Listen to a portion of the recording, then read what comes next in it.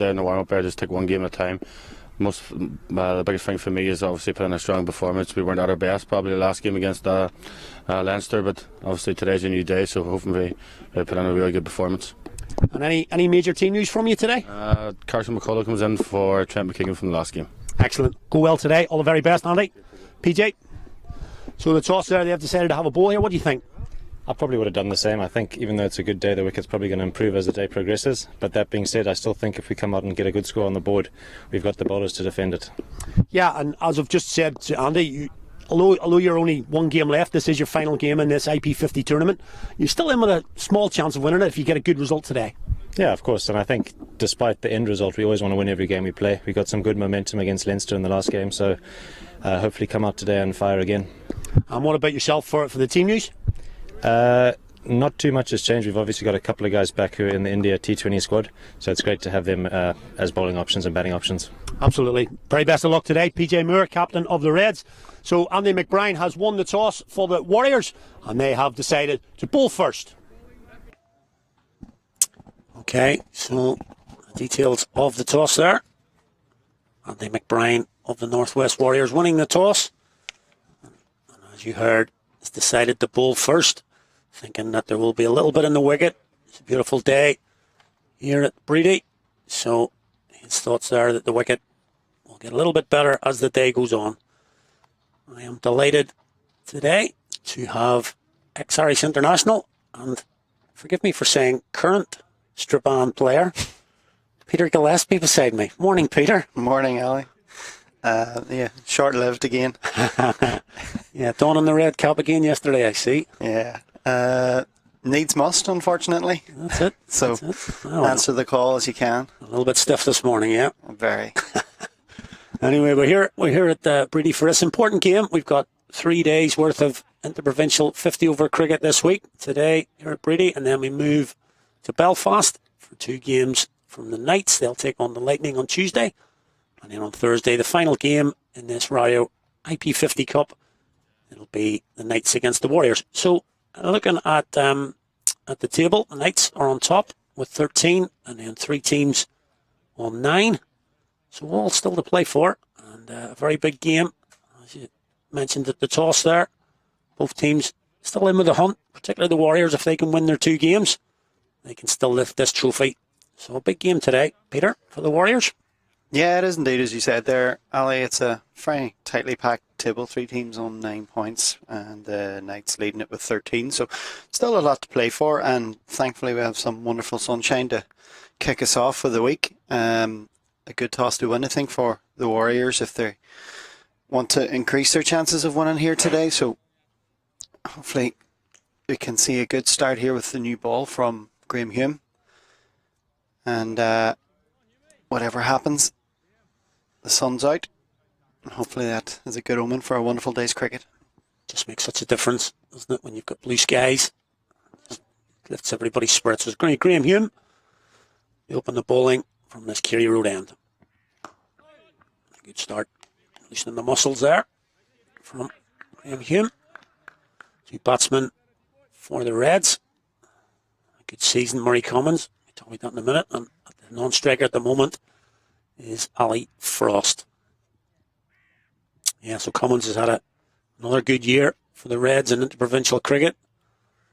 Well known around the Irish circles. Just on the periphery at the moment, but certainly a top-level player. Yeah, and I think the good thing today, Ali, as we look down the team sheets, is both teams, we can say, comfortably at full strength, which hasn't always been the case throughout this campaign. And I think some results have reflected that as well. So whatever happens, you know, this is good to see best v best. And every available Irish international seems to be on duty here today. So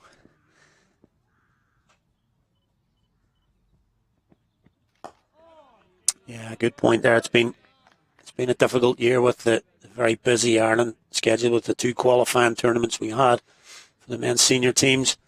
And obviously managing workloads is a big thing these days, but it is good to see top players out here today. We're into September, and a lot of people will be turning towards the off-season a little bit, but it's good to see in this very important week for this tournament that the best players are right there.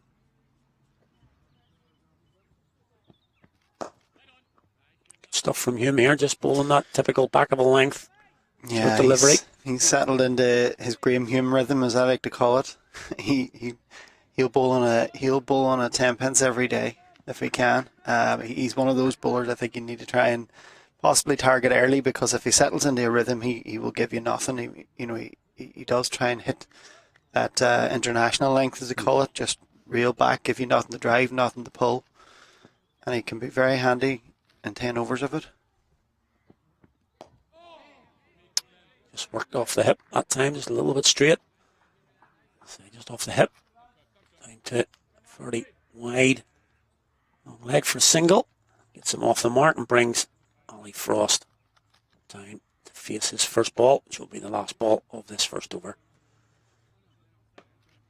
A bit of dew around this morning, Ali, but I think with the strength of the sunshine there when we were out in it, I don't think it'll be too long before that burns off, and I think the openers are just going to have to settle into that phase where they're going to have to give a few overs to the bowlers, respect it, and build. Yeah, and Andy McBride mentioning at the toss as we come to the end of that first over, one without loss. Andy McBride saying at the toss when he won it and inserted the Reds that he did think that the best bowling conditions today would be in the first sort of 45 minutes to an hour, and after that, with his experience in this ground in this area, he thought that the wicket would certainly firm up and get a little bit better as the day went on. So that was his reasoning behind. But I suppose you can look at it in the other way. If the Reds can get in here on a nice sunny morning and bat through this first little period, they can set a real good platform for the latter stages of the innings. Yeah, they have a strong batting lineup. If you go down there, Curtis Camphor, Tyrone Kane, Gareth Delaney, Nathan Maguire, McCarthy, and there's nothing taken for granted winning a toss on a day like this.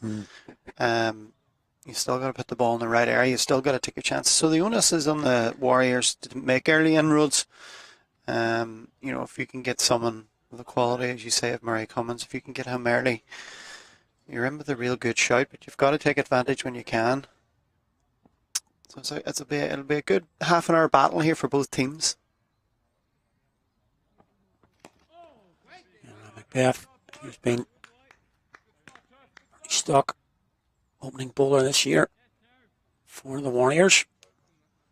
Obviously, looking for a little bit of shape early. He's got that movement with the action and the wrist position he's got. He can get a little bit of shape early. That's exactly what he'd be looking to possibly target the stumps, sort of an in-swinging left-hander here. Yeah, he's one of those bowlers that he has that uncanny ability to move the ball in the air but also off the deck, and I think it accounts for his, and he'll be the first to admit it, accounts for his lack of pace. That he does get that little bit of movement in the air and off the wicket. So and he's carved out a real niche for himself in the Northwest Warriors team.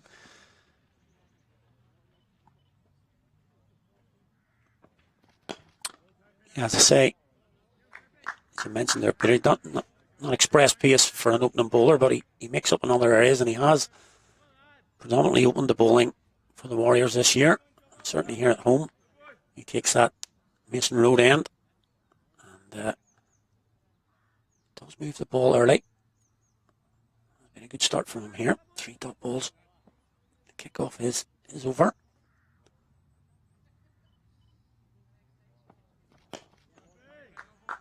Again, very Graham Hume-esque. Just happy to hit that back of a length. See if there's anything there in the wicket. No one's really gone quite full yet to test if there's any swing in the air. They're happy to see if they can get anything off the deck.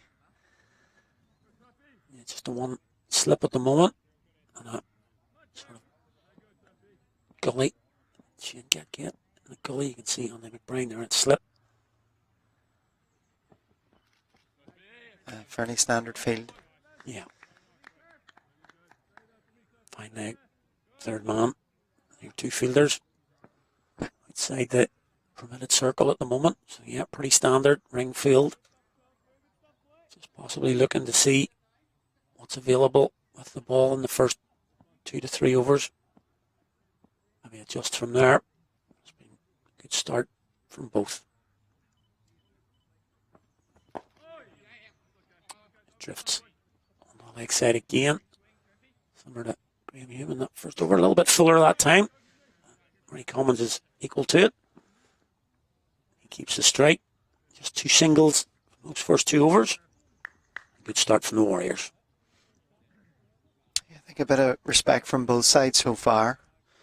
Bowlers aren't keen to put anything too far up there in the driving half of the wicket. And the batsmen have to respect that length. Just have a look, see what it's doing. Don't think they've played a lot of cricket here, these teams at Brady this year, so just getting a feel for the pitch again. But it certainly looks splendid as we look out. Nice sharp outfield. Seems to be a decent wicket, so. Yeah, I was at Stormont yesterday morning for the Women's Super Series game, and just as you were mentioning there about the dew, when I arrived at Stormont at about sort of 9:45 in the morning, I thought it was very similar to today, glorious conditions, and I thought it would be really looking, but it was really wet early on. And I forgot that we were in September, it's September, when they see the warm weather, but the dew was heavy yesterday and today. But as you say, I think with that sun, it is quite warm, even though it is early in the morning, around 11 o'clock UK Ireland time. It's going to burn off very quickly, and in fact now it looks pretty dry out there as we speak. I think we're in that really unique time of the year in the UK where the mornings take a bit longer to wake up. Yeah. And that temperature difference just allows the dew to settle for a bit longer, but the strong sunshine today is really helping matters. Nice shot. Coming again, just drifting slightly onto the pads. Only a single again, so just one's coming at the minute. As you mentioned, batters quite watchful early on. Yeah, Andy McBride hit the nail on the head. It is one of those pitches that can flatten out as the day goes on. And I know a lot of teams have done their homework and they know if they can see this period off, then there's big runs to be had here.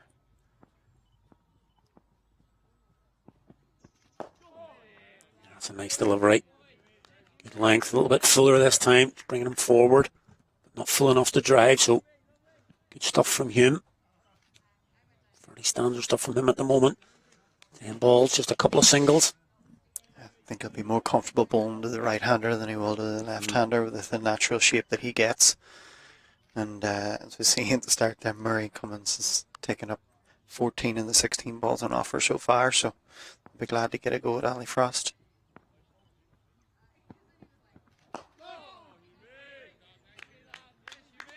Nice and solid from Frost though. He's got that little trigger movement of his back foot across.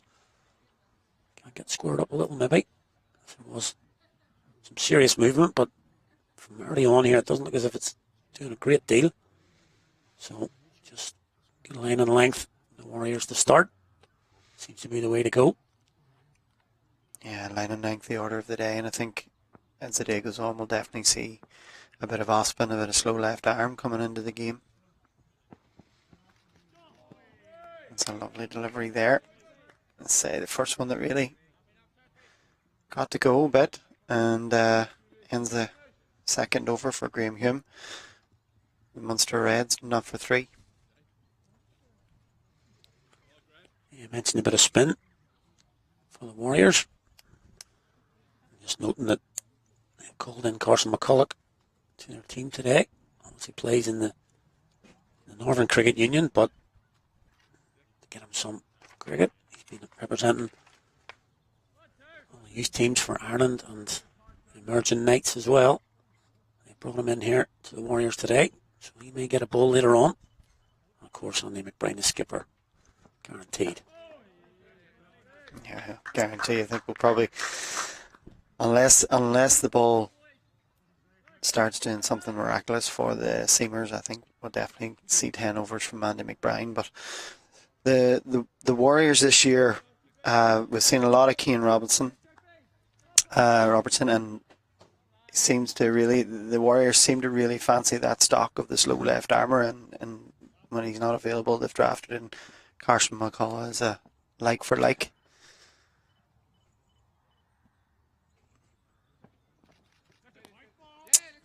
Yeah, just let that one go down leg side. From Stephen Downey going across there. Keep that down to one wide just. But yeah, Cian Robertson was early season very impressive as he came in for the Warriors. Really just joining a new team. It was not just his bowling, but the enthusiasm he brought to the game, and sort of, even though he was playing with the new teammates, he stood up early and really bowled well for the Warriors, and just losing him to injury was a little bit of a blow. But yeah, I think a lot of observers have been impressed by his attitude this year and what he's brought. You know, he's brought batting, bowling, fielding, but he's also brought a hunger.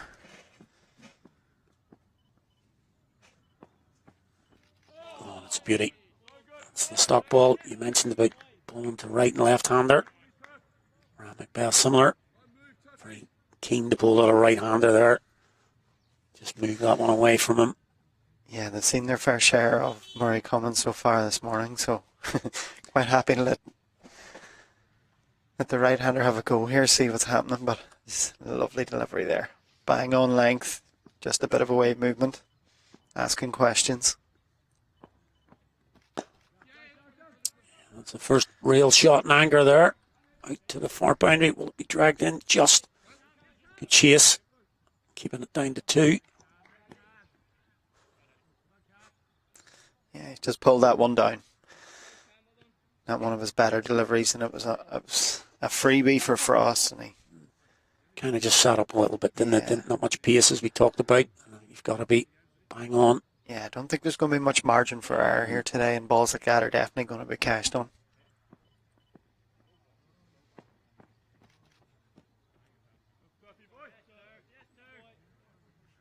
You can see this time to the right-hander. 2 orthodox slips now. She didn't get at second. Brian at first, so just orthodox now rather than the first slip on a gully for Cummins.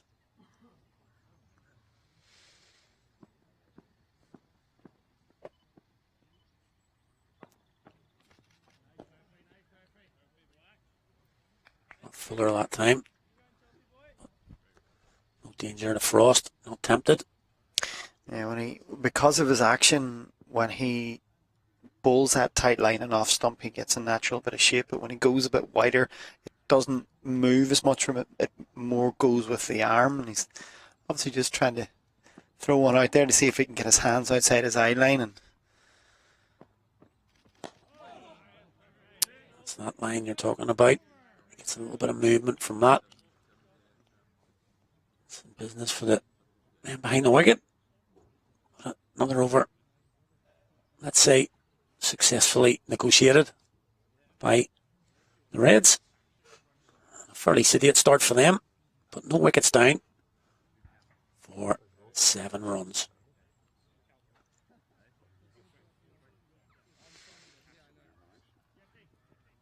back to Graham Hume again.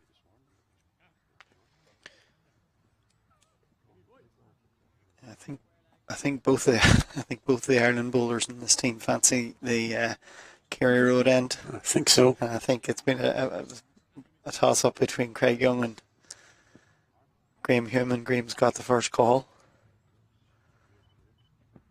Yeah, just looking over to your right, he's at mid-off at the minute. Craig Young going through a few stretches. I'm sure he'll be keen to bowl at this end as well. Actually, seeing Ireland's bowling coach in front of me here, Ryan Eagleson. He's keen to look at both of these goals, and Craig Young has actually come back really well in the last 5 to 6 weeks. Seems to have got his rhythm back. Yeah, it's the hardest thing in the world for a bowler to just have those little niggles. Really upsets your rhythm.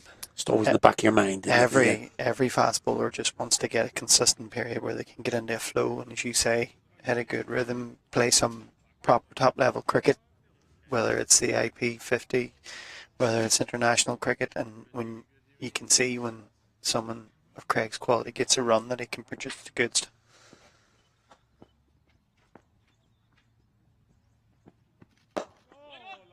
He's in action here. Does really well. Get across to his left. Stops that getting away from him. Keeps it to another dot ball.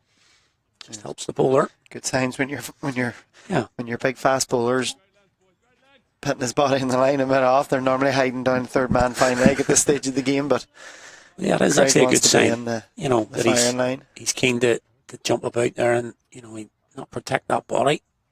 It's always a good sign then.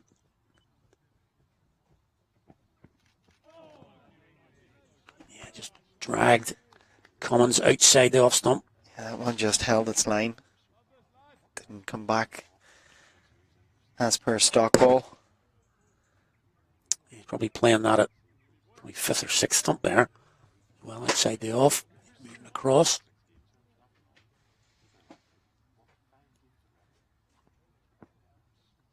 It's a good skill set to have that ball that moves in and then just be able to wobble one that just goes straight or nibbles away.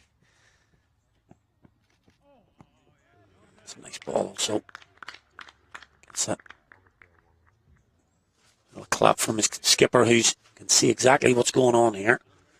Dohney is keeper. And McBride at slip can see exactly down the line here if there's anything happening with the ball at all. It's been a good set so far. Graham Hume here.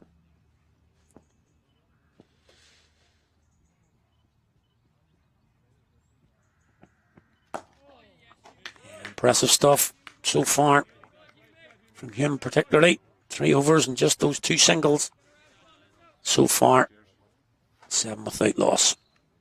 Yeah, good maiden there from Graham. Just getting that one to come back into Cummins, then just getting that one to go across. Just keeping him guessing. See what's going on. But the important thing for Munster at the moment, I'm sure they're not looking too far ahead. They're not looking at their runs column. They're looking at the wickets column and it still says 0. And I think as long as it stays like that, they'll be happy it's job done so far. And the longer this goes on, I think we're talking about a very high power score here today. Yeah, conditions are good. I've left you for 5 overs, Peter. Talk us through that return yesterday. Called out of retirement to play for Strapan yesterday again. It wasn't scheduled on the books. It was a rearranged fixture, so we were missing quite a few for end of season reasons. And that one's just slipped down the leg. Again, good hand by Dohney. Keeps it down to 1 plus the wide. Yeah, end of season is always a very scrappy time of year to get teams out, and say this wasn't on the scheduled fixture book, so we were I think missing probably at least half our normal first 11 teams. So you managed to get a few though, right? I don't mind pulling them out last game of the season. It's when you do it at the start of the season, they expect it every other game then. I don't think those days have gone. A little bit wavered here from Macbeth now. He's straining a little bit too hard. Yeah, 18 yesterday? Was it? Yeah, 18. 18. I think the hardest part was having to field 40 overs. Fielding. I've played a few second 11 games this year, and they're only 30 overs, and that's tough enough. Just those extra 10 overs feel like a day. Bowled 8 overs a spin as well. Oh, wow. I didn't know that. That's in the air. And it's gone. A good catch. Down on the boundary here from Jared Wilson. Set himself nicely in that difficult sky. You can just see him pointing up to the sky. He's taking a good catch there. Shot from Commons, really. Just unrequired, probably. And he's thrown his wicket away. It was 3 from 21. It's been a difficult start. That's okay if you stay in. But he's now gone. See that again now. Quite frankly, Ollie, I think we can call this one a freebie. We've waxed lyrical about Munster Reds being watchful so far with the new balls, been doing things and, you know, maybe setting their stall out for the back end of the innings, getting through a tough period, and then a rush of blood to the head. Murray Cummins comes down the track to Ryan Macbeth and just was nowhere near the pitch of the ball, and he's completely toe-ended that. And Jared Wilson's taken a very, very good catch, swirling around down here at third man, and that's a gift, I think. And Murray Cummins will be disappointed. The Warriors will be delighted. It's a big wicket. And it brings in Curtis Camphor to the wicket. Obviously, goes without saying, that's a part of this Red squad. He's been playing a lot of cricket recently, especially over in England as well, with Ireland. A little stint with Somerset recently, of course. Very successful stint it was too. Very successful stint. Always good when you go in there. Well, he's going to face his first ball now. And I think there's been a lot of talk over the last few years since Ireland were made a full member, and players being classed, Irish players now being classed as overseas, and limited opportunities to be in that finishing skills, they say, of county cricket, which was very valuable for Gary Wilson, Paul Sterling, Ed Joyce, Owen Morgan, etc. And for them to get a chance to get back and play in the One Day Cup and be successful at it. There you go. Straight away. He's cutting that away for 2. Yeah, so yesterday again, Harry Tector playing for Gloucestershire in the championship even. Not even a one-day game, he's playing in a full championship game. Not going to do him any harm whatsoever. Playing in 4-day cricket in the championship. Well, it's limited their opportunities for Irish players to play there, but in the opportunities that they have got, they've put their hands up. Swinging away.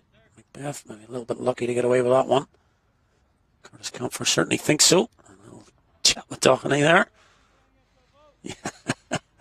just does that little imaginary. There you go. Yeah, we burgled that one, I think. You see Johnny Kennedy on screen there having a bit of a titter as well. Kelly Frost is letting him know that that was generous, yeah, to say the least. Definitely.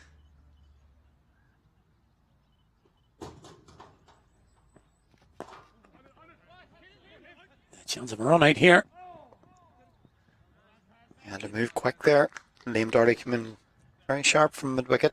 Pretty sharp. Doherty in the field. He's been running about and buzzing around for the Warriors this season. I've obviously noticed him quite a bit in the field during the game, so one of the better fielders for the Warriors. Yeah, and I think we should also mention, as opportunities we talked about, Harry Tector, Curtis Camphor being over in England. Further afield, Gabby Lewis is back playing with the Barbados ladies team in the Caribbean Premier League, or the Prendergast, getting an opportunity over there as well. So fantastic strides from Irish players now having to move into that overseas category, and getting those opportunities, being good enough to be recognised, getting those opportunities is boding very well. Yeah, not just making up the numbers either. Certainly in Gabby's case, she started really well with the Royals in Barbados too. Yeah, watch that game. They had a fantastic victory over the Guyana Amazon Warriors. I think someone on commentary mentioned that the high score last year in the Women's Caribbean Premier League was something like 114, 113. That was 160. 160. Chased it down. They chased it down, yeah. Fantastic innings. Erin Burns, Gabby Lewis. I was just chatting in the Super Series game yesterday a little bit about that. Again, it's well bowled. It's a great line again from Graham Hume. He'll be a lot happier now bowling the 2 right-handers. just allows his natural areas to take over, getting that little bit of shape, allied to that consistent length that he bangs out. Yeah, so as we were sort of chatting about there, it's just great to see. And if we get younger boys and girls watching these games and seeing Irish players playing overseas, I mentioned about the county back in your day and onwards, playing in the county scene. But I mean, even late on Friday night, I sort of stuck on the ball by ball just to watch Gabby's innings. You know, I wasn't massively sure about the game, but I knew Gabby was playing, so obviously just tuned in to see that, and on the Prendergast as well. And it was a difficult start. The opening bowlers for the Warriors, Ishmael, I can't remember the other one was. They kept very tight, so they had to be watchful and then accelerate very quickly. It's in the air. Gap though. Yeah, and of course don't forget as well, Laura Delaney, Ireland captain, has also gone across to be an overseas player in Lancashire. Rachel Hayhoe Flint. So even that, again, I talked about it yesterday, not just going as a player, going as an overseas player, that responsibility for the rest of the team, being in a new environment, playing with new players, can only help both the player themselves but also Irish cricket when they come back with new ideas from coaches. And it's a recognition that, Ireland players hold value, offer value to teams. And that they can be trusted to, when called upon, they'll put their hand up and do a job. Very much so. And that makes it easier for the people coming behind them. We mentioned Amy Hunter yesterday, possibly as someone that these franchise teams may be looking at. Scored 100 yesterday for her Super Series team, the Dragons, as they won against the Typhoons yesterday. That's gearing up to be a really good end of season for that tournament as well.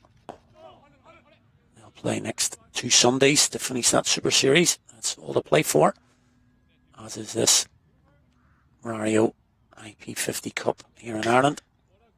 Graham Human's another miserly over. Very much so. 4 overs for 3, just singles coming. Yeah, his overs outscoring his runs against, but he's doing the job for the team. He's not letting the Munster Reds get away here. If you can't take wickets, the next best thing you can do is definitely restrict the flow of runs, and he's done that. He's been very consistent, and we talked at the start of the innings that if you let Graham Hume settle and bowl under rhythm, he will do it ball after ball after ball. He'll give you 60 balls exactly like that, and that's what he's proven so far. And Ryan Macbeth doesn't get away with that one. Umpire Kennedy is, there you go. Okay, Quite happy to. A little mime act that the last over has worked.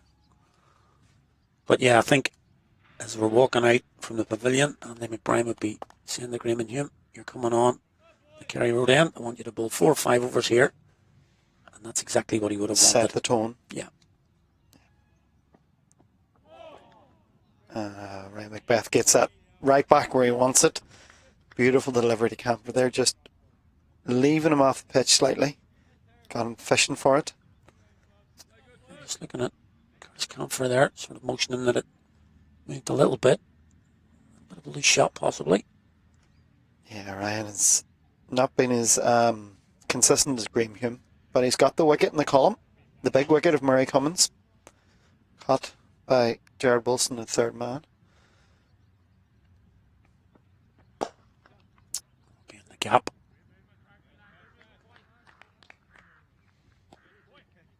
Didn't have a lot of room to work with Camphor there, so he really had to force that off the back foot.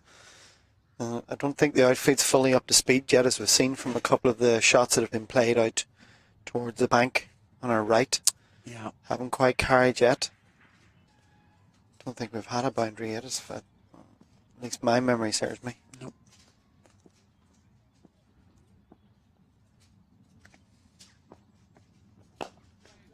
I don't think, looking at the Munster batting lineup, they'll be too worried about that yet. You know, they do have some fantastic power. Gareth Delaney, Nathan Maguire, just to pick out 2. Tyrone Kane's no mug with the bat either, but those two certainly like to get on with it. Yeah, in the series so far, certainly the Reds, their bowling attack, certainly in the T20, and they had Granger and McCarthy coming in, bowling quite sharp. I think their batting has been their stronger suit in this 50 over game. That's a bit loose. Flashing hard at that one. Only Frost. Yeah, it's been a strange campaign so far to date. I think they've beaten Leinster twice, lost to the Warriors and lost to the Northern Knights. So it kind of lends to what you'd think would be a bit of inconsistency. They certainly have a star-studded lineup that's capable of. He's giving him a long look at it from Johnny Kennedy. And that's a wicket for Ryan Macbeth, just angling in and then shipping away possibly. It's only Frost in front as he looked to turn that into the leg side. He looks disappointed. I'm not sure if it's the shot or the decision, but he certainly, with that trigger movement, he was definitely on, off, or possibly he thinks outside off. We'll have a look at it here on replay. It's not movement across. There's that first step. Looks pretty straight there. He's ended up outside the off stump. Hit him in line, I think. He was falling over there on his. He was falling over to the offside, which always makes it harder for us from behind the wicket, because where the ball initially strikes the pad, it's nowhere near where he finishes, and that finishing position probably led to Johnny Kennedy taking the extra second to have a think about that decision and say where he finished. You could see definitely leg stump, a little bit of middle. Looking to possibly take a hazard guess at answering your question. I do think when he was walking off there, it was more to do with the shot. I think he was just motioning that he'd fallen over. I think he's just lost his balance there. And Ryan Macbeth doing what Ryan Macbeth does. He's just both stump to stump. Not a lot of bounce. He's just cannoned into the pads, and umpire Kennedy answered in the affirmative for him. And Warriors now taking their second Munster wicket. On the attack brought here. Tyrone Kane to the crease. On the attack now, two slips, sort of wide, he's fourth or fifth. Jared Wilson moving from that fine leg position, so that makes such a difference now. As 8 overs gone, no runs coming in. As we mentioned earlier, the Reds wouldn't have been too worried if they still had their complement of 10 in the hutch, but now that Ryan Macbeth has taken those 2 wickets, it's a completely different complexion on the scorecard. 16 for 2. Don't forget we're in a power play as well here. 10 overs. The first power play. See in the bottom left of your screen there, PP1. That's only 10 overs where 2 fielders outside the circle. So only going 2 and over in the power play, and they've now lost 2.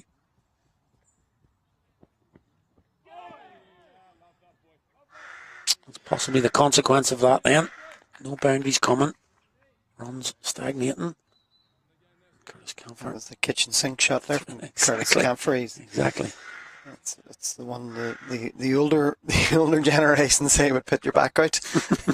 But Andy McBride won the toss this morning. He asked his bowlers to stand up, and Graham Hume has been miserly from the Kerry Road end. Ryan Macbeth slightly less so from the Mason Road end, but he's taken the 2 wickets. And just Munster Red at 16 for 2. Somebody's going to have to come out with a catapult for that crow. Not sure whether you can hear it on there, but he's right above us here. Hunting season yet? I tell you. Keen on watching the cricket here, and he must be a Warrior supporter. We'll give Elmer Fudd a ring, see if he's around. He's giving it plenty here. I think he wants to get on comms. Definitely. Just an extra step. There's our first boundary of the day. Such a class. Count for just that step. And you talked about that from ball one here. Graham Hume, if you just let him bowl and bowl to you, you can see here, Curtis Comfort taking the initiative, just taking a step down the track. Yeah, real stand and deliver shot. Just not, still not quite there in driving length, but as you say, Curtis decided he would come towards the ball. He got a little bit of width, which I think helped get his hands through it, and made up for the lack of length. Fantastic shot.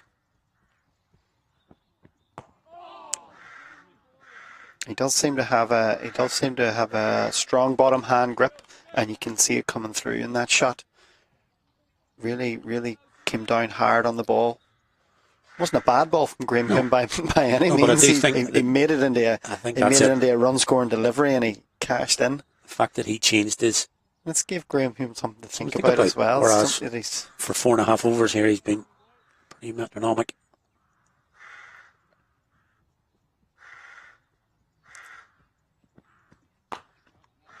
This time he'll pick out on a cover. Yeah, Curtis Comfort really sort of settled into his role in the international side. Always hate to use the word underrated, but he's always been sort of underrated. He's never been one of the stars. All the people talk about Curtis Comfort. He's always performed, especially when he's under pressure, or Ireland are under pressure. He always seems to have performed when that's the case. Ireland have a history of those type of players, and I'll go back in a second here.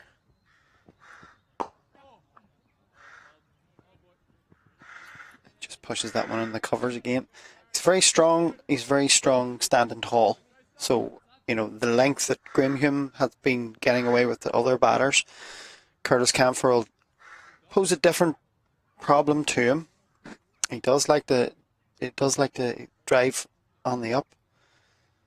But Ireland over the years, you know, when you look at the all-rounders, the unsung hero all-rounders, will go back to like your John Mooney's, your Paul Mooney's, your Alex Cusac's, sort of from my era and beyond. You know, we've always had a history of that real dogged cricketer that offers you 3 dimensions: bat, bowl, field, but they give 100% effort in every single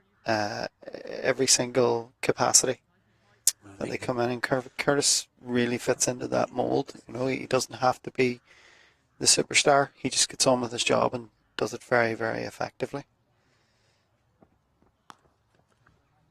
This is a remarkable shot. He's going to go for a maximum. Is he playing in last 10 overs of a T20 there? And he's just decided, instead of the 10th over of an IP50 game, stepped across and decided, well, there's nobody down at fine leg now. And the actual ball wasn't there for the lap. Not one for the purists, Sally, but I think very effective. We'll trust Curtis's judgment on that. Definitely seen there was a gap and just thought, I'm happy to exploit it. He knows there's no real pace from Macbeth. It's going to trouble him, so he has time to adjust. Yeah, he's really moving about his crease here. And the result of that has been Macbeth tried to second guess Curtis' movement and thrown it too wide. See on the screen there, now 73 caps already for Ireland.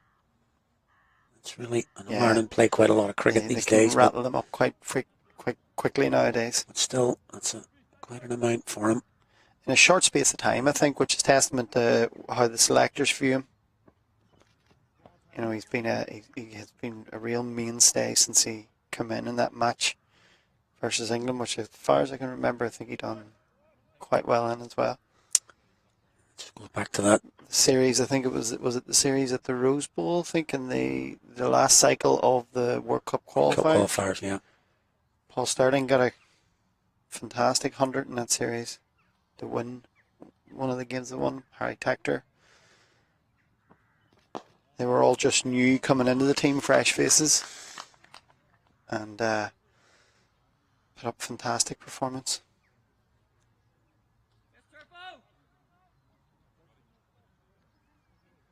Yeah, we've talked a lot this morning about the conditions being slightly favouring the bowling side.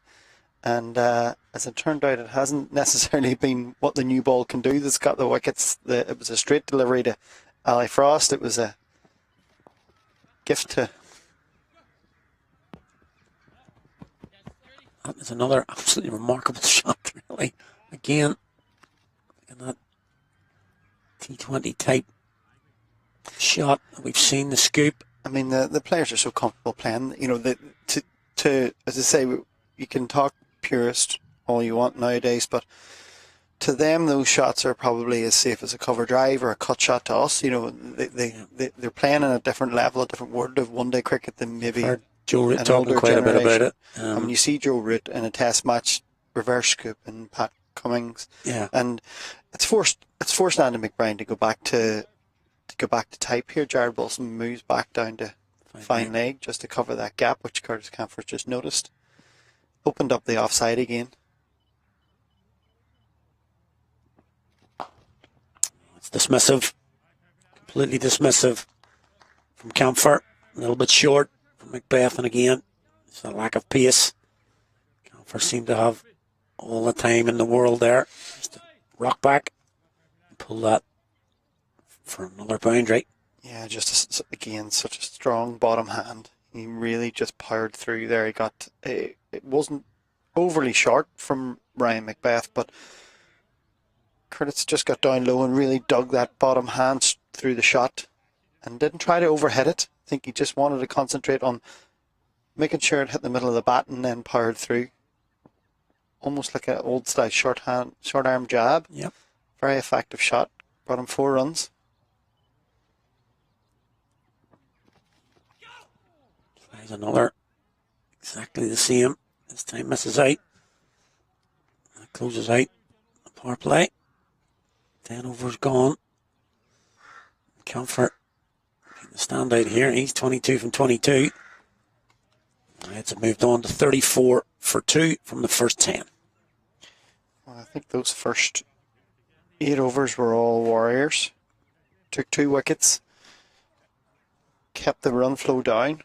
And I'm sure Andy McBride thought this one-day cricket's an easy job here. I'll not have to do anything for a while yet. But the last 2 overs, Curtis Camphor's taken the initiative. He's got up at a run of ball 22, and it's forced the first change of the day with Craig Young replacing Graham Hume at the Kerry Road end. And I think we're going to see a different attack here now from the Warriors. Still 2 slips, but Craig's going to come in traditional fashion, bowl that hard length. Yeah. He's a real give it all bowler. Leaves nothing behind. I think you're right. Graham Hume, I'll have to give him a mention that spell he's bowled there. Just the 8 runs coming from his 5. Didn't take any wickets, but as we mentioned, that's exactly what his captain would have asked of him. Just keep the runs down. If you can pick up the odd one, very good, but no runs, no freebies come from your end. He's done exactly that. Now he can throw the ball to Craig Young, and he can maybe try and eke out another 1 or 2 for the Warriors. Yeah, Craig's definitely a more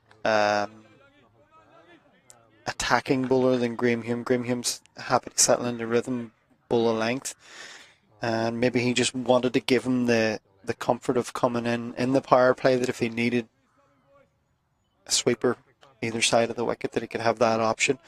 Yeah, it's different the type, just to see the different sort of characteristics of bowlers. I think this will be the first real judge of the wicket that we'll be able to get today, because I think, you know, we've talked about Ryan Macbeth, slightly less pace than Graham Hume, but Graham Hume's not express either, so it's hard to get a read on the pace, the bounce of the wicket with those 2 bowlers. I think Craig Young will give us the first real indication of how, you know, if there is a bit of lack of pace in this wicket, or, you know, it's just been masked by the 2 previous bowlers. That's another terrific shot from Camphor. I think that's just answered our question. He's just stood up to one of Ireland's fastest bowlers on the front foot pull, put him down to the pavilion for a very comfortable 4 runs. Yeah, you can see how quickly he's onto that. You mentioned about that bottom hand, and he has hit that well in front of square, nearly just to the right of mid-off. Just shows you how quickly he was onto it. From the minute left the bat, no question where that was going.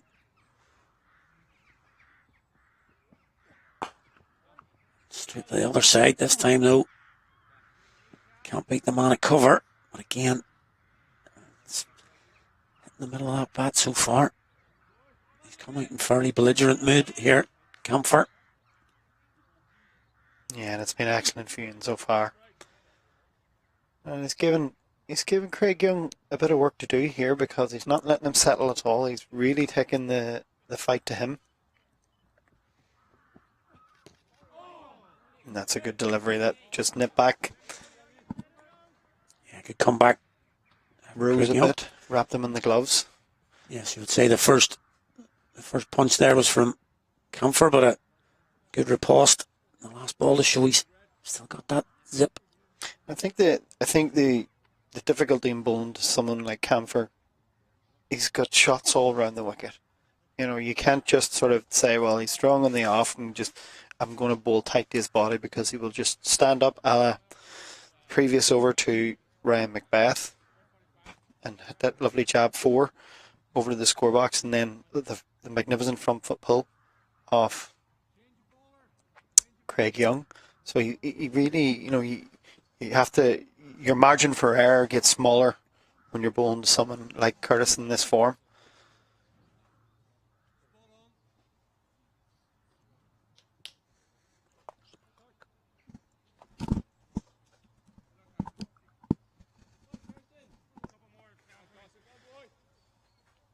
Yeah, looks like Carson McCullough gonna get a run here. As you mentioned, he's come in to the Warriors. I was actually talking to John Matchett. I'll come back to that in a second. He's club captain.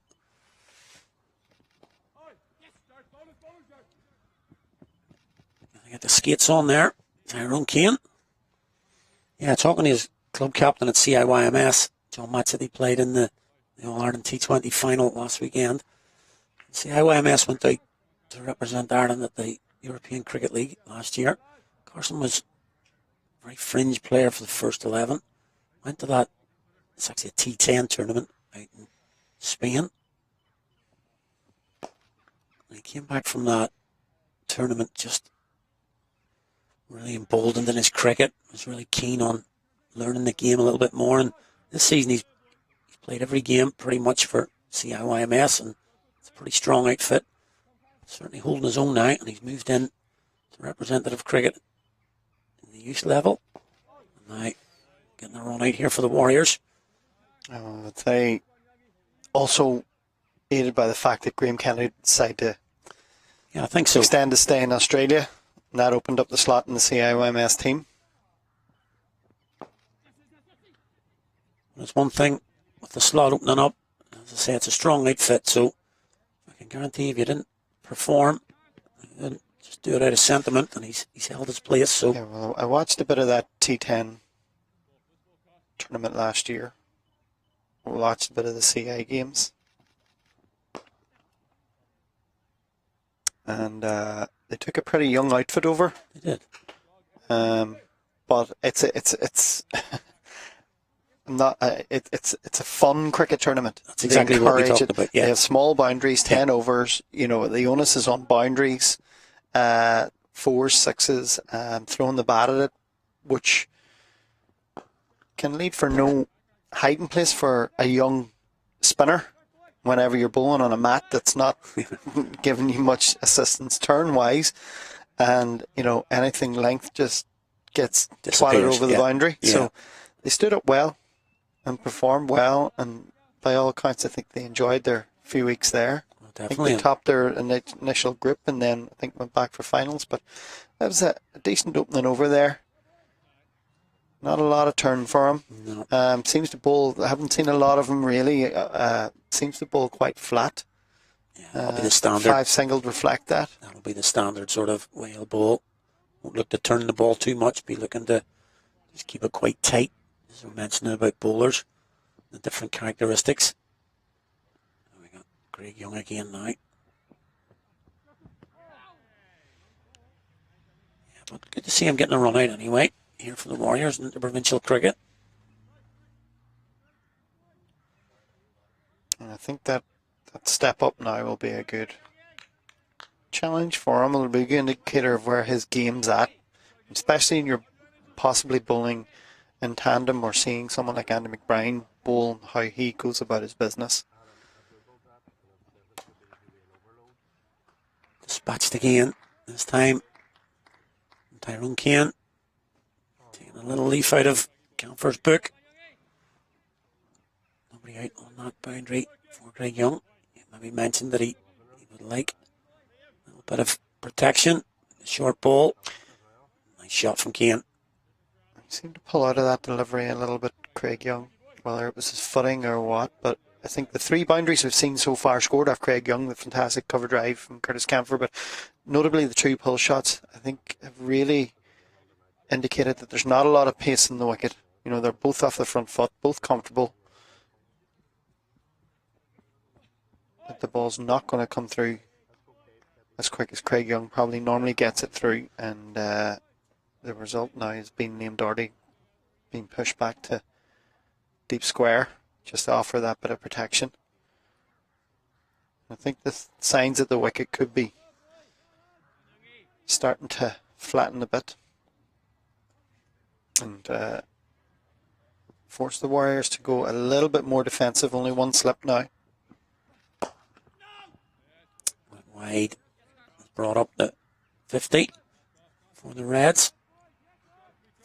And after a very circumspect start, the 2 wickets have actually increased the run rate now. Although it's obviously not ideal to lose a couple of wickets. Certainly Camphor's come out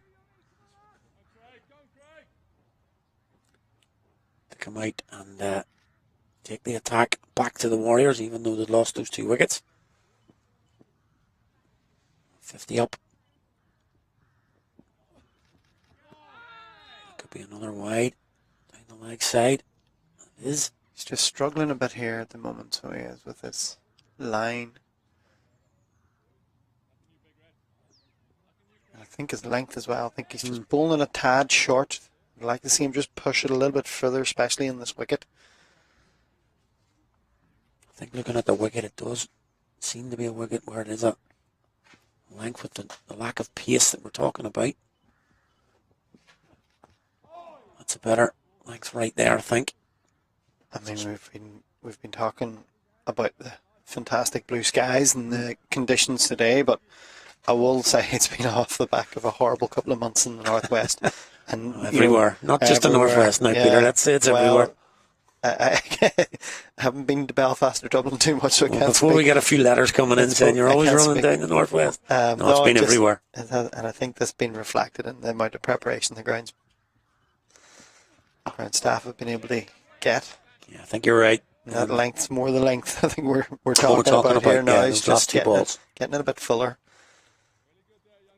Just something just back of driving length, although I've seen what Curtis Camphor can do from that length already, but you know, it's that length not given the width to go along with it.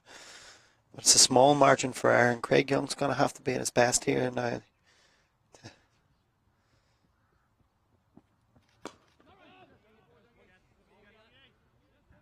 Yeah, I'm just glad we've promised I wouldn't mention the weather today, but it is so good. It's been the anomaly from the season so far, but it's just good that we look like we're going to get an end to the series on the pitch. It's not going to be decided due to weather, but hopefully this week.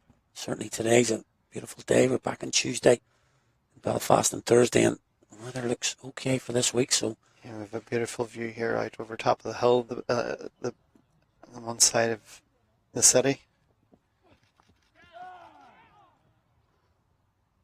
Much better length, as we talked about there towards the end of that Craig Young over.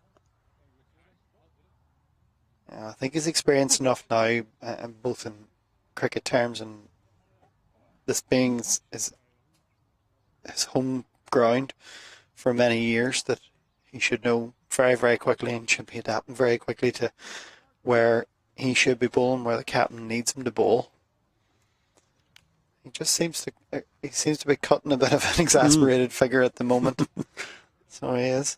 As we have some lovely shots there of Donegal moving over into the Craigan area of the city. Wonderful to see. So it is. I mention it every time I come up here. The journey up is one of the best. If you're coming through from Coleraine onwards. Oh, it's an absolute beauty from Carson McCulloch. You see on screen there his debut wicket. It is. That's a beaut. Just pushed through with the arm. Beats the defensive shot from Tyrone Kane. I'm a little bit disappointed with that. But certainly not Carson McCulloch. He's picked up his wicket. Yeah, fair dues to him, and that's a fantastic moment for him, as we see on replay here.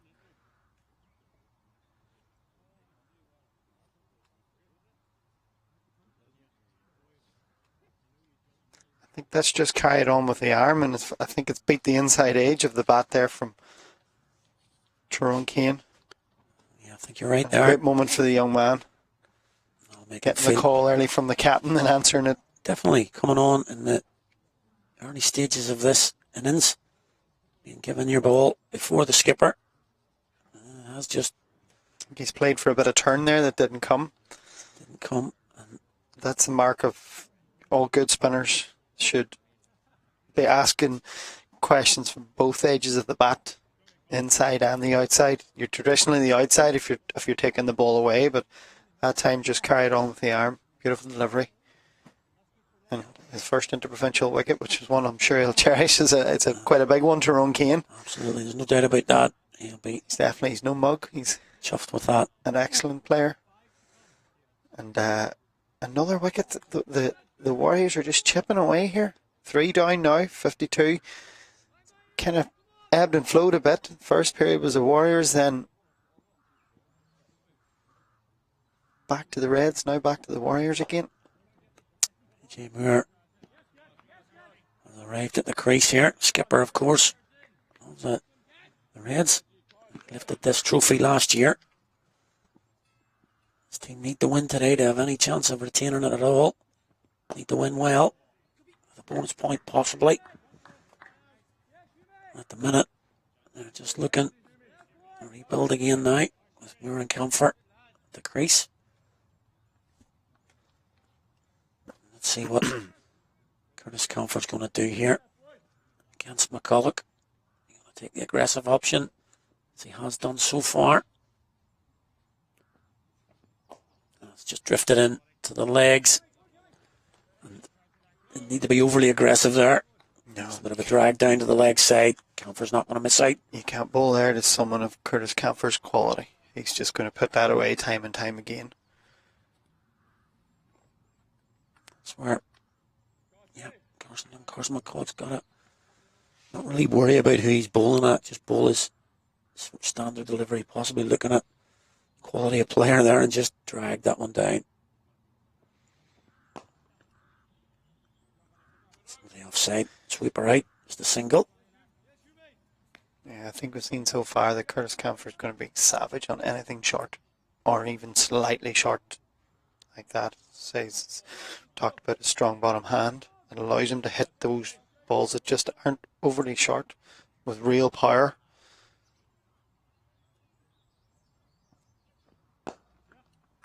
Short again that time.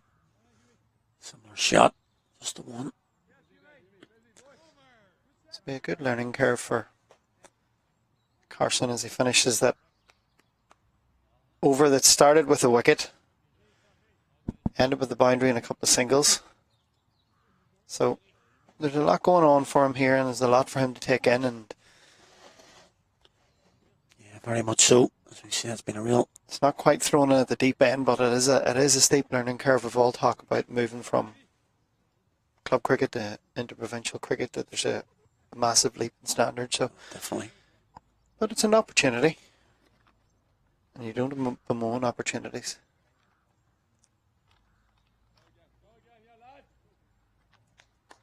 playing, as we mentioned, with the Irish boys playing today, just even playing with that level of player in your own changing room, as well as in the opposition.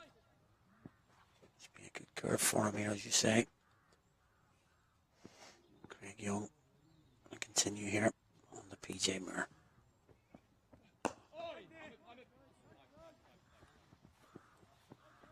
Yeah, PJ quality cricketer as well. Part of the strong Munster red batting lineup. Yeah, probably hasn't had the season this year that he had last year, certainly. He led the side to the 50 over cup. Their first in the provincial trophy. A good win it was too, and lifting the trophy up at Eglinton. And he's probably mirrored the side this year. They've played some good cricket at times. As you mentioned earlier, beaten the Leinster Lightning a couple of times. Good positions, but in a good position in their last game against the Knights. I think the Knights were 130 for 5 at one stage, but just let them off the hook, and they ended up with well over 300, which proved too many. That could be a crucial win for the Knights in that game. So they've played some good cricket, the Reds, but possibly not just put it all together and consistent enough for in one game just to get over the line. But certainly the level of cricketer they've got at the moment, expecting to be challenging for all trophies. Yeah, as you said there, consistency just seems to be the watchword. You have a strong Knights team, 130 for 5, and then Neil Rock and Mark Adair come still at the wicket. You know, and that's the standard you want teams playing at. That's another class shot. Just up on his toes. Not that much width. And Craig Young, it was a little bit wide of the stumps, but nothing major. But Curtis Camphor again just seems to be able to get his hands through the ball, even though there's not a massive amount of width. That's reasonably close to him. We would always say, if he doesn't hit that, you'd be saying it's too close to cut. But he's actually managed to get a real good piece of bat on that. Hits it down into the ground for 4. Good stuff.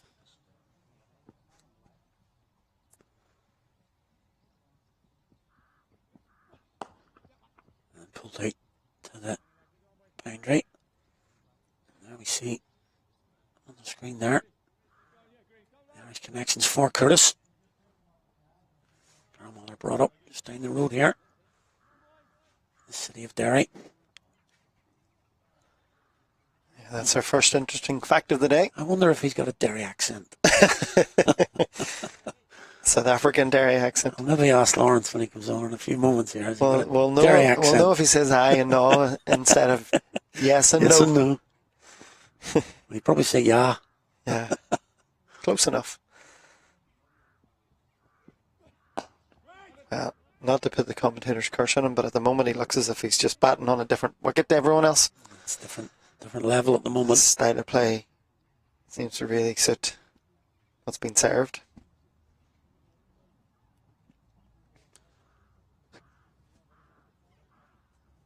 Yep. So he's been good, Curtis Camphor. And Peter's going to leave us for a little bit now. Good to have you with us for those first 15 overs. You'll be back a little bit later on. So 65 for 3 for the Munster Reds. With Carson McCulloch going to continue. Picked up a wicket in his previous over. He's going to continue from the Mason Road end. Camphor on the attack yet again. That'll just be one to the far boundary. I am absolutely delighted now to have the Guru of Northwest Cricket, Lawrence Moore, just moved in beside me. Morning, Lawrence. Beautiful day here in Derry.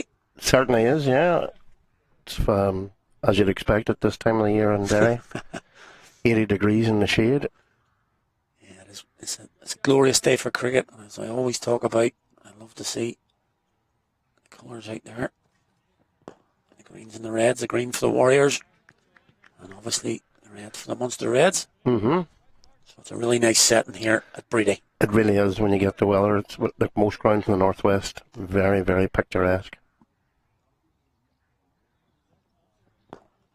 Yeah, so just seeing young Carson McCulloch out there, obviously on loan from the Knights. It's a sort of player, as Peter mentioned there, that the Warriors seem to like having that spin to complement probably Andy McBride's off spin. They have had Kane Robertson so far this season, but seem to like the left arm spinner as well. Yeah, I think he likes that option. Boyd likes that option of taking the ball away from the right-hander. I think that's the key to it. And you're right, you know, throughout the Interpros we've had that option, and Graham Kennedy and Kane, as you say, most recently. That's well bowled. That's that ball that got Tyrone Kane just coming with the arm, moving in towards those stumps, targeting the stumps. Got Tyrone Kane, Curtis Comfort up to the task there.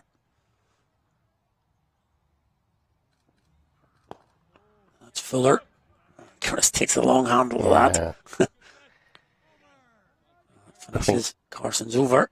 Curtis likes to move it along. He's quite right. He's anchored this very well now so far in the first 16 overs here. He certainly looked good. So looking at the Warriors as a whole, of course they're still banging with the hunt here. If they can win today, that could possibly take it on, obviously depending on what the result is tomorrow. IP50 between the Knights and the Lightning.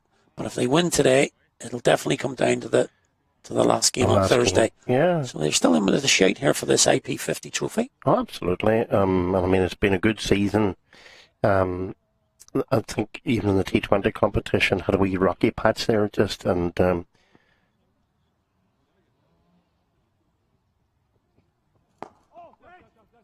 well hit. There's Scamper one. Liam Doherty there. Just misses there. Oh, that would have been The misfield. very close. No, as I say, I think bar the Leinster game, which was I suppose a perfect storm, wasn't it, that game? Yeah, a bit of an anomaly, yeah. Yeah.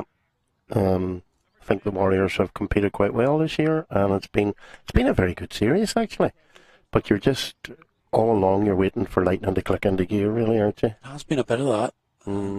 They're still involved. Of course they can. Only one game left. So you would say it's unlikely that they or the Reds can win this, but still, you know, if they get a win on Tuesday, that with a bonus, that would take them to 14. Yep. So they're still in with a shout, the Lightning, but as you've said, that one performance against the Warriors is really going to come back to haunt the Warriors possibly, because not only did they lose the game, but their run rate took a bit of a hammering. If you don't remember that game, 400 plus for the Lightning.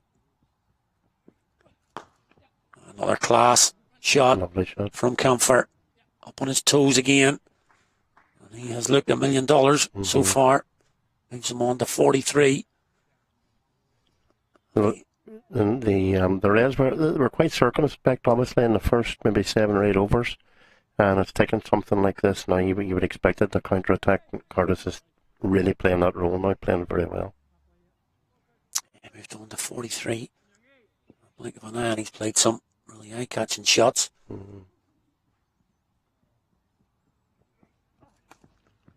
Again on the pull. Work to do out there for Graham Hume, and he's not going to do it. Another boundary to Comfort. The ball is fairly whistling off that bat. Certainly is. I'm not sure there's just quite enough pace in it yet for Craig at that bowling that length. Seems to be setting up quite nicely for him. Yeah, we've seen that quite a bit here so far. Does seem to be a wicket to bowl at reasonable sort of international length, you know, as we talk about, just short of the stumps, you know, but not full.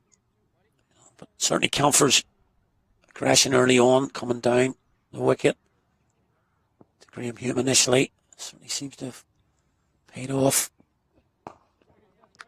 And very solid, but he needs to be too. Well, that's it. He seems to have that mentality, aggressive mentality, but he needs to respect the good ball. He's doing that as well. He's been, from what I can see clearly with the stats in front of you, he's 47 out of 76. Yeah. So coming in, it's not doesn't take rocket science to work out that he's been head and shoulders above everything here.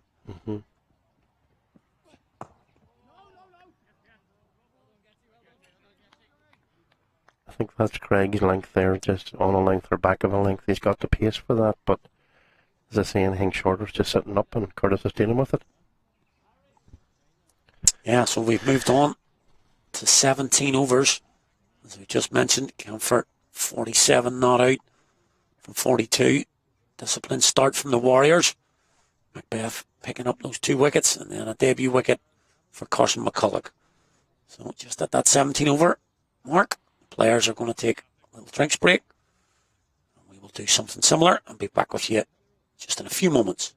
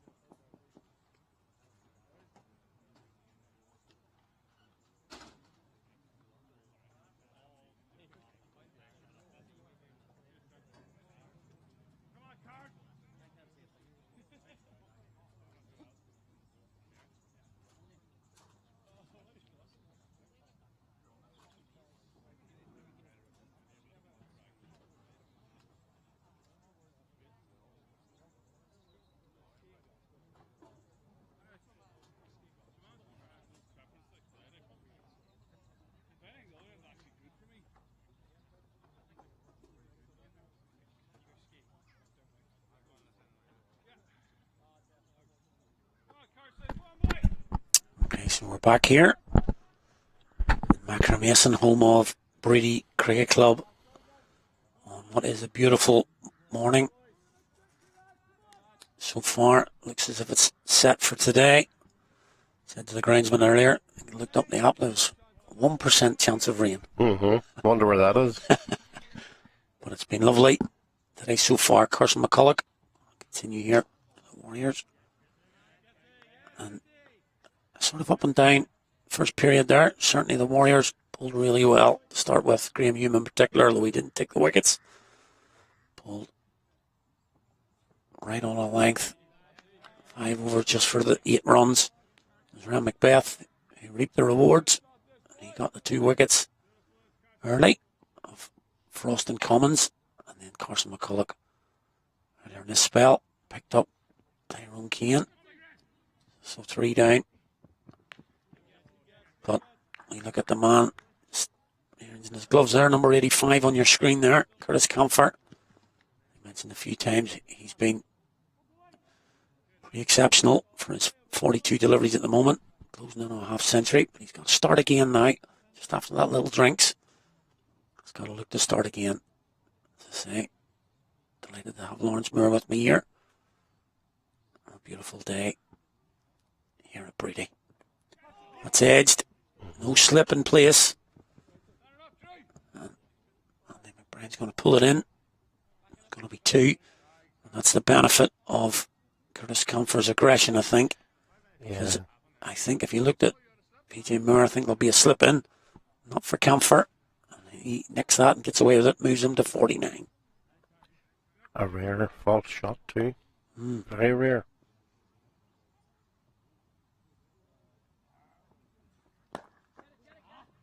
It's going to be his 50. I'm sure we'll hear a little bit of applause, certainly from his teammates and around the ground. It's been an excellent knock from Comfort. Just gives his thumbs up to his skipper.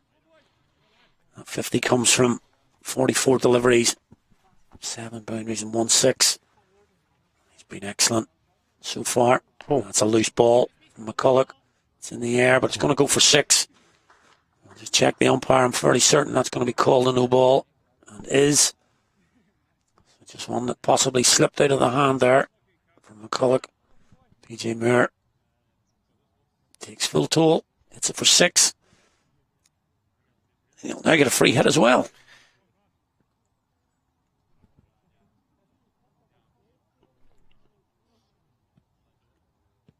Yeah, just a little unfortunate there. McCulloch. He's got to face up to a free hit here. Can't change the field. So, PJ Moore probably looking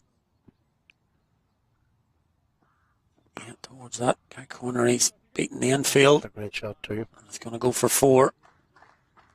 So, bit of expensive, an expensive couple of balls there for the Warriors. It's going to go for 11 now, that delivery in effect at the end. So yeah, we talked about a learning curve for young McCulloch. I think that one just, as I say, just slipped out of the hand a little bit. And he's paid the penalty for it. It's a fairly amazing stat when you think about it there. Hasn't played all the time, but only count for second 50 in this day cricket. Especially having looked at him today and over the past few weeks, as we mentioned earlier, he's been over in Somerset playing for the county side very successfully with both bat and ball. A couple of hundreds for Somerset, and indeed for Ireland he's been excellent for the national side as well. So it's very surprising that's only 2. So skipper has decided enough's enough. Enough's enough. Time for me to step up here. No better man for the Warriors. Andy McBride being a stalwart. Many's a year. First of all as a player, but now very importantly as captain of this Northwest Warriors team. He's going to bowl to Comfort. Again, beautifully timed out to the boundary. There is cover now. Clean Dougherty out there. Nice throw. Some amount of cricket this year, Andy. I suppose all of them have. Yeah. And all grades. And it's full on. Let's put it that way. It's full on for certainly the Irish guys. Very much so.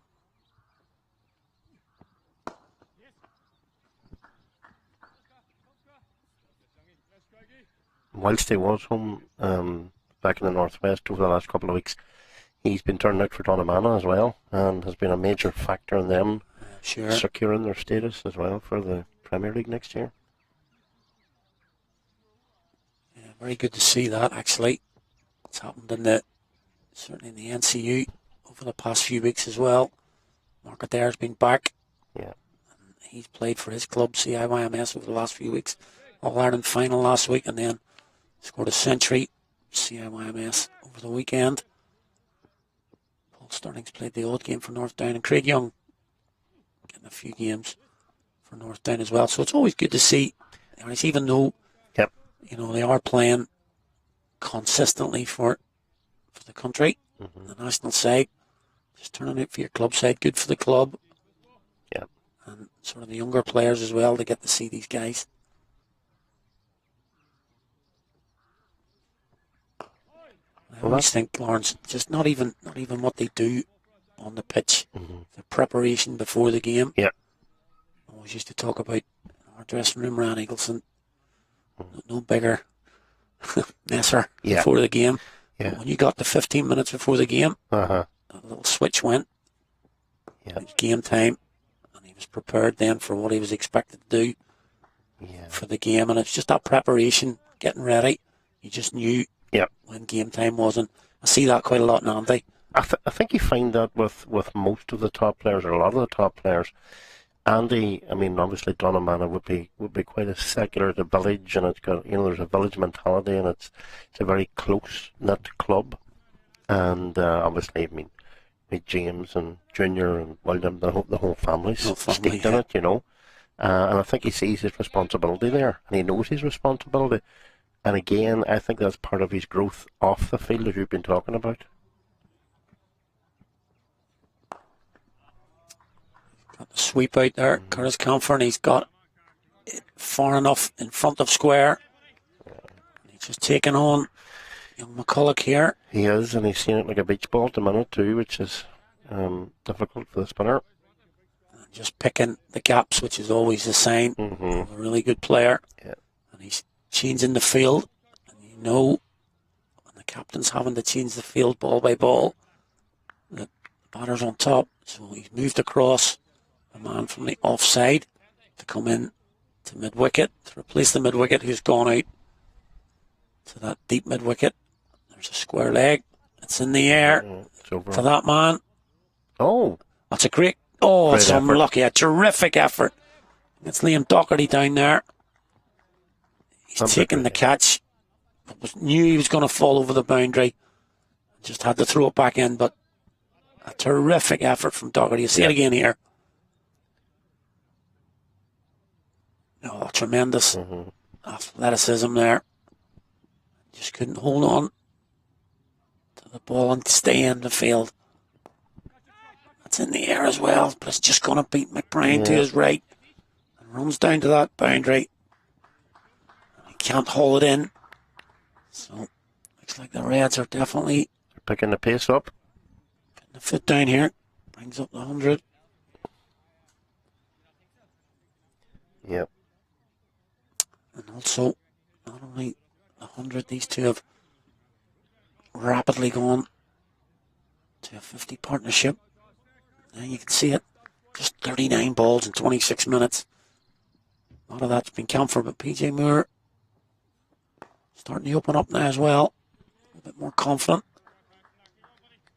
Just a little bit of pressure being put back onto the Warriors. So really strange, Lawrence, that we just talked about the field moving, and they moved the man back to that deep mid-wicket. Took him on. Doesn't worry about it. Nope. Took him on and said, I can clear you. Now, he didn't by maybe By a much. couple of feet. Yep. But, I can think back to when I was playing, people would move something. I'm not, that's it. Yeah. Take that shot out of the equation. Yeah. I ain't doing it anymore, but No, these days they're so confident about hitting the ball out of the ground. That's a little bit short.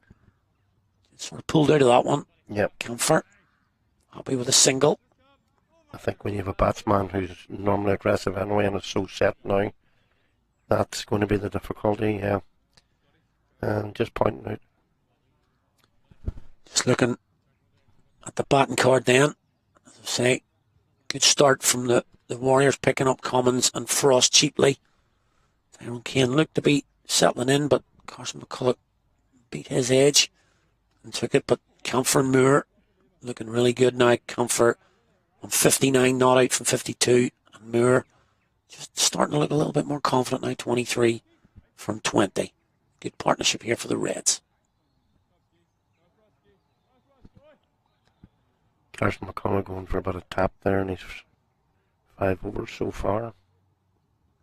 Yeah, going for 40. This will be good now. Two Irish teammates going at each other. Bragging rights up for grabs here.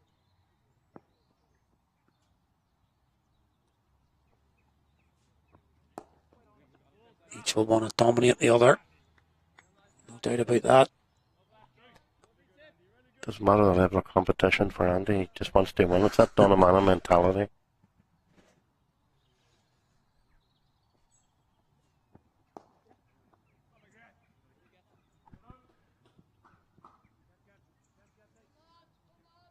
it's a Northwest thing.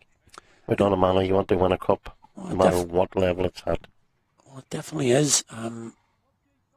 It's just something I always admired in Northwest cricketers. We don't get that sort of, I don't mean media recognition, but never really sort of searching out for that. Yeah. But they always have that will to win, always that real strong sense of identity. On a man of fourths if they're going in a cup final. Even a fourth 11, they'll take 100 supporters somewhere. I remember saying to Jordan McGonigal one time that they'd won everything bar the fish, and he said, I didn't know we could enter the fish.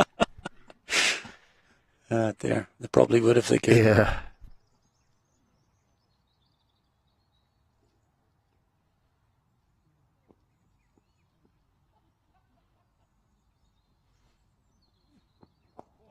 Well bowled from McBride. Closes out the over. Yep. You mentioned about the Northwest here. Obviously, last time we were on here, Lawrence, we just had a weekend of Irish senior cricket. Just before that, we'll have a look at the Warriors. As we mentioned, Graham Hume rather. Up front, those 5 overs, very, very few poor deliveries from Graham Hume, right on the money, 5 overs for 8. Macbeth was the beneficiary. He took the 2 wickets. Craig Young a little bit expensive, a little bit short, possibly for the pace of the wicket. Maybe not suiting Craig Young. And Carson McCulloch, despite that early wicket, the Reds have seemed to target him now. So he's going to be taken out by McBride. And I think it's going to be Scott Macbeth. Yeah. He's going to pull his off spin from the Mason Road end. Another man's had a decent domestic season as well. Very good with the bat. Brigade bat him up in the top 3 or 4 now. But his bowling's been more than handy. We've got a little bit of representative call-ups as well. Yeah. Scott played for the emerging team in Ireland as well, underage team.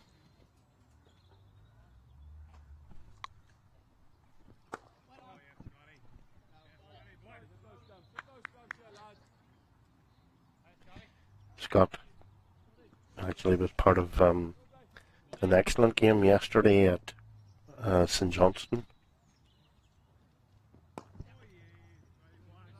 Kemper taking one of these ease there as he's cush.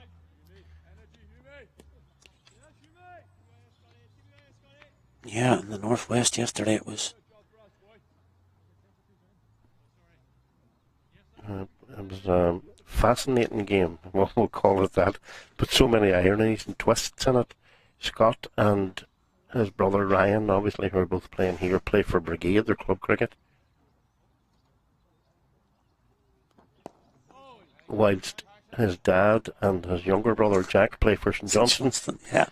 And I think, couldn't say it more about Northwest cricket. That is Northwest cricket in a nutshell. That's in the air. Straight at him. That's gone.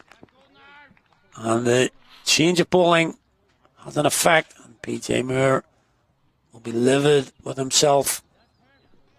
A volley for him there, and he's just hit that straight down the throat of mid-off.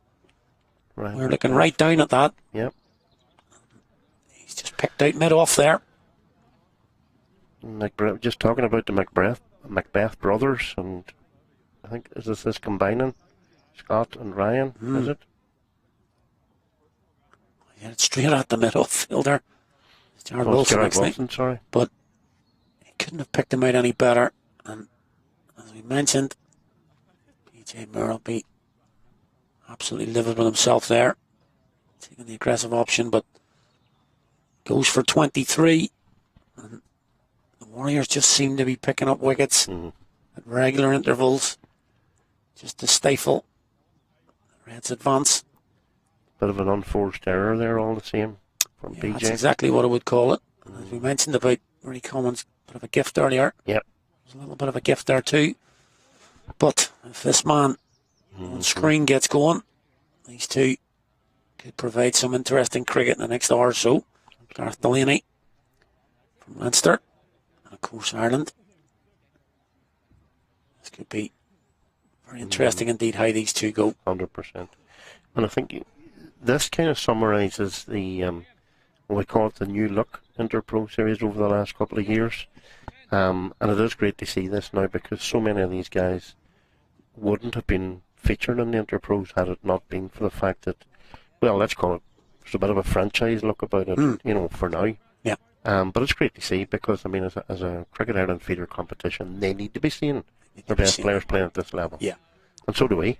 Absolutely. Absolutely. And it's no longer, as we mentioned earlier about the Reds' last outing, the Knights in severe trouble, half the side out for 131. But it's no longer just 4 or 5 bowlers coming in after that. You had Margaret there coming in 7 there. Partnership with Neil Rock put on. Match winning partnership, and here we have 4 down coming in at 6. Gareth Delaney, quality cricketer. But the Warriors could maybe tighten this now.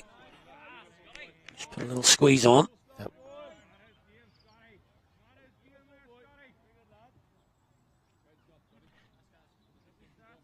I like the feel of Scott Macbeth in these overs. He's very good at this. The same as Andy. Very good at tightening the screw. Yeah, no better man to learn off. Andy McBride been doing that job in the middle overs for quite some time. Yeah, you mentioned Northwest sort of league there, Lawrence, and that's going down to the wire next week. And a big loss for Brigade yesterday. They were in pole position to challenge Ardmore, but going down to defeats by 1 run last weekend, I think, and 2 runs this weekend. That's right. And it's now handed the initiative to Ardmore. I think they need 1 win, is that right? They have 2 matches left. They play Donaghmana at the home next Saturday and then Fox Lodge at the Bleach Green in a rearranged game on Sunday. So 1 win and a couple of bonus points amalgamated between those 2 games would be enough for them. The first ever title, by the way, for Ardmore. Would be a first ever title. I have to say, Brigade know themselves. They absolutely threw this away over the last 2 weeks. Yeah. Yesterday they needed 4 runs off the last over with 4 wickets in hand at St Johnson and couldn't get them. Andy McBride to continue here. Yeah, that's a bit of a collapse at the end there for Brigade. Very unsurprisingly from them because they're fairly serial winners in the Northwest and beyond.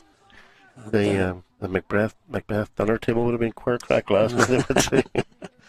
Yeah, we talked about Brigade and we mentioned about that European League that CIYMS played in last year and will represent Ireland again this year, but 2 years ago it was Brigade who went to represent Ireland and acquitted themselves well and had a good time out there in Spain, no doubt. Yeah, they went. It was 2 different weeks they went. The first week was a qualifying round, and then they came through that and out for the finals week then. So it was 2 weeks. Wouldn't call it a holiday as such, but a busman we'll call it. It wasn't there in February. No, certainly not. Although the first week was more like Derry in February than the second week. I think there was a couple of games rained off in the first week, but then when they went back out, then they had proper conditions. It's a great incentive that for the T20 competition.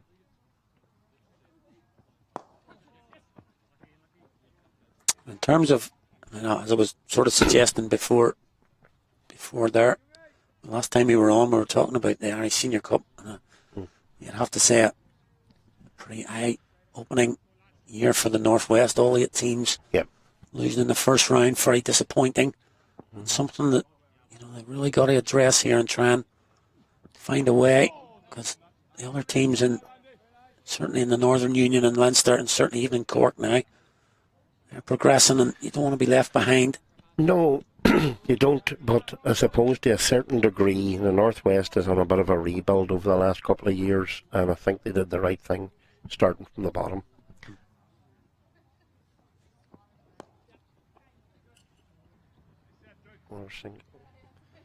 And just to elaborate on that, what I mean by that is that we were kind of light years behind in terms of youth cricket, in terms of women and girls cricket, and there was a really conscious decision taken to kind of build from the base up, so we would have something stronger. Now the underage, the interpros and competitions like that, now you're finding a lot more of our 13s and 15s featuring in Irish squads now at that age level, those age groups. It's almost like a back to the drawing board scenario. Yep. Now that has had a knock-on effect. Obviously, the standard of senior cricket hasn't kept pace. I'm not going to, to say anything else would be just untrue. Fired through there from Macbeth a little bit quicker. The difficulty we have is that over the last 15 or 20 years, and the man sitting to my left is probably very near the top of the list. You had your Peter Gillespie's, Mark Gillespie's, Decker Curry, Stephen Smith, the two Cooks, Gordon and David Cook. Decker Curry, as I say. Bottom edge from Comfort. That'll run away for 4 this time. Again, Macbeth is causing a few problems here. A little bit streaky that from Comfort. Haven't been saying that too often today. He gets the bottom edge on that. Runs away for 4.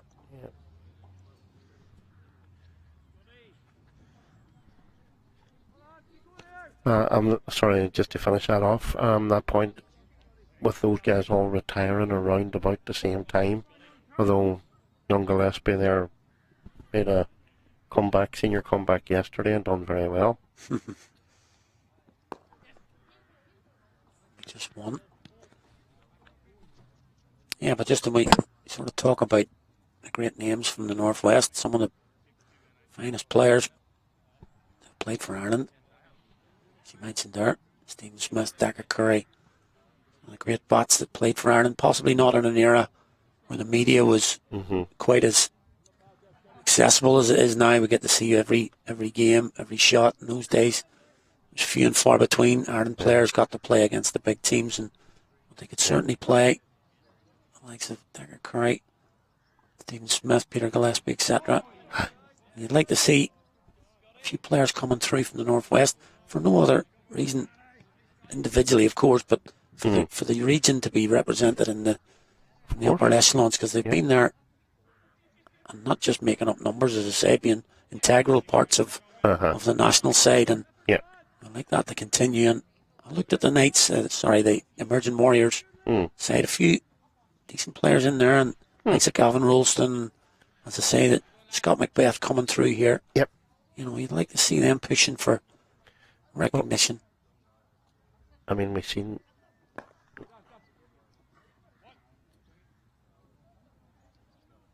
just the one again.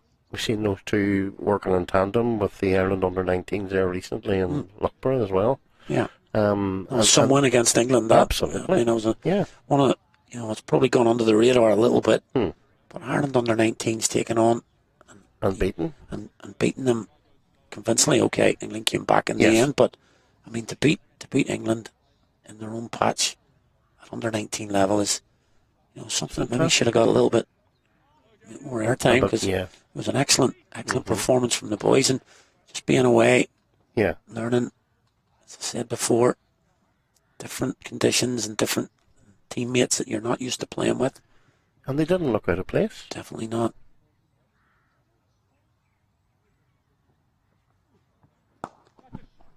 Again, showing his class here at the minute. Comfort. Next little step down the track. Turn that in towards a half volley. And playing straight through the line. Over the bowler's head. You just see him here. Just putting that front foot down the line. Straight over the bowler's head. That's a boundary again for Comfort. He's starting to look really dangerous now. Yeah. 73 off 66.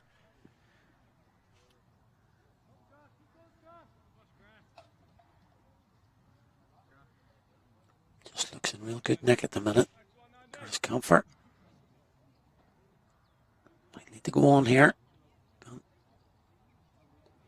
Side 4 down towards the halfway mark.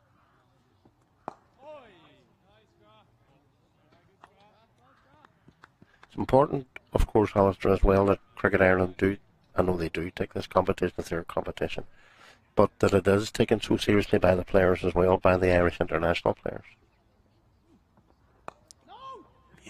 think that's a really good point. That this is the pathway. It's a list A standard of cricket, and players buying into it. By and large, I think they have done. Yeah. And we should be creating a competitive mentality that winning a trophy is important. A lot of the time, first few years, maybe it was just getting games, playing, representing your province or but nowadays there is that winning mentality.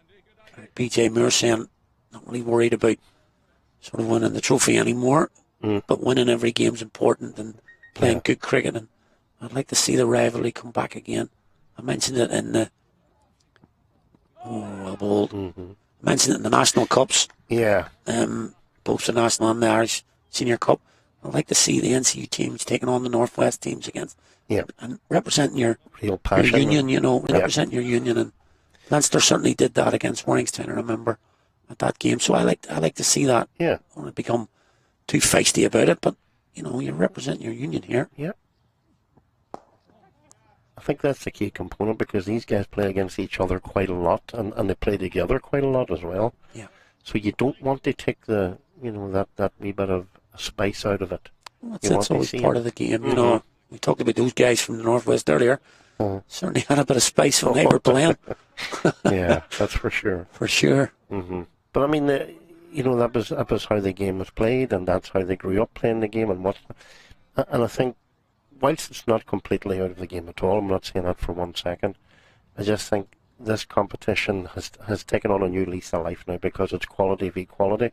Whereas in the past, you had the interprovincial thing where you did have that edge, or real edge. You might not have the same quality, but you had the real edge. So it's getting a strike in the balance. Somewhere in between would be just perfect. As I say, it does. Because you're going to go off and play with these guys at international level or in different areas. So, but to have that competitive. And we mentioned about Andy McBrien and Curtis Camphor here wanting bragging rights against each other. That's the type of thing we're talking about. Yeah. Where you can go into the next team meeting or something like that and say, well, 2 years, that's going to be 4. Yeah. Different field for Delaney. So no cover for Macbeth on the offside there. And Delaney just leans into that one. And he beats the cover fielder. You can just see here. Just leans into that one across the cover boundary. Gets his first 4. Nice shot from Delaney. It's quite full again, Macbeth. You can see that high back lift from Delaney. From his T20 exploits. He can hit a hard ball, that fella. Oh, for sure. He played in that Irish Senior Cup final for Leinster, and he hit 3 6s and the 1 over. They were huge at Warrington, absolutely huge, with absolutely minimal effort. Didn't look as if he was even swinging, but he cleared the sight screens a good 15 yards on every occasion, 3 in a row. That's well bowled. Macbeth.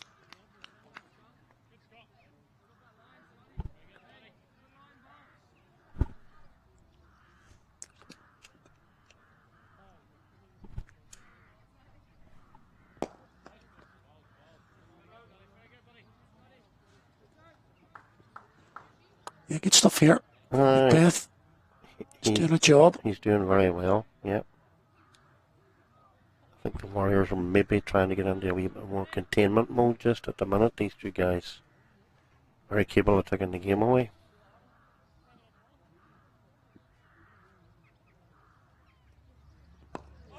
Nicely bowled again from Macbeth.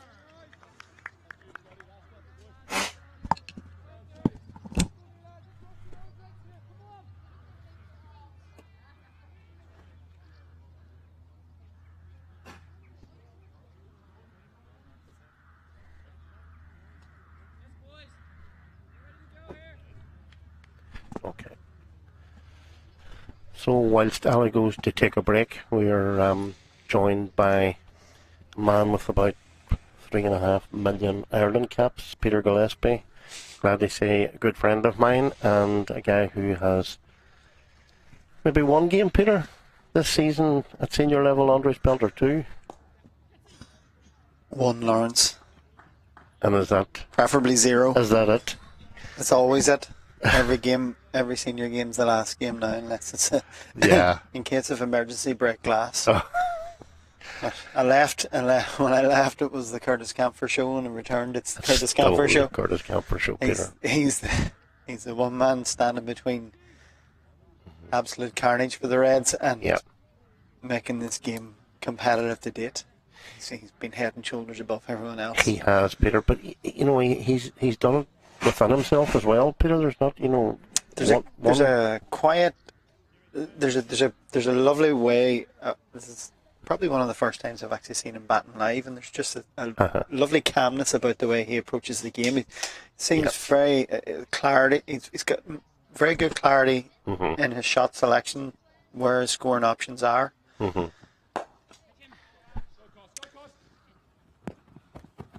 Plugged on him there, Peter. Yeah, Delaney looking to exploit that gap with mid-off being up. Andy McBride's very good at varying his pace. Yeah. He pushes one through, he'll hold one back, he gets turned, he gets straight. He's another one of the spinners that attacks both ends of the bat. He's just offered that little bit of width, a bit fuller to Gareth Delaney, who won't need a second invitation to take anyone downtown. Very true. Yeah. And unfortunately there the ground, the amount of moisture in the ground did a boundary for him. That unique style of Gareth Delaney's very upright. Bat. You just know he's waiting for that ball to attack. It's his MO. It's been very successful for him. But he's up against a formidable foe here with Andy McBride. He's no slouch with the ball. Very, very experienced interprovincial and international cricketer. Yeah. It's a good contest, this, Peter. It's a good contest. Out a fantastic career to date. Yeah. With Ireland and with the Northwest. Never shirks a battle. And he has got that one out of the middle of the bat. Yeah. That's a fantastic 6 over covers. Yeah.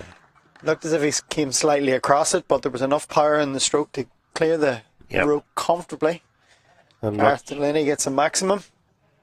I'm not sure he got all of it, but he got enough of it, Peter, and he's a big lad.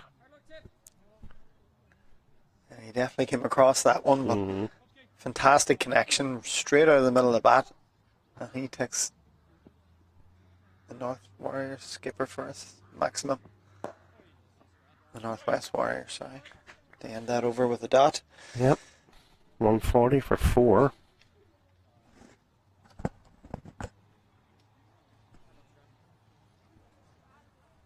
So these two boys bedding in very well. I mean, Camphor, as you say, Peter, going at more than a run of ball. And Gareth Delaney now starting to get into his stride as well. So important for the Warriors to stay on top of this. Yeah, there's been a good ebb and flow in the game, Lawrence.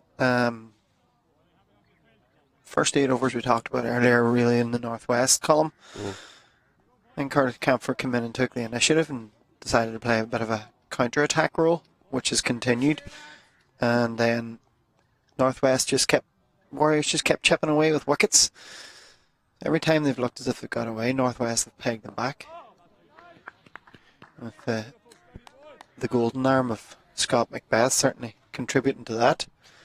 You've seen plenty of Scott Macbeth over the last couple of seasons, Peter. And he's really progressed over the last 18 months. He has indeed. I think making that Ireland under-19 World Cup squad was massive for him. Gave him a massive boost, massive belief that his game was heading in the right direction. It was a lovely bit of footwork there. Short mid-wicket, he was wrong-footed but just stuck the big-sized hands out. Helped his bowler with a dot. Yeah, I think it was a big boost for him. Really gave him that belief that his game was heading in the right direction, Lawrence. Yeah. And things were going well for him. Is it a situation for him, do you think, Peter? Is he going to be a batting all-rounder, a bowling all-rounder, or is he a genuine all-rounder? I mean, he's batting at 4 for Brigade at the minute. I think it's very early to tell. I think he probably views himself as a batting all-rounder. I think that seems to be his preferred option, but like any hungry young cricketer, he wants the ball, he wants to get involved with the ball, and I think people see him at the moment as primarily a batsman, but he has this knack of taking wickets. Yeah. So he does. He hasn't, he didn't bowl in the first couple of games, but he's picked up 2 in the third game here against the Northern Knights, and he picked up 1 in his last game. The massacre of Milverton, we'll call it. Leave it at that. No, I don't think anyone came out of that game unscathed, maybe bar Craig Young with his 4 for 61, yeah. But he's probably one of the newer mould of batters, Lawrence, in terms of world cricket now. That Scott likes to. He looks as if he prefers to attack the ball. He's not going to hang around or die wondering. That's right. The old days for building an innings. He likes to attack, likes to play positive cricket, which is good. Peter, there's the bowling card on screen. I mean, Graham Hume, different level this morning so far, although without a wicket, but still 8 runs from his 5 overs. Yeah, we spoke about it. If he can't get wickets, the next best thing he can do is dry up the runs, and he definitely did that. And those first overs were very much in the Warriors column. Graham set the tone, bowled a lovely length. He says, if you allow Graham Hume to bowl to you, he will dominate you. Yep. And no one really tried to get on top of him. They were very watchful, very respectful. It was actually Ryan Macbeth who decided to take a chance on, and that did for Murray Cummins, as we see Andy McBride continue there. That's just being pushed out to the cover boundary by Curtis Camphor, who continues on his merry way, now at a run of ball 77. Yeah. The Warriors are going to have to find a way of stemming that a wee bit, just Peter. Different stages of the game. Don't be afraid to go a bit defensive. Yeah, just that's right. You're bowling to someone like Gareth Delaney. It doesn't matter about. He doesn't look at players. He looks at the boundary rope. He knows he can clear any boundary, and he's happy to back himself in that ability. So the guys out in the boundary sometimes can be statues. Yeah. At the stage, but don't be afraid to go defensive. Just try and contain for a bit. See if you can build pressure that way. There's many ways to skin a cat, as the phrase goes. I think that's what the Warriors are maybe at now with these 2 bowling in tandem, and Graham keeping 5 up his sleeve, I would say, Peter. Yeah. But so good to get a nice day from the northwest, Peter. So good. We've got a bad rap, but as Ali was quick to point out, yes, letters come in from other parts of the country. Everybody's added bad for July and August, not just us. Now's our chance for revenge, Peter. We have 2 Northwest commentators. Our chance for revenge. Yes. Basking in the glorious sunshine of the Northwest. Lyrical. Yeah. I think some of the Dublin crew that came up were melting. Yeah, that's they weren't expecting. They all had 5 layers on them.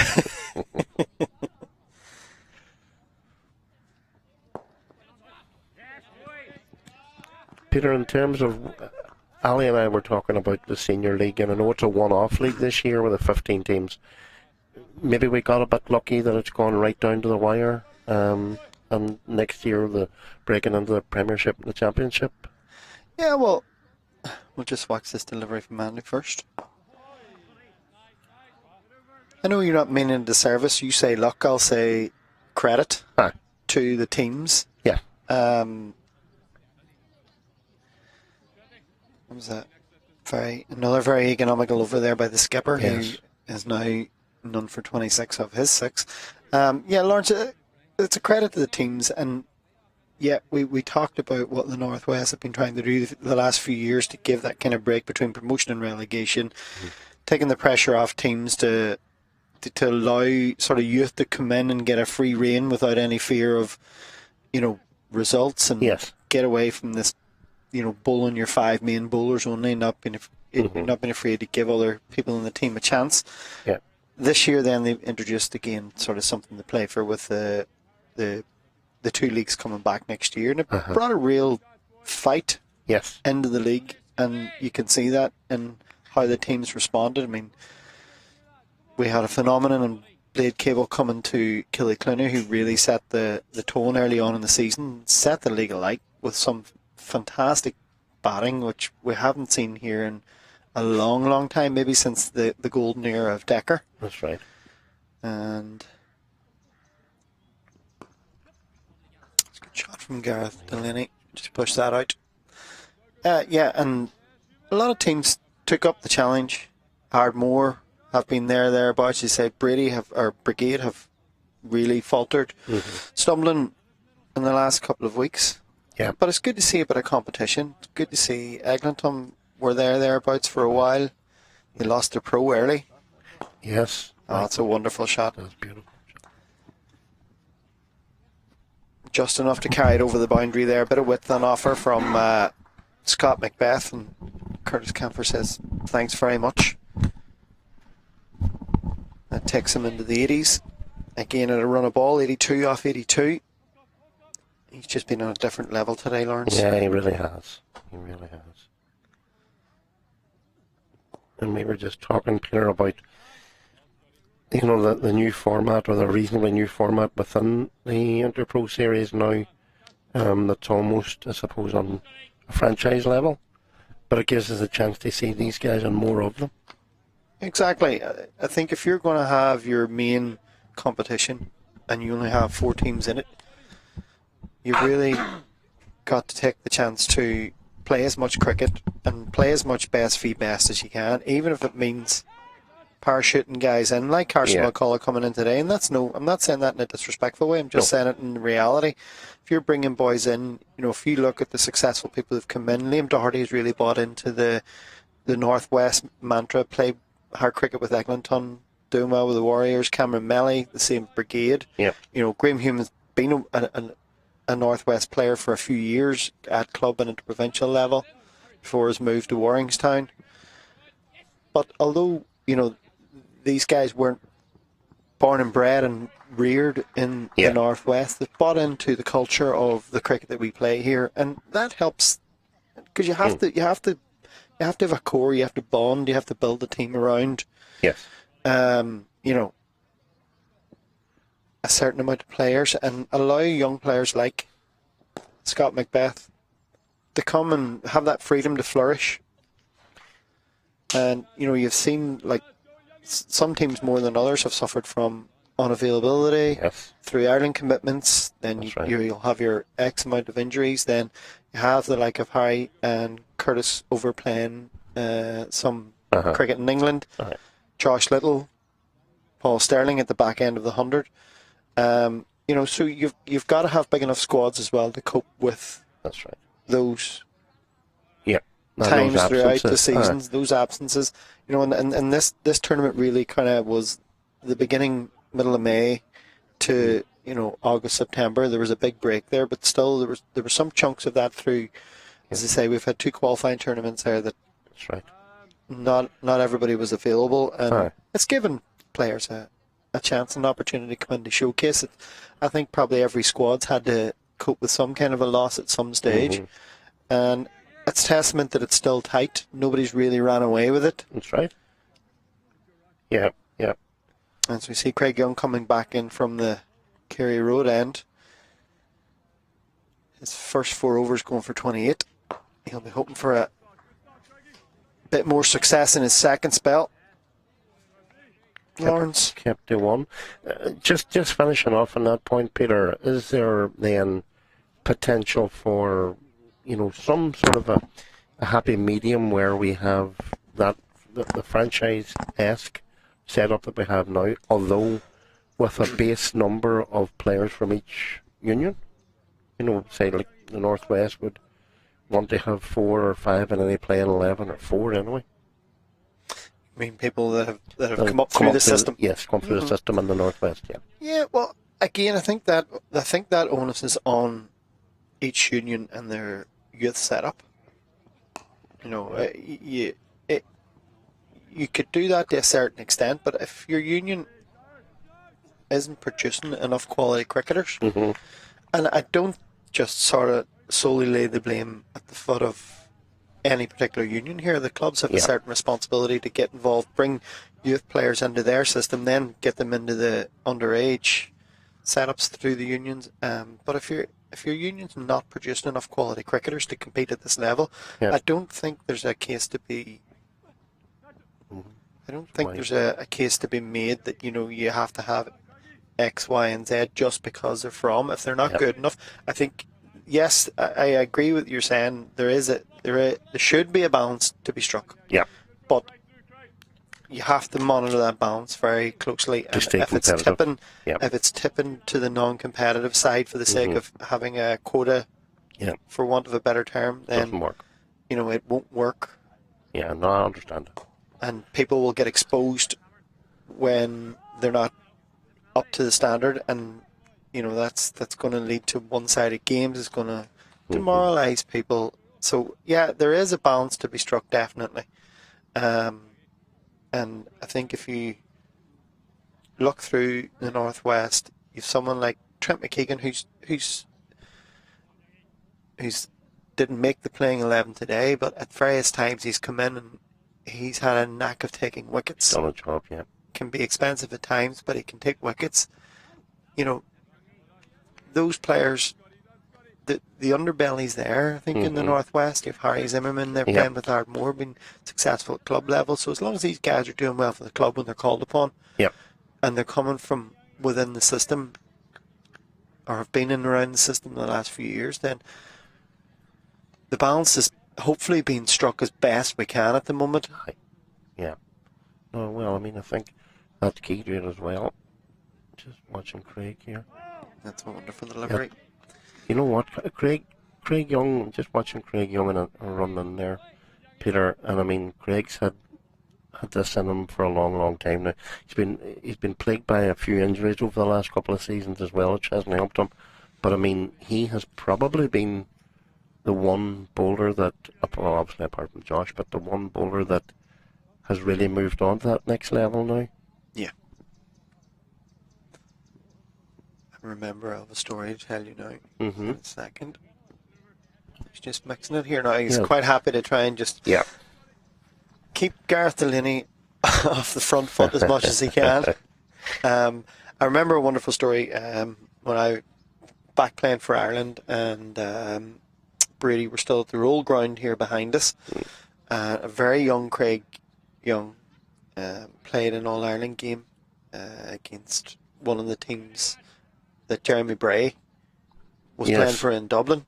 Can't quite remember who it was. It might have been Phoenix or something, I'm not sure. But they had an All-Ireland game against Brady, and I was playing with Jeremy in the Ireland team at the time, so it would have been mid-2000s. And the next time we met up at an Ireland game, he just, when Jeremy gets something in his head, he goes on and on. Words, they call him, as his nickname. Yes. And he just kept banging on about Craig Young. He had never seen a young fast bowler in Ireland hit the bat as hard as he did in that club game. And he just is one to watch. And, I think that was testament to how Craig still bowls. He runs in, it's 100% effort, backed up with a high degree of skill.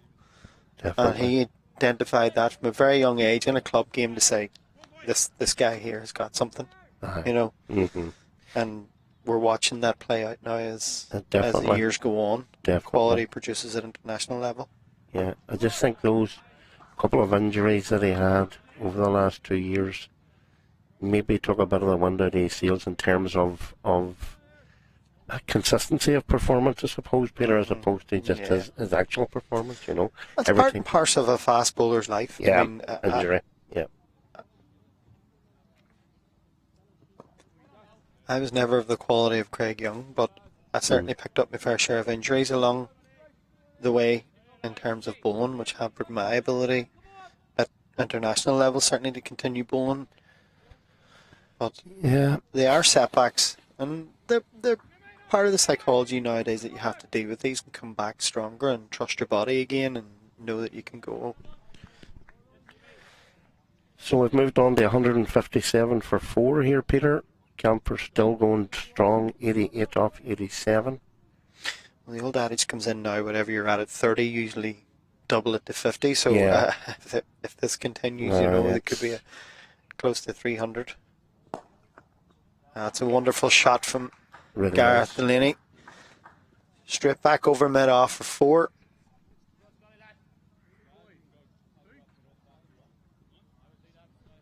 Scott just offered up a bit of width, He did. bit too full, bit of width.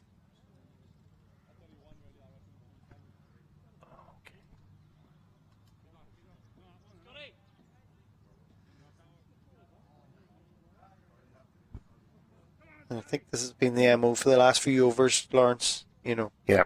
Sprinkle of boundaries, keeping the score ticking over with plenty of gaps in the feed. Now they're working these singles, manoeuvring around, being patient enough to wait for that ball. They're not going looking for it. That's right. And that shot brought up the 50 partnership between these two. And they're going very well, these two. Well, they needed this, Lawrence. They did.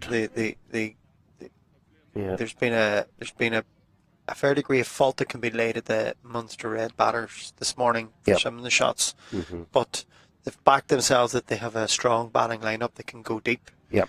And the next person come in can continue on the fight, and these two have certainly put it back to the Northwest Warriors. It's been a great effort by these two, to be fair. Yeah, and it's been nothing. There's been no slogging. chances, there's been no. It's been fairly methodical, really. Say, quite happy to with the field spread now, knock it around, take their singles, waiting for the boundary ball to come along rather than going looking for it. And when it's coming along, they've put it away. Craig Young comes back in. I think they're both fairly well set now, Peter. We've been talking about Curtis for the last hour, but Gareth Delaney the same now. I think he's found his rhythm now as well. And you're right, very few dot balls. They're taking their ones where they have to, and anything loose is tucked away. And then apart from that sort of initial burst when he got to 2022 very quickly, he's just gone about his business so efficiently. That's right. One kept a bit low. And that's still gone, managed to go for 4. And that's gone underneath the gloves of Stephen Downey. And that's a bonus for the Munster Reds. I think, Peter, we talked earlier on there about all the movements and people coming in and out. I think Stephen Downey's the prime example of somebody who's come in and bought and did. Plays his club cricket in Dublin with Marion now, but he's had a good season with the Warriors so far in the 50 over. He's I think he's the top run scorer so far with 150. Yeah. I got that didn't include the first match. It's over 3 games. Right. And he's been a fairly consistent performer for the Warriors over the last couple of seasons. Had his chances in Ireland colours as well. Yep. Still trying to find his feet, but he's got stiff competition there at the moment for the gloves. His ex-Rush teammate Neil Rock. Correct. And Larkin Tucker. And we're blessed with a good dearth of keeper batsmen. Greg Young's getting a bit wayward here. Funny something that certainly in the last decade, we haven't had ourselves, Peter, in the Northwest, And I'll throw PJ Moore into that mix. Yes, that's right.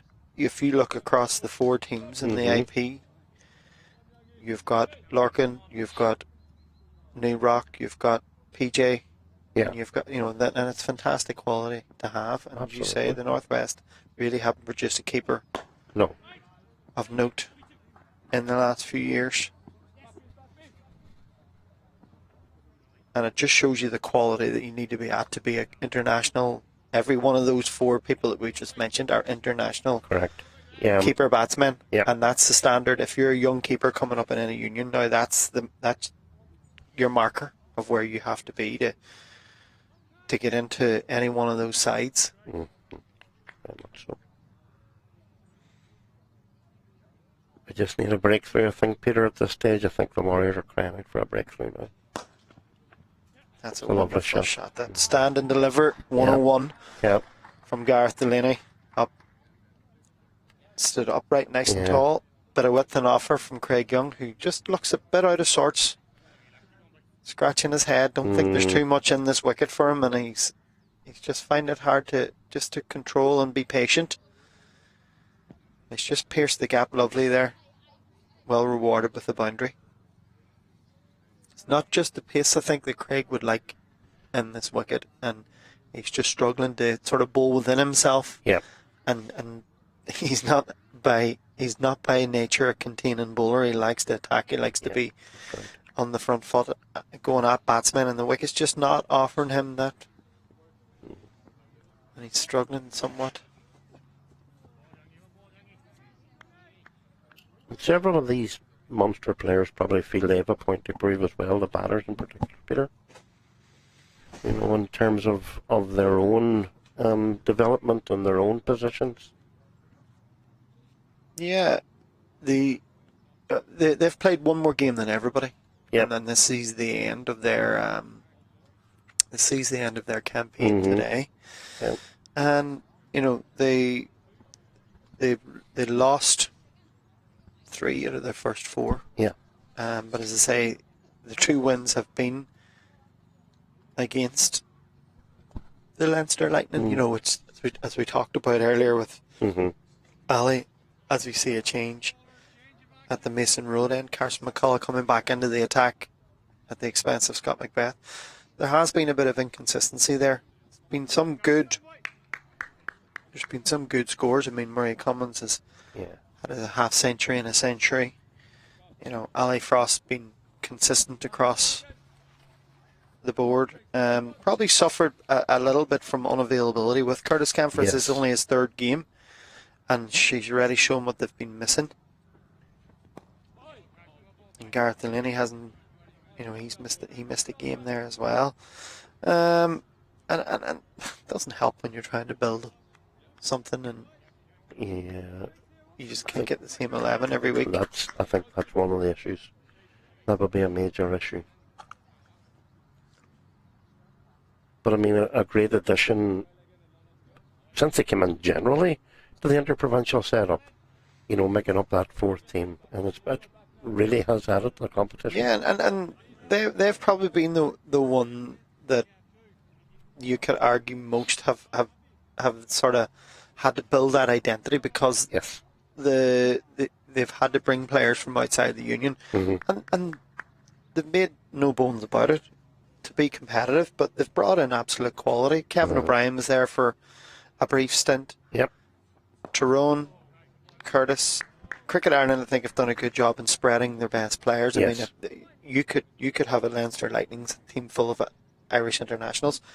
If that goes on to dominate the tournament, no one benefits from that. You move Curtis Camphor down, Gareth Delaney, PJ. You know, that helps build a base in Cork at the Mardyke, build a sense of identity. Same players turning out consistently. Yes. The home fans can buy into that, and hopefully it's a push for the younger players in Cork to have that on their doorstep, have that to aspire to, see the level that they need to be.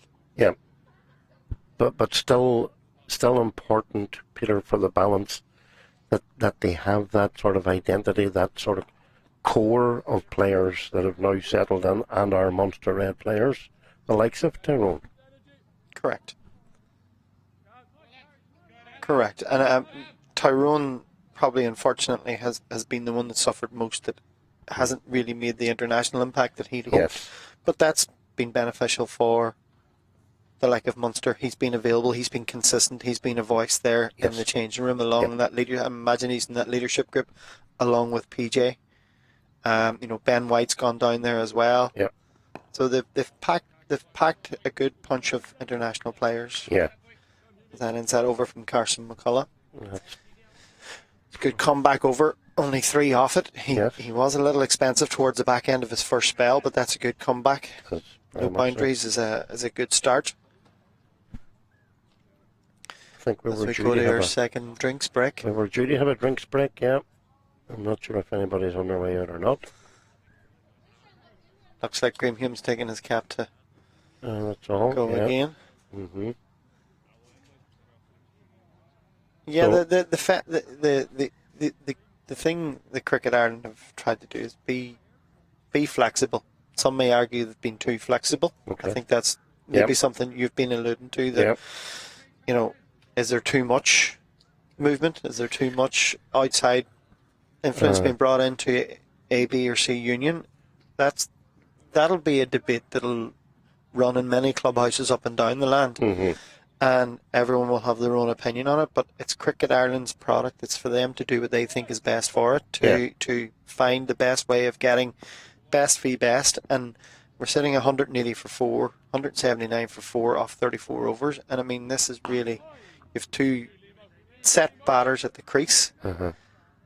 And this is, to me, a prime example of best v best. You have Craig Young, Graham Hume, you have Andy McBride, 3 Ireland international bowlers who are being asked questions. Yes, that's right.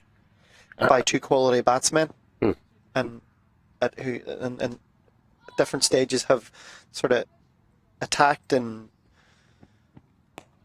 gone about business in an efficient way. Just a single.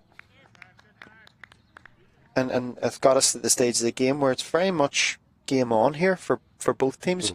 Whoever takes the initiative in the next 6 overs, you'd say, will really put a marker down for the rest of the game. If Northwest Warriors get back into it here with a couple of quick wickets, you can see the game going their way. If Curtis Camphor and Gareth Delaney continue on their merry way, then they're going to set a huge platform for the Reds in the last 10 overs.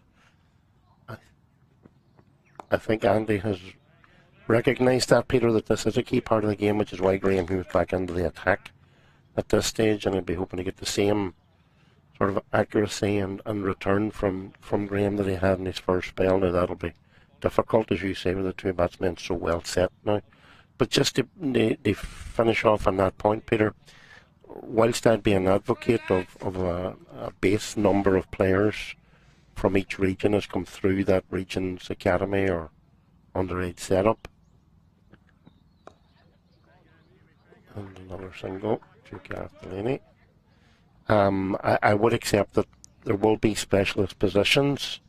For example, you may need to replace, because we talked about wicketkeepers, for example. We don't have a natural wicketkeeper batsman to come in and play at that level.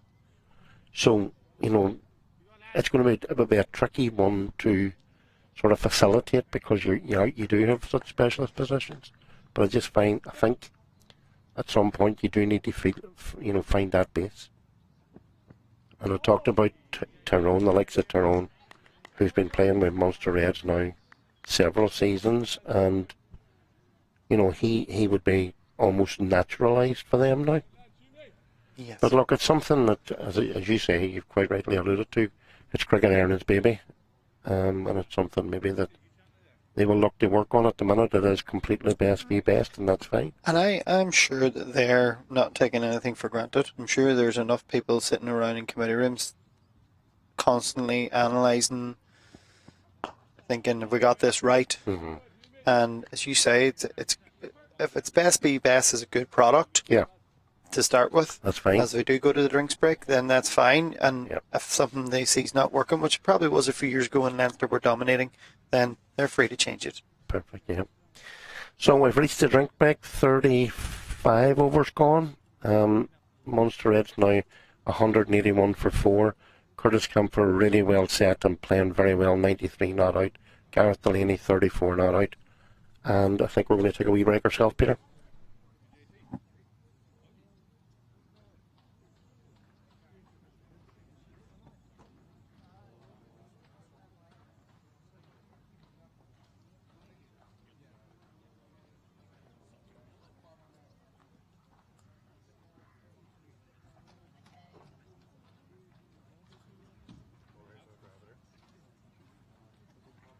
Bottles.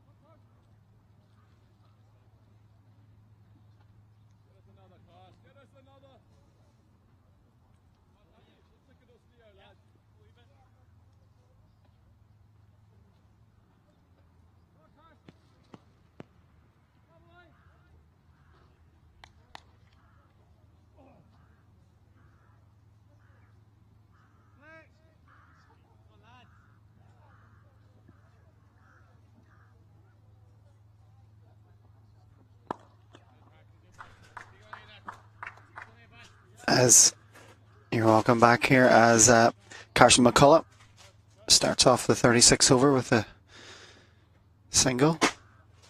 Very evenly poised, Lawrence. Very much so, Peter. If anything, Munster's slight upper hand. Yeah. I think we need to break this partnership, and I say we, I mean the Warriors need to break this partnership. Yeah, you have your Warriors hat on. That's sorry, 100%. Just like it. That's 100%. Like, I put it on to shade me from the sun there in the drinks break, Peter. Yeah, they've really come back strong. 109 for 4. That's been a fantastic partnership. And reasonably low risk. They've played good shots when they've had to play good shots. Haven't taken a lot of risks. Gone aerial, but largely safe and just knocked it around in between. Spread the field and used it to their advantage. Yeah, they haven't missed out on anything. There we go. And there's Gareth nearly coming with on a sweep. That's a lovely shot out to the scoreboard.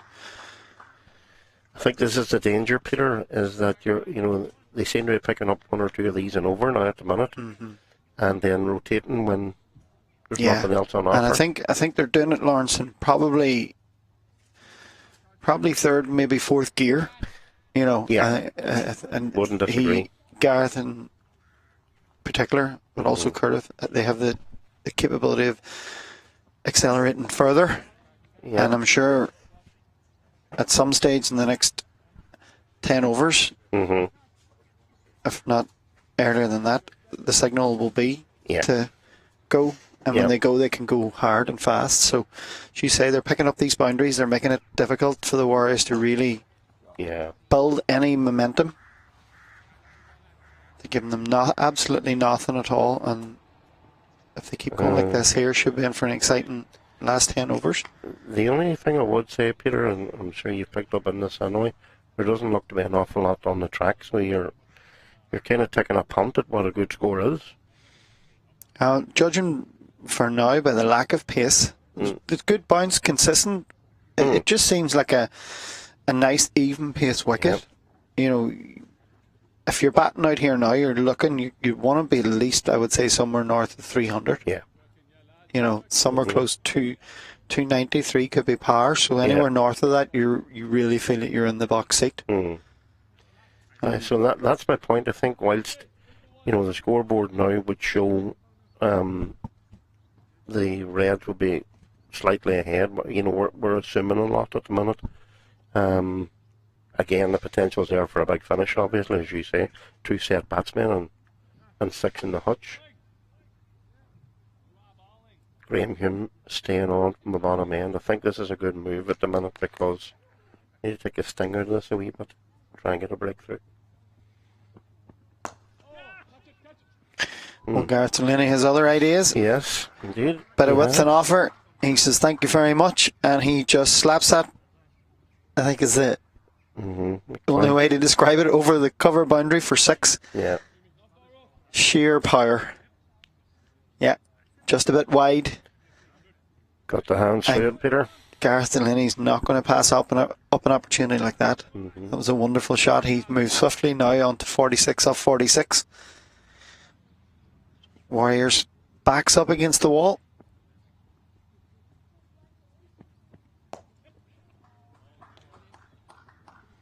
Yeah, this is good cricket. It is chanceless cricket. I mean, that previous shot, Lawrence, I think just summed up everything we were saying. It was power, it was muscle, but it wasn't agricultural in any way. He just got a bit of width, backed himself that he could deliver, and just brought up the maximum. Then followed it up with a nice, easy single to bring Curtis Camphor back on strike, who's on 94 off 99 deliveries. It's been a fantastic inning so far. The nervous 90s, Lawrence? Yes, indeed. That's it. He doesn't look nervous. Mind you, haven't said that. He doesn't. No. It's been very workmanlike and efficient, calm. Mm-hmm.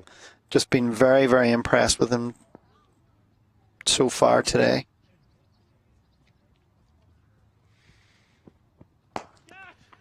Wonderful shot. Peter.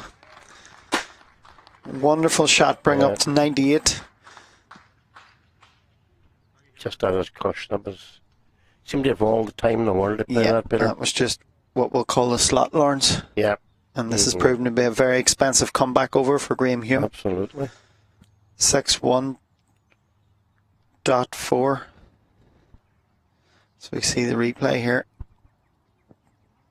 Again, just a bit of width. Curtis Camphor hands through it, lovely. 4 runs. Oh, and saying that, almost a repeat. And this time, catch.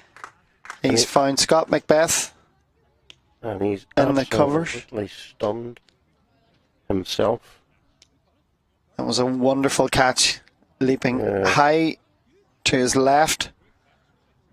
Managed to get 2 hands on it, which is always a bonus. Yeah. And that's a real bonus for the Northwest Warriors. That is exactly what they needed at the right time. Curtis Camphor departs for a wonderful 98 off 101 deliveries.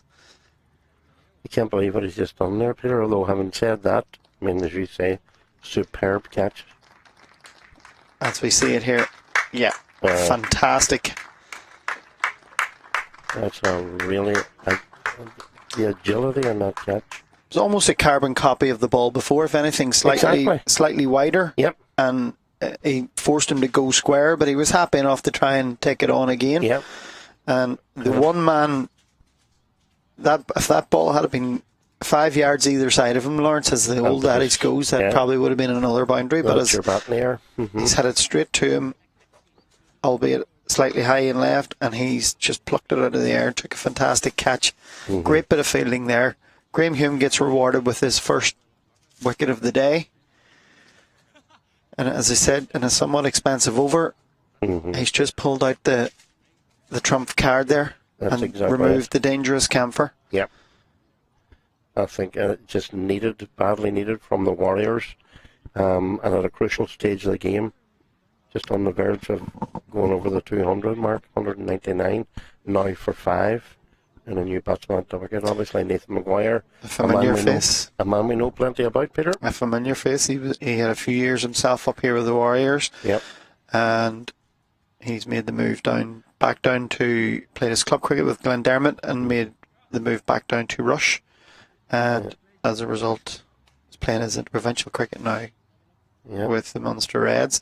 And a man, again, Lawrence, who really only has one gear. He knows where the rope is. Yeah, absolutely.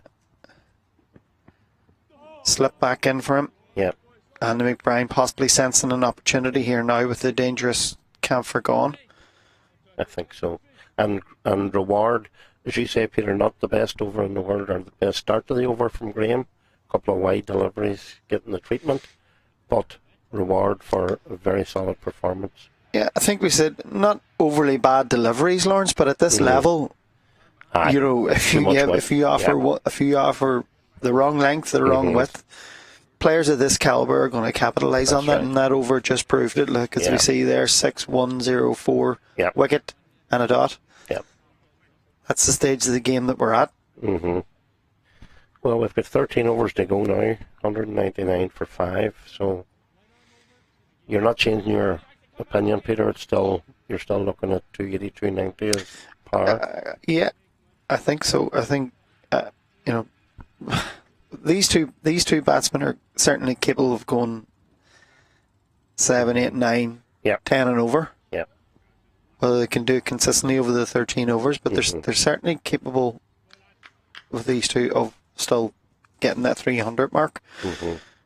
I know that was a loss. I'm sure Curtis would have accelerated nicely as the innings progressed. It wasn't to be, and it's brought another change now, and it looks as if it's Ryan Macbeth back into the attack from the Mason Road end. Still have the dangerous Gareth Delaney. Well, you have two men on now, Peter, who, you know, can both hit the ball very hard, but who are both liable to give you the odd chance too. Absolutely. I'm impressed now. I have been impressed with Gareth Delaney's innings as well. As much as we wax lyrical about Curtis Camphor and his wonderful innings, I think Curtis really, what impressed us most was he set the tone for the Reds' reply to that opening salvo by the Warriors. They took the early wickets and they kept runs to a minimum. He really came in and counterpunch from ball one, and he really put the initiative back, took the initiative back. That's right. And allowed Gareth to come in at a reasonable platform, albeit it was I think 109 for 4 when he came into the wicket. He's just allowed him that room to breathe, knowing that there was somebody set at the other end, and he's built his innings nicely. 48 of 49. And it, likewise, is a good platform for Nathan Maguire here now. I think, you know, we all know what he's capable of. I don't think we've seen the best of it yet at interprovincial level. I think a bit more consistency would be. He was. I think he was more up the order for the Warriors when he played here. He's gone down the order now for the, which might suit his style of batting better if he's going to be more on the attacking side. I think so.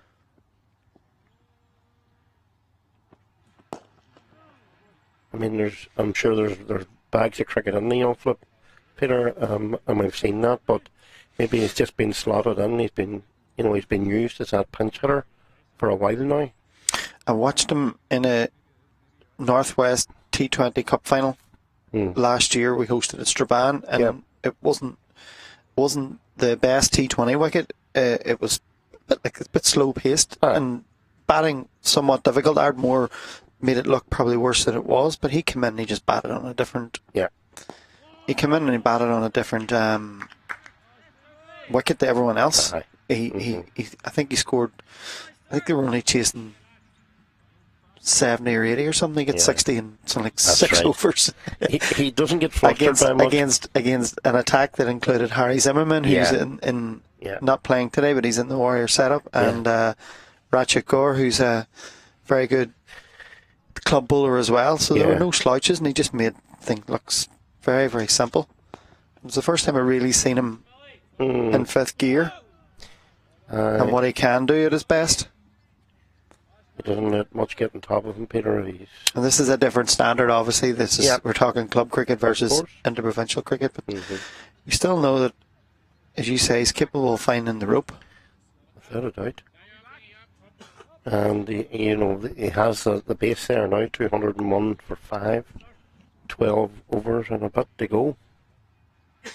So there's an opportunity for him. There absolutely is.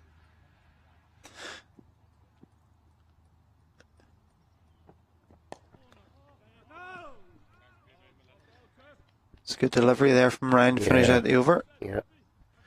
Actually, the Warriors have done well now this last couple of overs, so we'll say goodbye to Lawrence as he takes a well-earned rest, and we'll welcome back the Carrick crooner, Ali McCann, as we see the batting card for the Munster Reds coming up. Murray Cummings went early for 3, got a bit frustrated. Ali Frost beaten by a straight one. Curtis Camp for that fantastic innings ended by a wonderful catch in the covers by Scott Macbeth. Tyrone Kane beaten on the inside edge and bowled by Carson McCullough. PJ Moore was done by the Macbeth double act. And Ali, how you see things now?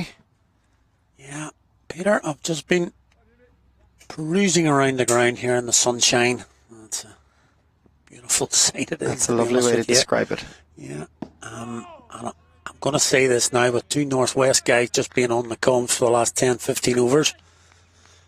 I was looking forward to watch Camphor once he got to his 100. He's looking for a bit of fireworks. But that was a really timely wicket for the Reds. The Flues. The Warriors. Well, I'll dispel a myth there. No, I'm not saying I don't have a Warriors hat on, but I have a cricket fan as well. Yeah. And nobody more than me would have liked to seen what Curtis could have done after he got his 100. Nice shot. Sorry, from Maguire there. Yeah. And I like to see it. I like to see a challenge put up to the Warriors batters too. There's no, on a day like this, you want to see runs, you want to see bowlers challenged, you want to see batsmen put on big totals, and you want the Warriors to be, in a real good. Much I'd like them to see them win the tournament or whatever, or win this match. You can't not be a cricket fan on a day like this and think, someone who's come off the back of a successful stint with Somerset and get to 100 here and see where it can go on from there would have been fantastic viewing, but it wasn't to be. But we still have a good opportunity here. Gareth Delaney's moved nicely along to 48. Yeah, I heard you mentioning there about the partnership between them and that platform that was set up by the aggressive nature of Camphor initially, and then when Delaney came in. But just watching from afar, it did look like Camphor sort of reined it in a little bit then and let Delaney not take over, but he was going to run a ball. I think Camphor was at a strike rate of 120, 130 at the initial stages and sort of got back to run a ball. But he would have loved that 100, there's no doubt. We had 3 so far in this Rario IP50 competition. Oh, just beaten Maguire. There's a few at this end now that have just played a little bit, kept a little bit low. I know we've talked at length about the pace of the pitch today. There's no great pace, but there's a few just seem to have died slightly. I think that is about that's credit to the bowlers just taking a bit of pace off. But I think also what you said about the weather. Obviously, it's not really been conducive to rock hard tracks. This one has played okay. Certainly for an end of season. But yeah, just watching it's the level of cricket that you watched there from Camphor. It was just that little, just extra 10% up from what else we've seen. Yeah. Boy, Delaney now, who will now obviously try to take over that mantle. At no stage in his innings did he take a step back. As you say, he might have reined it in slightly at different stages, but when you're batting with someone at the other end who is scoring at a run a ball, who is, you can allow yourself that breathing space and just say, see how it goes here for a while. I'm not saying at any stage that he looked nervous, but the nervous 90s definitely does play into your psyche. Well, it definitely does, no matter what level you play at. No matter how your innings has gone to date, you get there and you just think, I need to get over this line. You see something in front of you, whereas before you're just going, I would have tended to build an innings in 10s, trying to go from 10 to 20 to 30 to 40. Sometimes those blocks of 10 you can go quicker in one spell and slower in another spell, but no matter what, he could have been 90 of 70 balls, but when you get into the 90s and you see a line like an IP 100 in sight, it does play with you. And maybe he was just going on instinct because, as I say, it hit the previous ball, almost carbon copy ball for 4. He gets the same ball, slightly wider, slightly fuller, and he has to change his angle and finds the fielder. But he seemed to go with his instinct and in the flow. Just credit to him. But it was a very much needed breakthrough for the Warriors. It's just keeps this game slightly in the balance.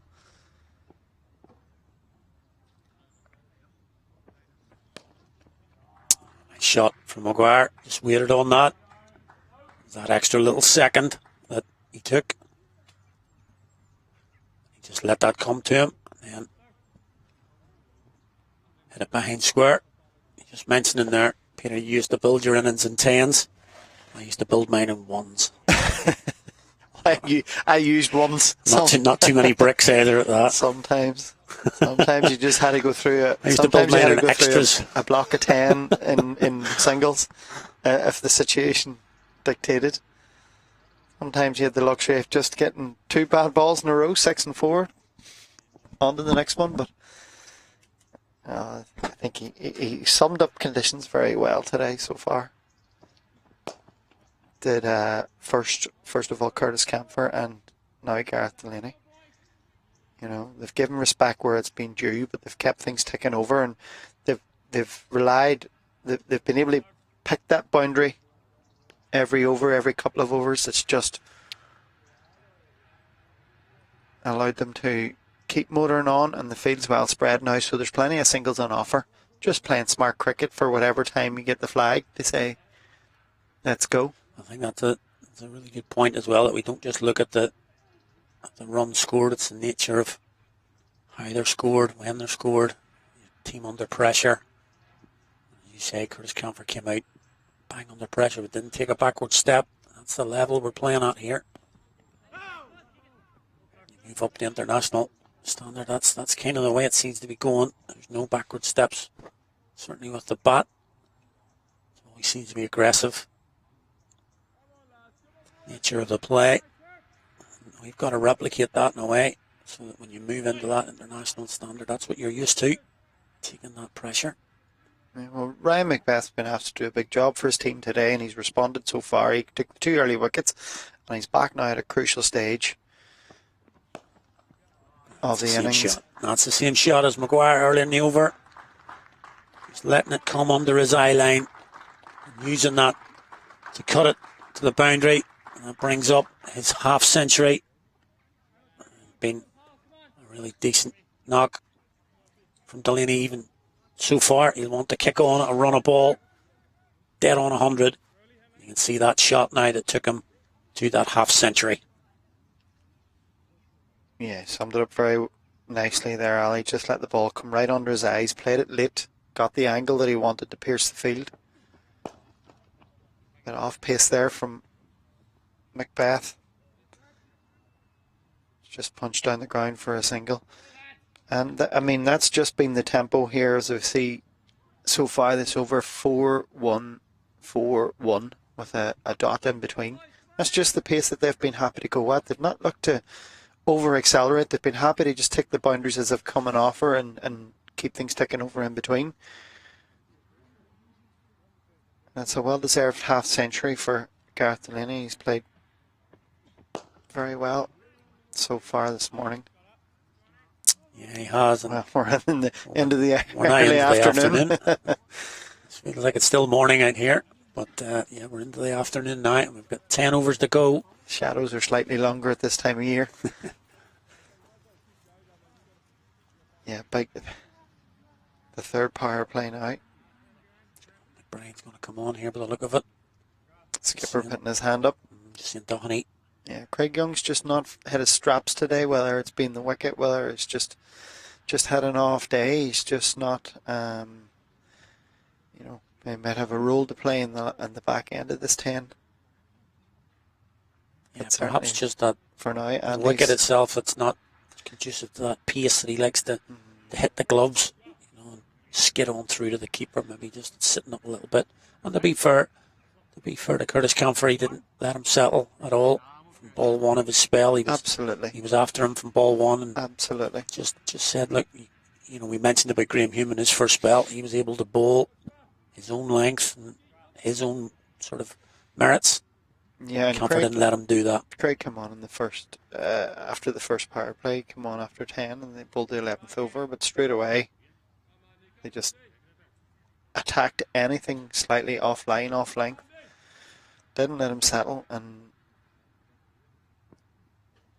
the skipper's now going to take up the mantle for the Warriors. At the shorter end, I feel. hitting towards the pavilion. It's usually the favourite end for batsmen in Brady. Yeah, I think we got the measurements earlier from the groundsman.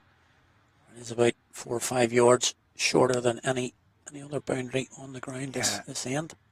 There's just with the wicket where the wicket's placed today, there's just a slight disparity between hitting towards the traditional cow corner areas here for the right hander of being the scoreboard versus the pavilion.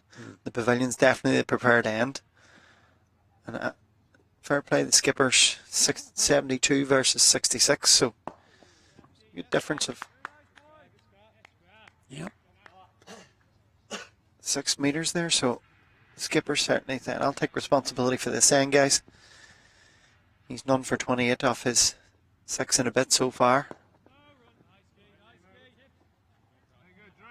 Yeah, I talked actually last week about when we were in Malahide for the All-Ireland and it went to a super over, and there was no doubt he was taking the ball for CIYMS, mark it there immediately. He said, I'm having the ball, there was no question. Fantastic effort from Balbringen to get that boundary off the final ball in real time, as we'll call it, to get to the super over. But as you say, in big moments, big players put their hand up and say, me, please. Yeah, that's where I was going with it in terms of, you like guys like market there.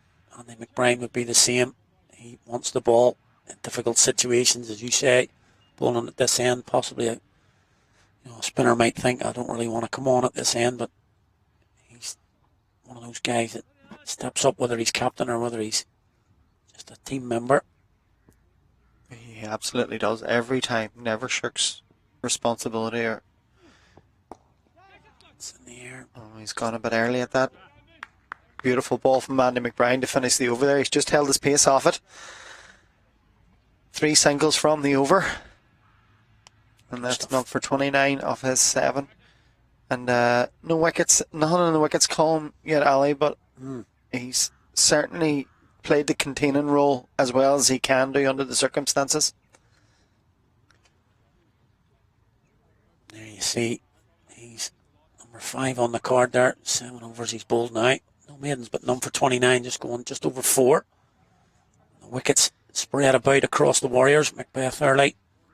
Him picking that one up of Curtis Camphor could be the biggest so far for the Warriors.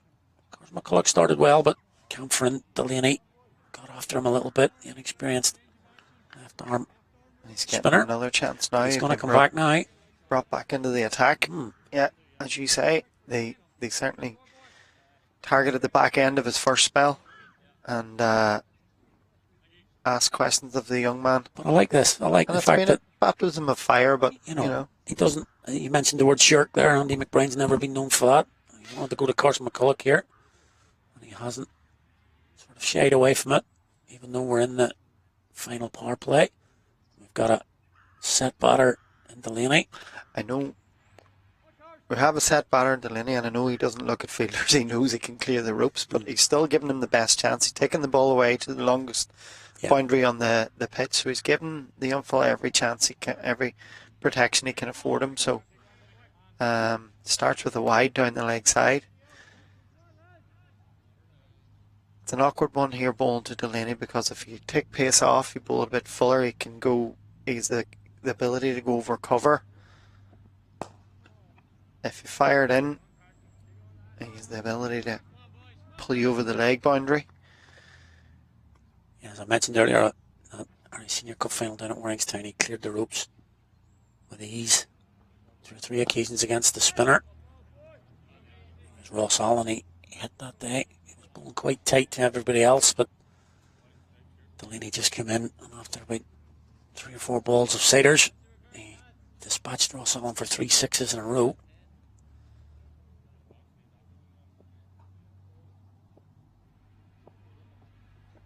That's a little full. And Nathan Maguire hit that through the covers, and he's going to get a boundary for it. Nice placement from Maguire. Didn't try and hit it too hard. As we mentioned earlier on, we do think that the outfield is sort of speeding up a little bit now. I think we can see from that there, and you see on replay there, I think it just seemed to be an arm ball. He's just missed his length. And at this stage of the game, that's a buffet ball for these guys. It's a tighter line. And if we talk about the challenge that Carson's had here in his debut, you know, there's a certain element of we're not in Kansas anymore in the step up to this level, but these guys aren't going to know unless they're exposed. It's balancing that exposure from being given too much responsibility, but certainly been asked to bowl at the start of the last power play. Well, that's hit like a bullet straight back to him. Those are the ones that just stick. If it's one of your days. That's stung. But this occasion, going like an absolute tracer bullet straight back to him. Yeah. And you're kind of worried about an injury in those ones. You can see that flying back to him. And that's his bowling hand. Gets smacked onto his thumb. Yeah, if there's anybody in the Irish Interprovincial setup that you don't want a cotton bowled off, Gareth will only be near enough up there at the top of the tree. Maybe Paul Sterling. You don't want him coming down to you and whacking it straight back to you for sure. Yeah, he'll carry that war wind for a while. And as he's just thrown a waist high full toss, Gareth Delaney said thanks very much, and that one is out of the ground. 6 runs. That's in the playground on the way down the Mason Road there. I think he must have been close to a full toss there, but the umpires give him the benefit of the doubt. I think that was probably above waist height for sure. And that was generous by umpires Black and Kennedy. Yeah, that was definitely. That one's gone into the village. Wonderful shot. Good stuff there from Delaney, just taking on. We see the partnerships here. 2 early breakthroughs for the Warriors, but since then, it's been good from the Reds. Initially came, but then stepping up. Camphor Moore, but then the big partnership there between Chris Camphor, and you can see there how Camphor reined it in a little bit.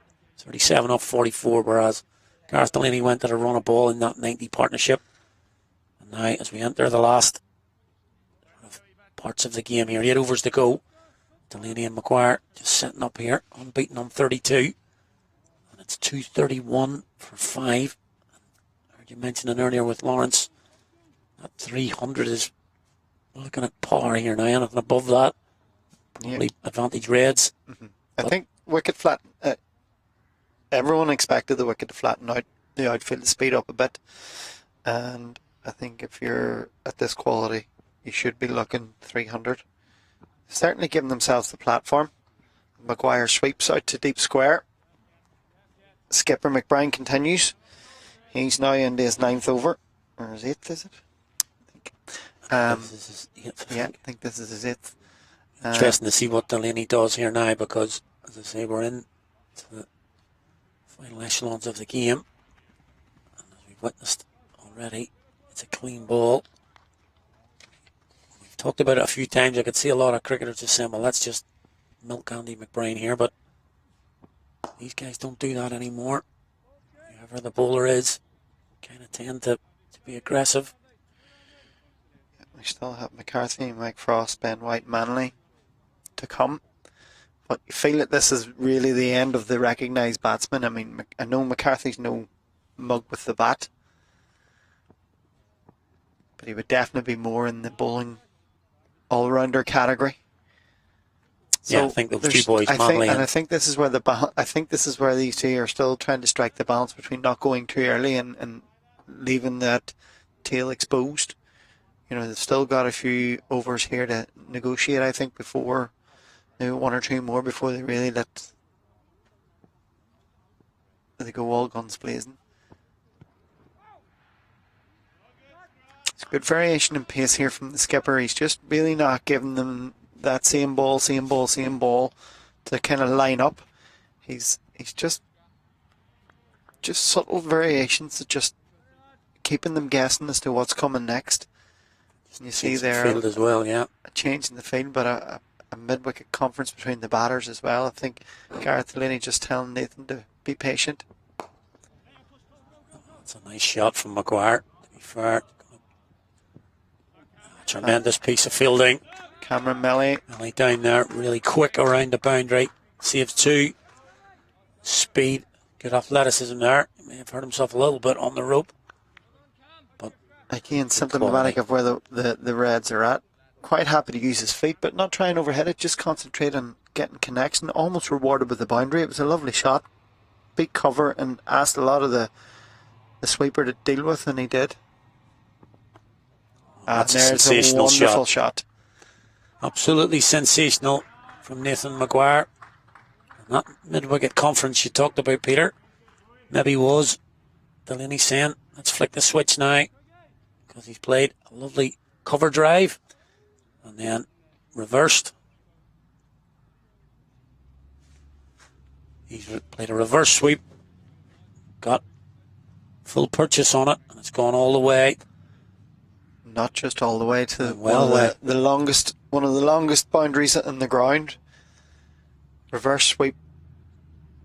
Andy McBride. There was no doubt about it. There was no doubt about it. As soon as he hit point. it, you knew it was going for a maximum. Yeah, he had a great connection. And we see a change of ends for Craig Young. For the first time today, coming from the Mason Road end. And a lot of responsibility on his shoulders now, Ali. Yeah.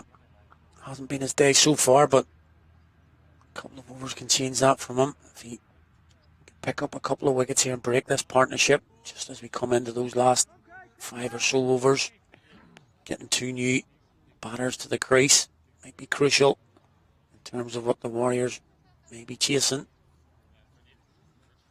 Set up nicely here for a strong finish.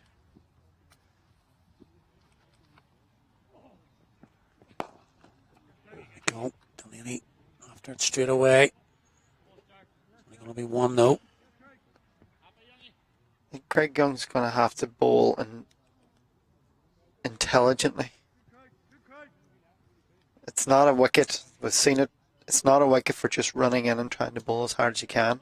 You know, it's a wicket, a ground, just to allow yourself that change, mix of length, mix of deliveries, keep the batsman guessing. Maguire goes too far to the offside, tries to play the rump. We saw Camphor playing earlier. He goes too far across, and Craig Young does exactly what you're talking about. Stump to stump, and he's knocked over the middle stump. So it looked like that conference was about Maguire just playing a little bit more freely, but on that occasion, maybe just going a little bit too far. Here's the replay. Craig Young going fullish, right on middle. And I think, as you said there, Maguire just tried to get too funky, went too far, just got too far outside the line of the ball, and in the end it was nowhere near it. Yeah, in terms of the length, it probably was there for the shot, but I think he just got too far across and then had to reach back too far to... It's not a shot you have to... It's not a shot like the previous over when he reverse swept Andy McBride. He still kept his head in line with the ball, just changed his hand's direction where he was going, but his head was still in line with the ball. You can't, in any form of batting, you just can't get your head too far away from the line of the ball because you're guessing then. And as you say, the shot was on, the field was there for it, he got the length for it, and if he just moves slightly and allows the ball to come onto the bat rather than actually trying to hit it, feels as if he'd try to go over and to actually hit it rather than... Yep. With those ones, you're tending to use the pace of the ball. Let it come on to you, let it run off the face of the bat, and use the pace of the bowler. Where he was trying to hit it, so he went too far, got too far outside the line of it. And Craig Young keeping it simple, full and straight, middle stump. Thank you. And he picks up his first wicket of the day in what's been an expensive-ish spell so far. That's what we talked about now. He can come back here, and if he does break a couple of partnerships here and pick up a couple of wickets, that could restrict the total. And again, we always talk about that going into the innings break. Important that you take a little bit of positivity into that break. Well, that wicket brings Liam McCarthy to the crease.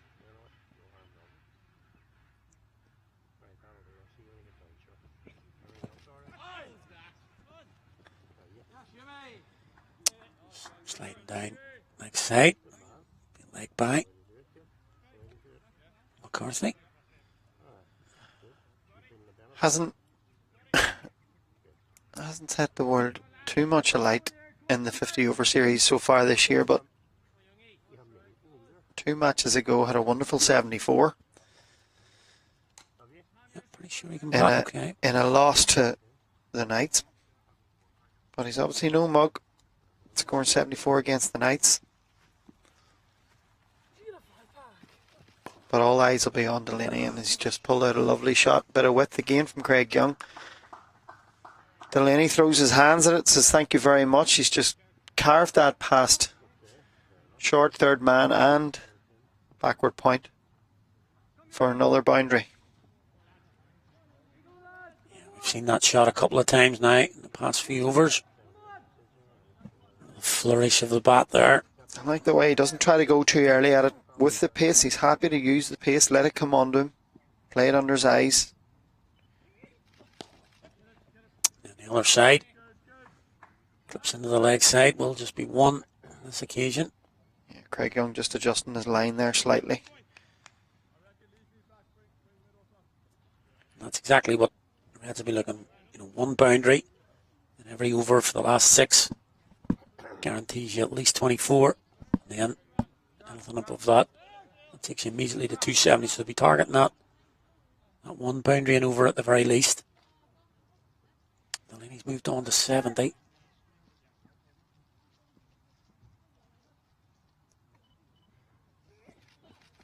That's a lovely delivery. Young. Thinking there was possibly a nick there. Became irrelevant. He didn't hold on. You'll see here. Craig Young. Finger goes up. And then as the ball hits the deck. I don't think he looked overly disappointed there, so I think that was a bowler's nick. I think so. The head might have been in the hands there a little bit because it would have been for any regulation for Doheny. Gets the wicket and it's come back over though. Yeah, he moved from 1 for 45 off his 7 overs so far.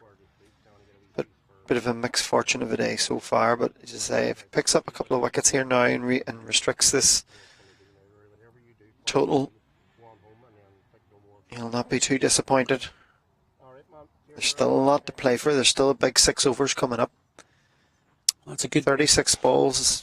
A lot can be done in 36 balls. Definitely. It's a good point. Even at a run of ball, you're still talking 280. 280. And those couple of boundaries that we mentioned. So there's no need to go too hard for Gareth Delaney. He's been timing the ball beautifully, finding the middle of the bat consistently, and him along with Curtis Camphor have really been the mainstays of this inning so far. A 71 off 67 to date. And Andy McBride will be more than delighted to get a bowl at a left-hander. Definitely. You mentioned about Craig Young there. I was just thinking that a lesson for sort of cricketers at any level, that even if it's not going your way at the start of an innings, 50 overs is a long time. You can't come back, whether you're batting or bowling.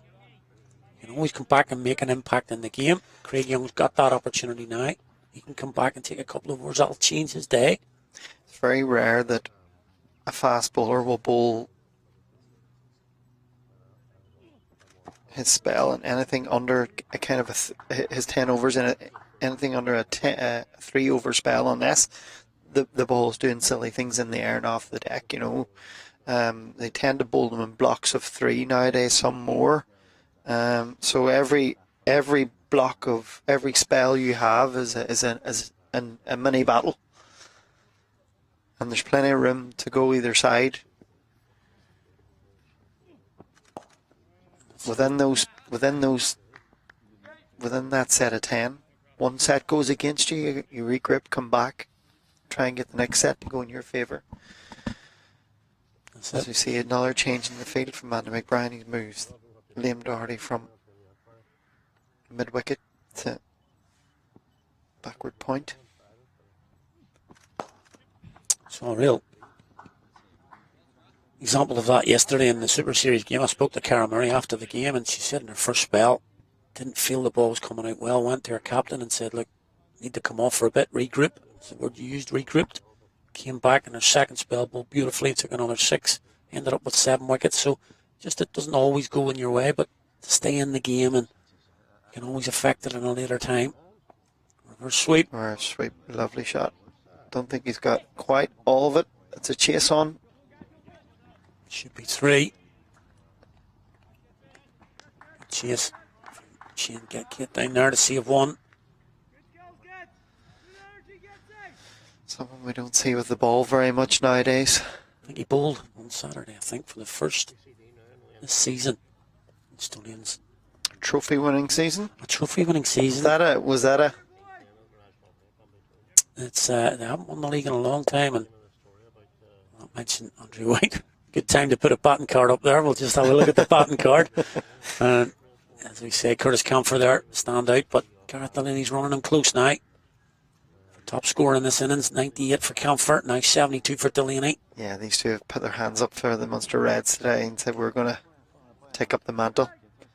Didn't work out for Murray Cummins, Ali Frost, but it's the value of having good teammates. Nice Good shot. From McCarthy. Probably they were not going to take on. Thinking about it, but no. Possible yes, no there, but no. Just going back to that, I mentioned Andrew White. I've got to finish it off. He has. Whitey, Chalky.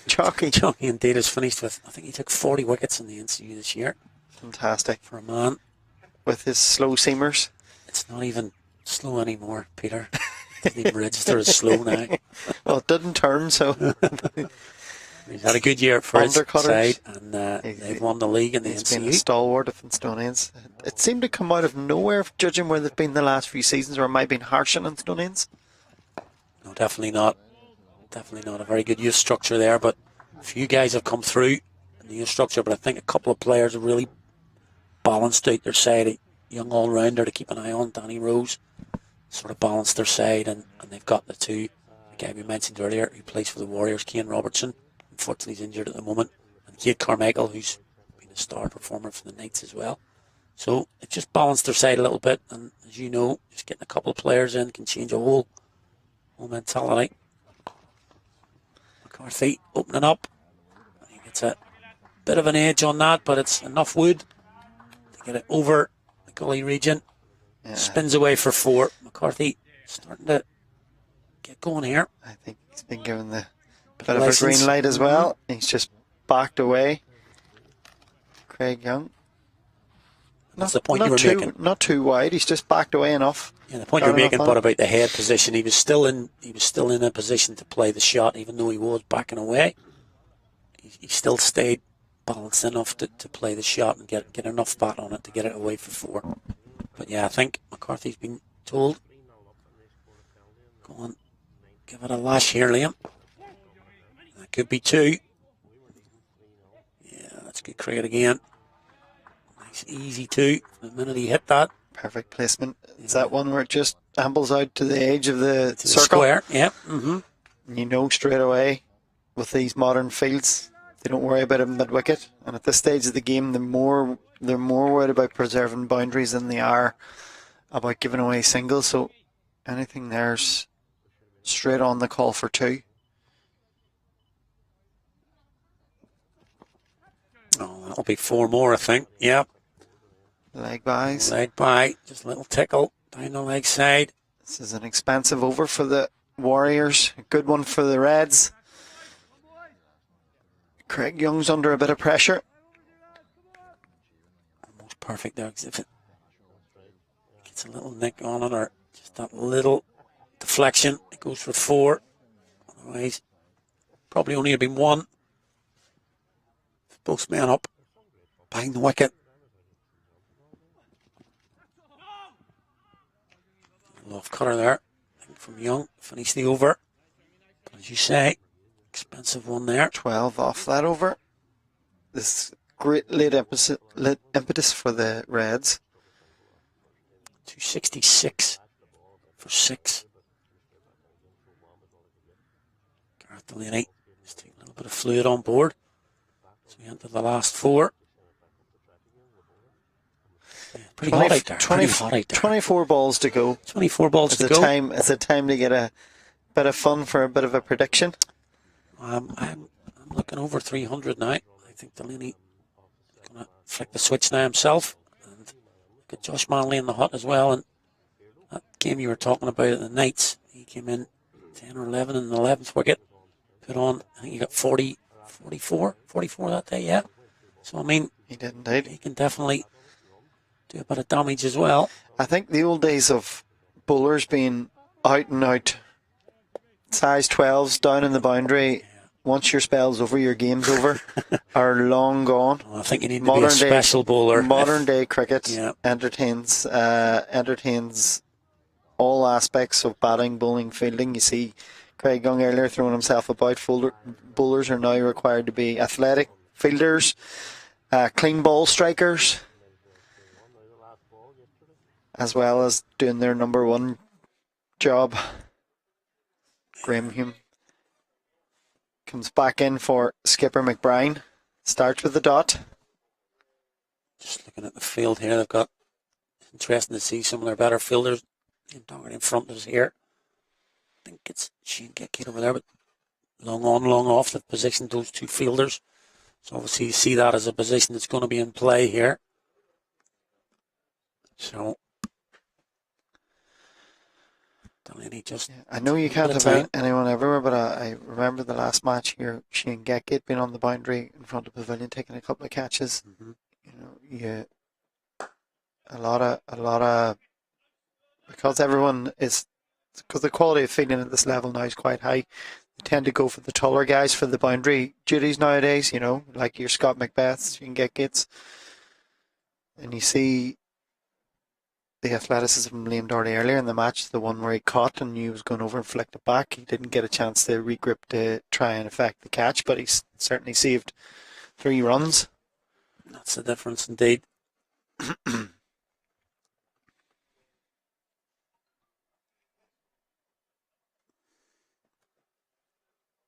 Good change of pace there from Graham Hume. Just bowled that one, rolled his fingers over it, bowled it into the wicket. Completely foxed Liam McCarthy. Nothing to work with. Yeah, it's well bowled there. It's just indicated his. Yeah, you know that McCarthy's going to go at this with everything he's got. So just taking the pace off.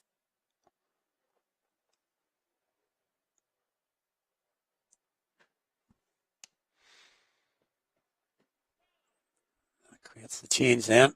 Looks to ramp that one again. On the leg side. Just a pad on it. Yeah, just a leg by. So this is a good comeback now for... Yeah, Graham Hume will be happy with this. So far. Just 2 balls to go and he's back with Delaney on strike, which I'm sure would be the Reds' preference. I can't see him holding back much longer.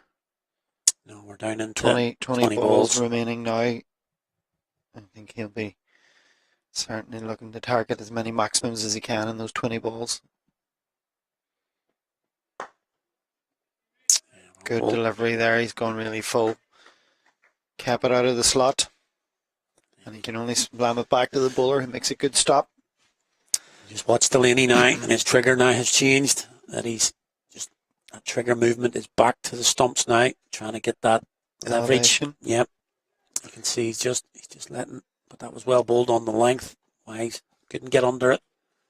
Hume fails. So just 2 off this so far. He closes it out. I try something completely different. The back of the hand there, possibly even. Gets it a little bit wrong. Yeah, he was one of the bowlers to suffer in the massacre of Milverton. 1 for 84 of his 10 in that match. As we mentioned earlier, that's going to possibly cost the Warriors if they don't win both games. Their run rate is just devastated by that game. But if they can win both games, they're still in with a chance. He's lost that. It's not going to make. It's only McBride down there now. Just the one. Top over. Top over from Graham Hume. Just a 3 from it. The only... It's a fantastic spell so far. He's 1 for 27 off his 9. In a game where everyone else is possibly averaging around 6s.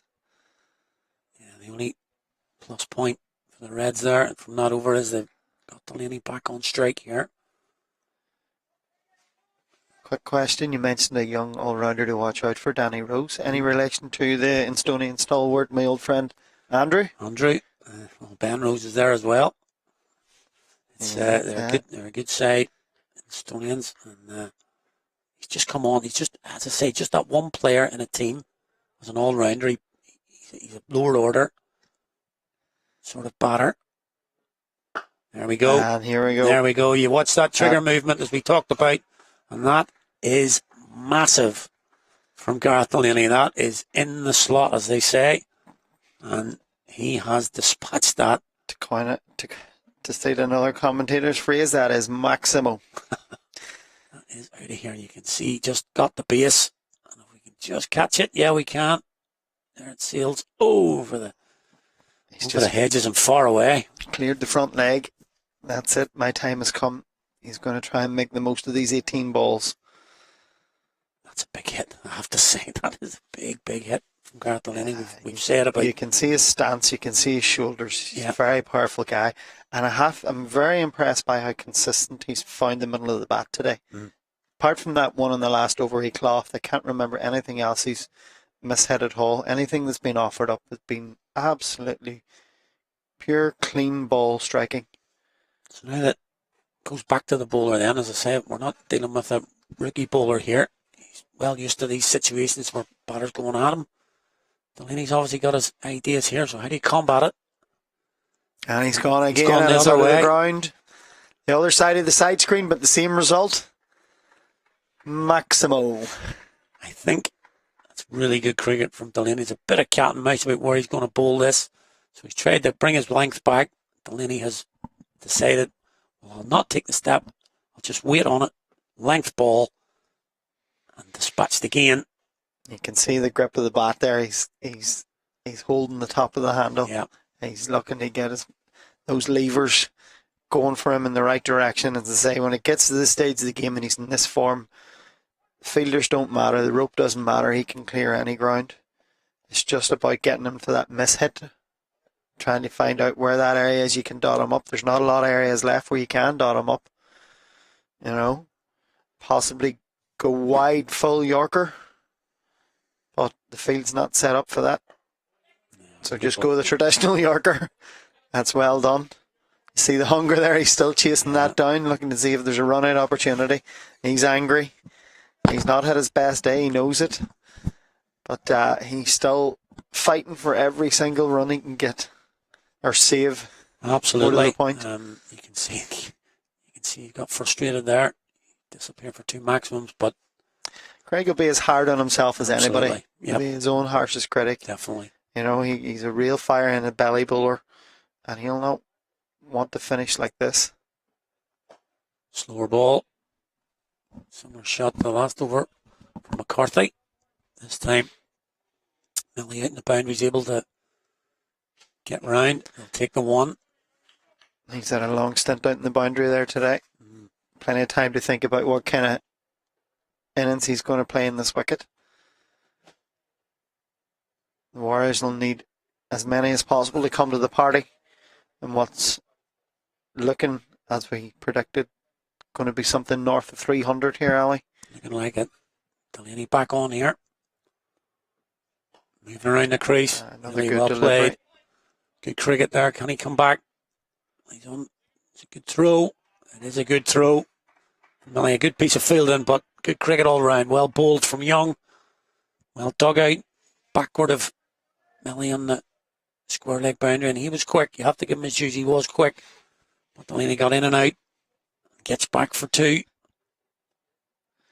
He's really put the foot in the accelerator this over. I'm wondering how long he would wait until he went. Waited the 3 overs out. And he's taken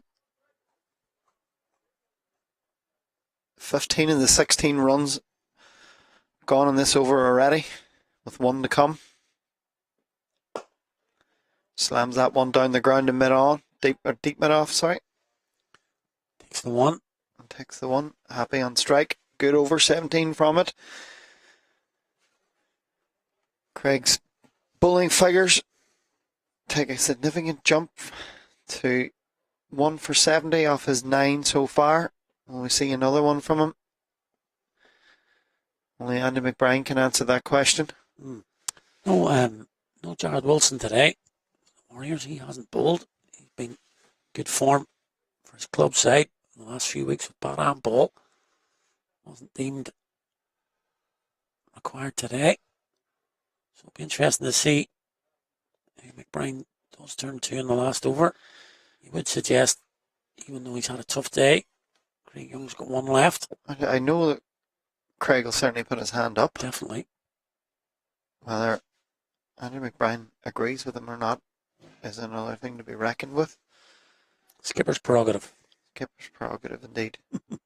But yeah, strange that Jared Wilson hasn't been called in today on a slower, on a wicket lacking a bit of pace. His skill and off-pace deliveries might have come in handy. That could be out. Oh, it's through the fielder, and that's gone for 6. I think it's young Carson McCulloch down there. That should have been taken, as we said. Yeah, that's a decent chance at this level. Low full toss from Graham Hume. Gareth Delaney. Bat turned slightly in his hand, so he didn't get as much as he wanted.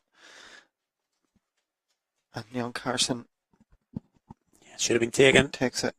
Spills a straightforward chance, I think we can say. Didn't have to really move too much. And it brings Delaney on to 97. It's going to fall short. Already well hit though. Just a little bit of pace off that. Hume. And for the second time today, we have a batter on 98. Will it be a repeat? Will he go on 3 figures? A deserved 3 figures, I think we could say. That was his only one and only chance so far. Yeah, you have to say both of them. Both Camphor and Delaney have been very, very good today. Does McCarthy keep going, or does he give it a strike over? He keeps going. It's going to work out as a single. We'll get Delaney back on strike.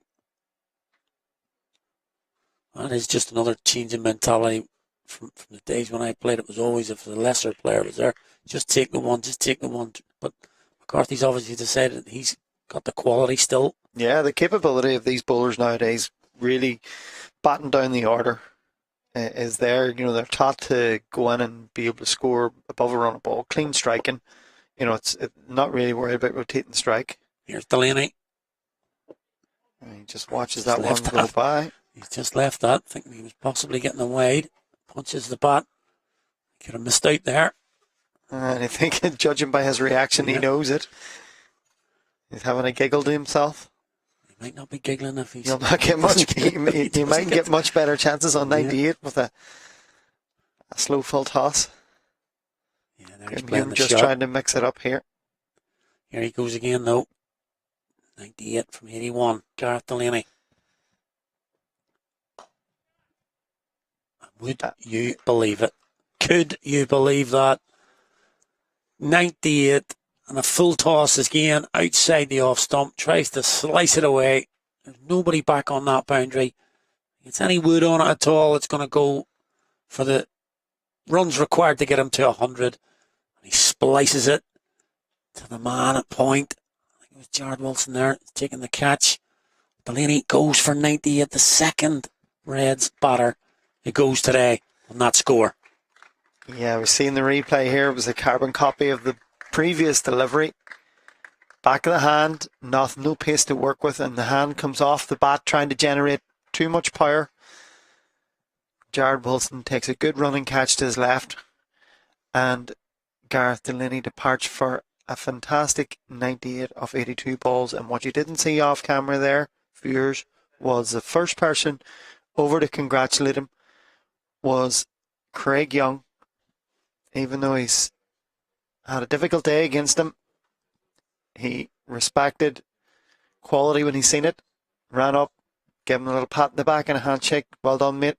Thank you very much. Yeah, really good to see. And Good sportsmanship there between the still two Ireland players. Still be in the heat of battle, but you can still respect good play from both sides. Absolutely. Really good to see there. So Mike Frost in here now. Malahide. Oh, that's going to run away. That's bonus runs for the Reds. That's going to run away for 5 wides. And at this stage of an innings, they're always crucial at any stage. But you say crucial, I say criminal. Right now, I have to be harsh on keeper and on bowler there. Oh, he's made an absolute shambles of that. Yep. And that 5 wides brings the Munster Reds to the 300 that we talked about. Fantastic effort. At various stages of the innings, they looked in trouble, but they hung in there. Got vital runs and partnerships. And he's called him through. I'm going to take the run as a bye. They moved along. We're up into slightly ahead of schedule, maybe.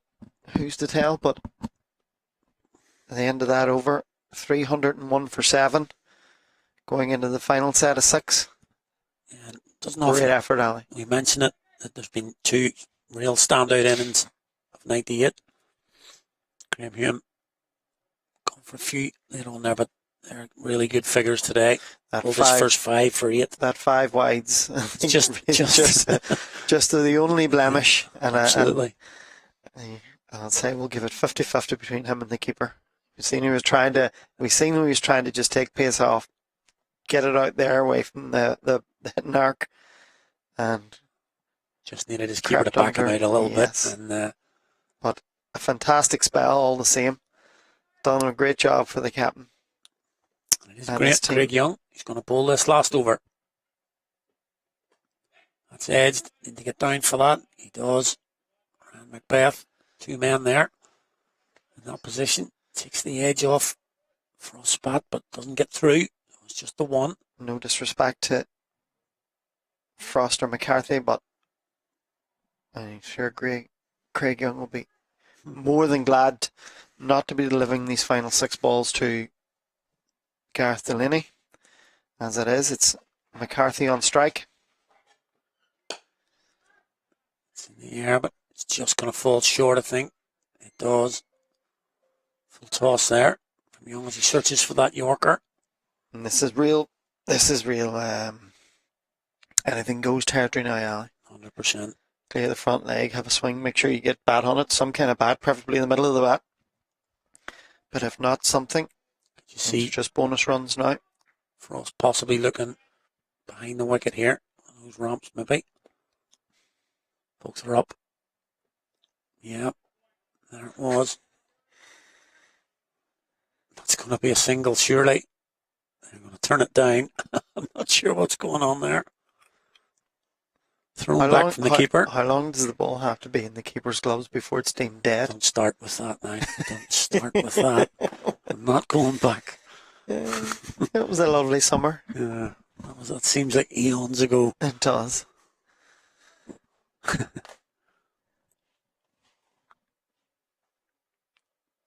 Young in again.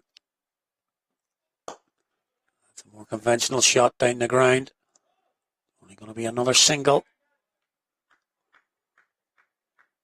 Probably take this, as we mentioned, over 300. Probably everything's a bonus now for the Reds once they've got to 300. But it could have been 310, 315 here if this over had gone a little bit pear-shaped. But getting rid of Delaney. At different stages in this innings, it looked as if it could have been 260, 270, and then one stage could have been 320. So he's done him again. Same as before. McCarthy's been tempted by those 2 fielders being up in the circle behind the wicket. But again, I think he's gone just a little bit too far across. He's had his leg stump knocked back by Craig Young. For Liam Maguire, or Liam McCarthy, yeah. Liam Maguire, yeah, that's a good amalgamation of the 2 names. For Liam McCarthy, substitute Nathan Maguire, as you say, has moved too far outside, completely too far outside the line, and was just throwing his hands at it, guessing where it was going to be. And a good delivery from Craig Young hits the base of middle stump.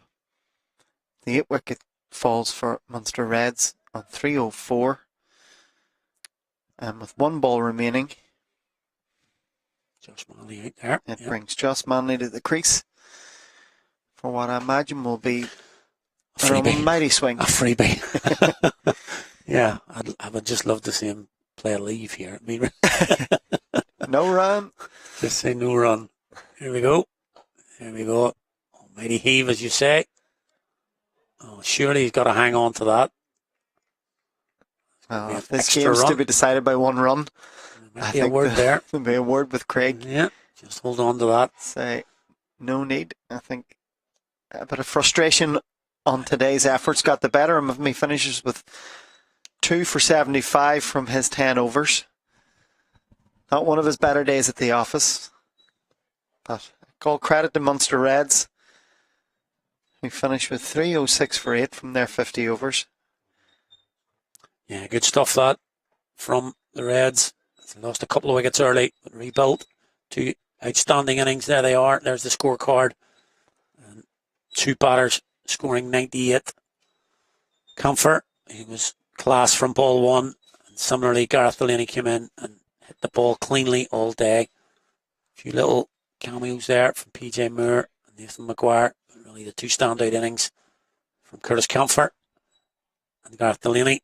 Just note at the bottom there, 20 wides in 32 overall extras. And the partnerships all about the middle order between Comfort and Delaney in different partnerships there. 90 being the highest of the innings between the two. But they sort of dovetailed very well there, and the Reds have got a very competitive score. Yeah, the Warriors bowling card. Graham Hume, the standout there. His 10 overs only going for 40 at 4, picking up 2 wickets. Ryan Macbeth set good tone with the new ball, picked up the 2 early wickets, came back at a difficult spell, but contained well. Craig Young, not a day he'll want to remember. His 2 wickets costing 75 runs from his 10 overs. Carson McCullough, baptism of fire. The young man picked up a wicket, but his 8 overs went for 64. Andrew McBride, no wickets, but a miserly 45 of his 9. And finally, Scott Macbeth, his 1 wicket, costing 33 runs in his 6 overs.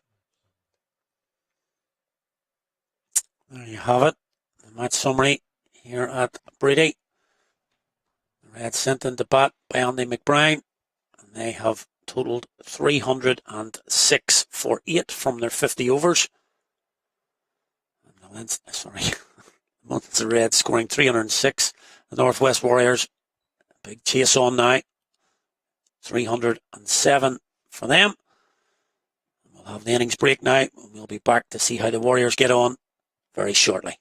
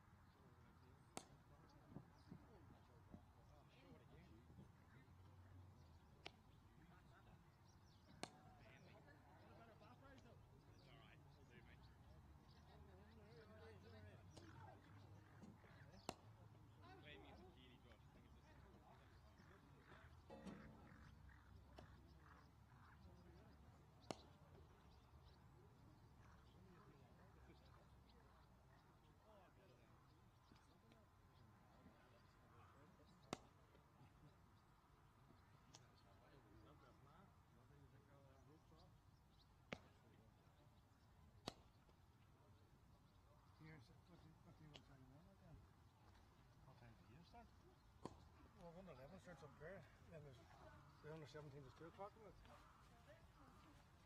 What time's on the level start?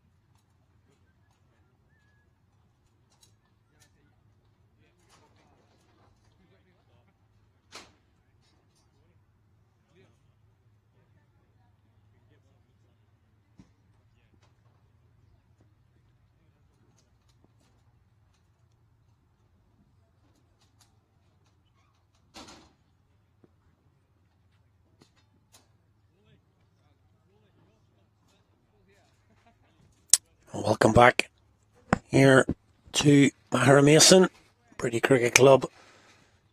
The glorious afternoon sunshine now. Beautiful scene out there. It's the green of the Northwest Warriors up against the red of the Munster Reds. We've seen pretty decent innings from the Munster Reds, having been sent in by Andy McBride. Totaling over 300. They'll have to defend now. 306 was their score. So 307 for the Warriors now. It's a must-win game for both sides. So no quarter given a rest here. So it's right there at the moment, Liam McCarthy, who's going to bowl for the Reds. Open up the Mason Road end. It's going to be Stephen Doheney. And to face, first of all, Liam Doherty at this end on strike. Good start from McCarthy. Once again, absolutely delighted to have beside me to open up here. Peter Gillespie, welcome back. Peter, fed and watered at lunch? Thank you, Ali. Indeed. And a tough challenge here in front of us for the Warriors. They'll have to achieve their highest score of the season if they're going to take the points from this match today. And it's not going to be easy with a quartet that we talked about earlier. Liam McCarthy, Josh Manley, Curtis Camphor. Definitely. Tyrone Kane. And the spin of Frost and Delaney. It's a formidable bowling attack. They'll have to bowl well nonetheless, but Warriors certainly have a chase on their hands. We'll be excited to see what happens in the next, hopefully 50 overs or so. Definitely. And I watched a quick run through, called through from Donny, gets Doherty off the mark.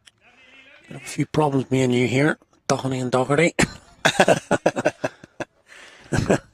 You keep me right, I'll keep you right.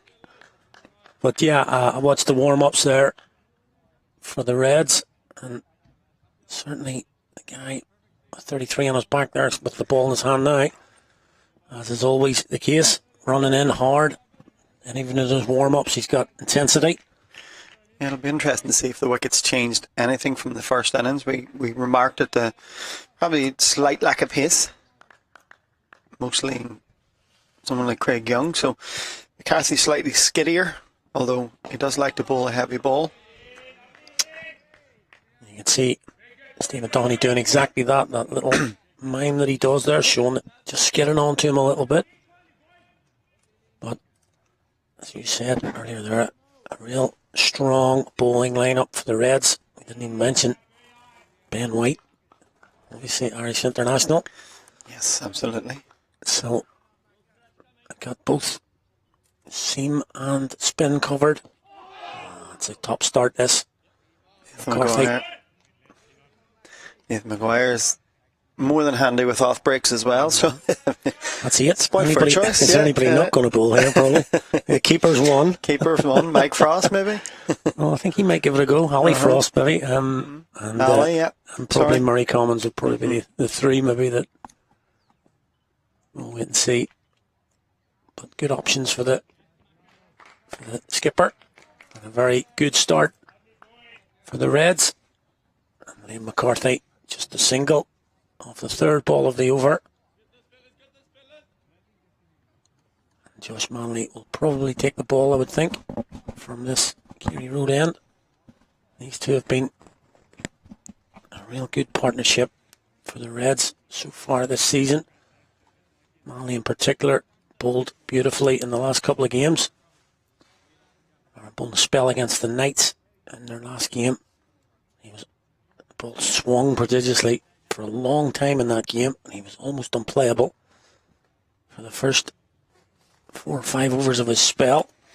Well, he's only contributed with the ball in 2 games this year, and so far he's taken 7 wickets. 3 for and a 4 for. As you say, that spell. Extracted a lot in the air. Asked a lot of questions, got rewards. The conditions a little bit different today. It was very overcast. Absolutely. In Pembroke at that stage, and obviously with the sun shining here. Probably not going to get the same amount, but got to use different skills then. Here he comes, Josh Manley. It's a good start. On the money. A little bit of shape away. Hey, it'll be interesting to see how the Warriors approach this, whether they've learned from the Reds playbook. They found at various stages, they found boundaries easy to come by without having to do too much work. They picked them up here and there, rotated strike well in between, and played low-risk cricket for long periods of time. There was a couple of freebies, a couple of wickets we felt were given to the Warriors, but on the whole, the big partnerships were the ones where it was on the pull. There. Doherty. Didn't get all of it early in his innings, just getting the pace of the pitch. He got away with a couple of runs there. Yeah, the partnerships in the first innings we're talking about there were the ones that were the big ones, were the low risk ones. They were the ones where they just picked up their boundaries here and there. 1 and over, 2 and over, got their singles, kept things going without ever having to get out of third, fourth gear maybe. So it'll be interesting to see if the Warriors have learned anything from that. Another attempted pull from Doherty, and again he didn't quite get a hold of that. Cloth it slightly straight to mid-on. Certainly Doherty's come in with attacking intent. Seems so. We've seen from the first innings that those pull shots were quite comfortable on this surface today. Well, Curtis Camphor made them certainly look quite comfortable. Yeah. he made most things look comfortable, to be fair. Played beautifully, if you weren't with us earlier. 2 wickets early for the Reds. Camphor came in and really from ball 1, the ball found the middle of the bat. Good intensity from him, but he took up the mantle and then passed it on to Gareth Delaney. Oh, swing. There is an absolute Jaffa, as they say. That is almost unplayable. And Josh Manley with his head in his hands, that's... Just see this again. This is aiming in to the stumps and swings away late. Almost unplayable. Yeah, it gets quite tight to the stumps. Ball's a beautiful line. Just in that corridor of uncertainty, as they say. And they're the ones that you say they're too good to nick. Too good to Doesn't nick hit the stump, top of the stumps. There's nothing else happening. On the pull again. Gets more of it this time. And after being beaten all ends up, the ball before. That's a little bit short for Manley. Doherty all over that one. Gets more of the bat on that. Away for 4. Yeah, third time lucky here for Doherty. As you say, searching for the pace of this pitch. Maybe slightly wasn't as short as the other two. A bit more width than offer. But certainly found the middle of the bat. And that's a good start. He moves on to a run of ball 7.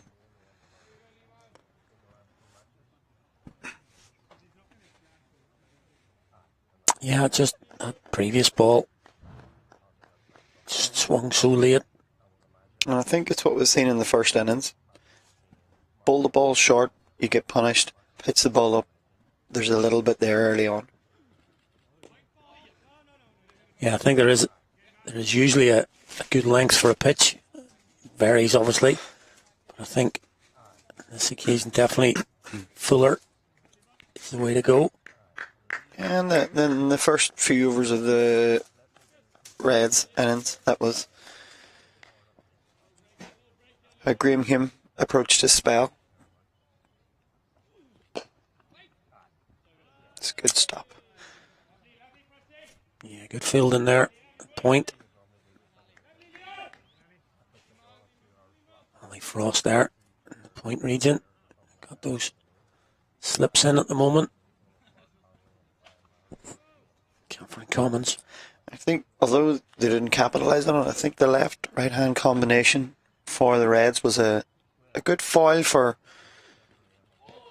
the type of movement that was on offer for the Warriors bowlers. And I think we remarked out of the first 15 balls or something, I think Murray Cummins had faced something like 13 or 14 of them. So, you know, they were negating that movement that Graham Hume was getting. So he was just forced to bowl length, not over pitch anything. And it wasn't really until Curtis Camper came in that he challenged that length off the front foot.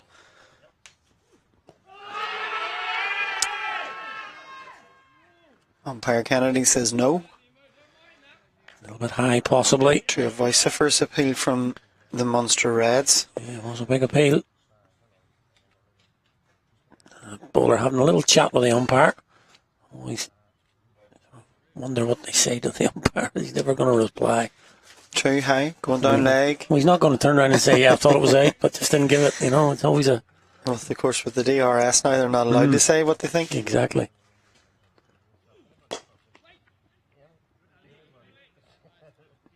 Of course, he's just nipping it back off the seam there. Those previous two deliveries, the third ball of the over. Just nipped back, went down the leg side for a wide, and then the LBW appeal was something similar. Looked a little bit on the high side for me. Just nipping it back into Doherty at the moment.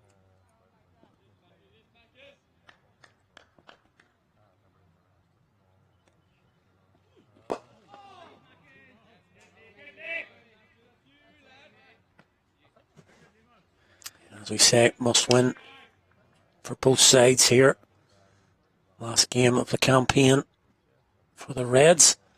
The Warriors have 2 games left, so their destiny is in their own hands. If they win their 2 games, they're still in with a shout.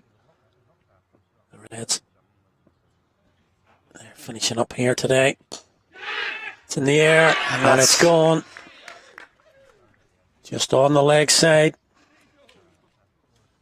Flicked into the leg side, and the man at square leg dives forward, and Nathan Maguire in that position dives forward and takes a good catch. Doherty has gone early doors without troubling the scorers. Yeah, Carthy's broke through. A real lack of conviction here in this shot. All that length again back, and he's just tried to tuck it round the corner. It didn't get very high off the ground, and an excellent catch there by Nathan Maguire. Moving forward, which is not the easiest thing to do. When you're in that close, you don't have a lot of time to react. And going forward is one of the hardest things to do. Pouched a really good catch, and that's just the start that the Munster Reds would have wanted. 9 for 1. Yeah, a really good point there about the catch diving forward. Not much time to think about it. Just a reaction there. Going forward and did well to cushion it as it came through. And you could hear the cries of catch it as soon as Donny hit it. Nathan Maguire did just that. I do agree with you there. A little bit of a sort of early innings shot there from Donny. Didn't really go through with it. Yeah, so it was just caught. looped it. Oh, and a big appeal straight away against McBride. It's good stuff from Mick McCarthy. Every ball's an event here at the moment. Let's have a look at that one. Just first up to McBride. Possibly pitching outside the leg stump for a start before we try and judge height or anything else. But a challenging over. Yeah. By those couple of wides. Fantastic. Setting the standard for his team. Asking questions. And he's got them off to the start they wanted. That's exactly what they'd have been talking about. Not innings break. Get a couple early. Try and get Andy McBride in early. Face this ball when it's still shaping about. See if Manley can back it up from this Kerry Road end. Got a ball, Liam Doherty.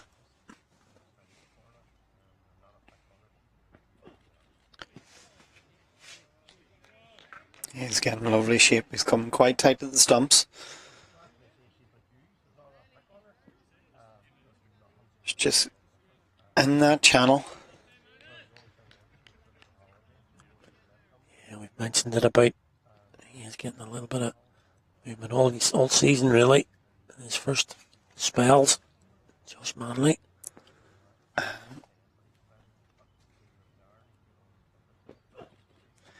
That's a bit too much. This is a excuse me. And this is a surprising field change for me after that boundary in the last over of Manley's by Doherty. They've gone immediately to deep square, taking out the second slip. And we've seen with that wonder ball that he bowled what's there when, you know, they go after the fuller length. I'd rather them go after the fuller length on a swinging ball and risk getting driven for 4 rather than give the soft option of putting someone out to protect the boundary on the leg side, which could argue for a bad ball, really. The ball's moving a lot in the air and you've got 4 fielders on the leg side. You know, based possibly off one shot that Doherty played in the previous over to Manley. So someone has a rhyme or reason that seems a bit unnecessary to me.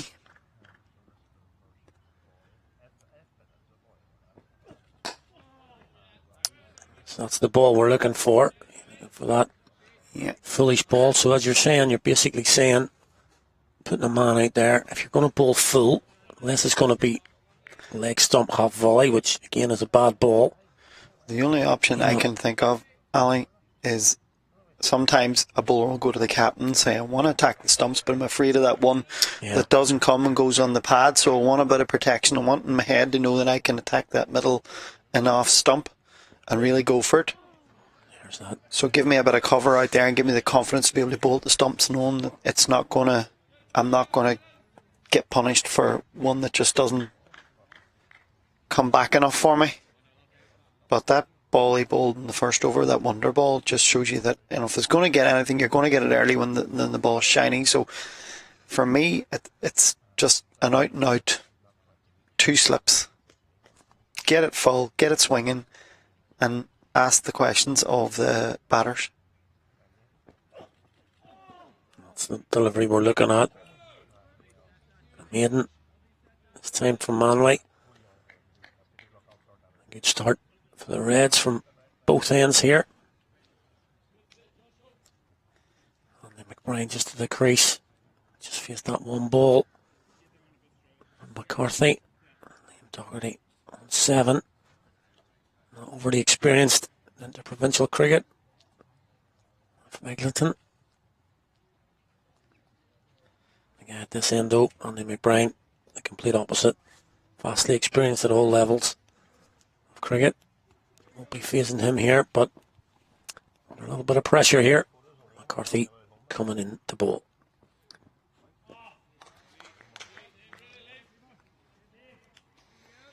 Yeah, that seed movement he gets just gonna slide it across. He's already got the natural angle going across Andy McBride. Then he's got that ability to just take one further away off the seam.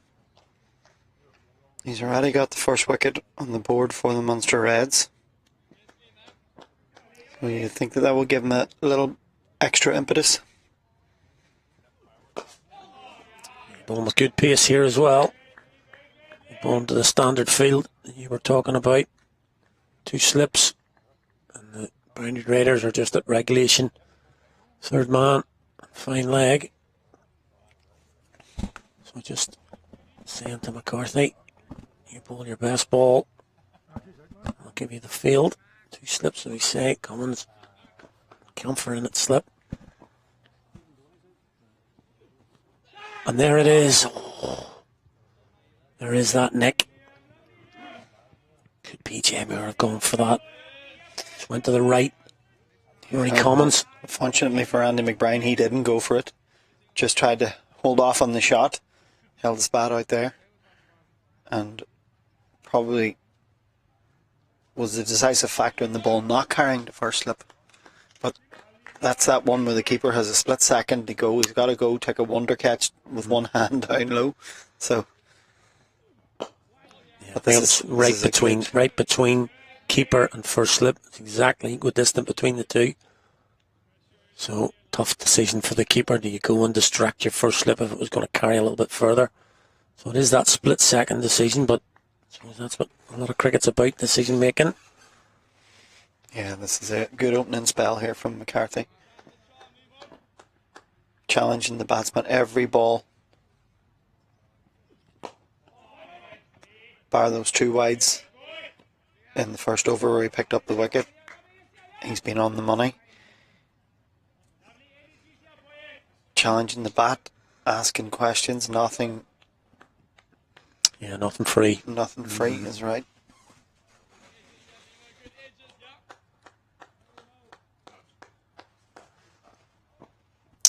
Dot balls in a row now.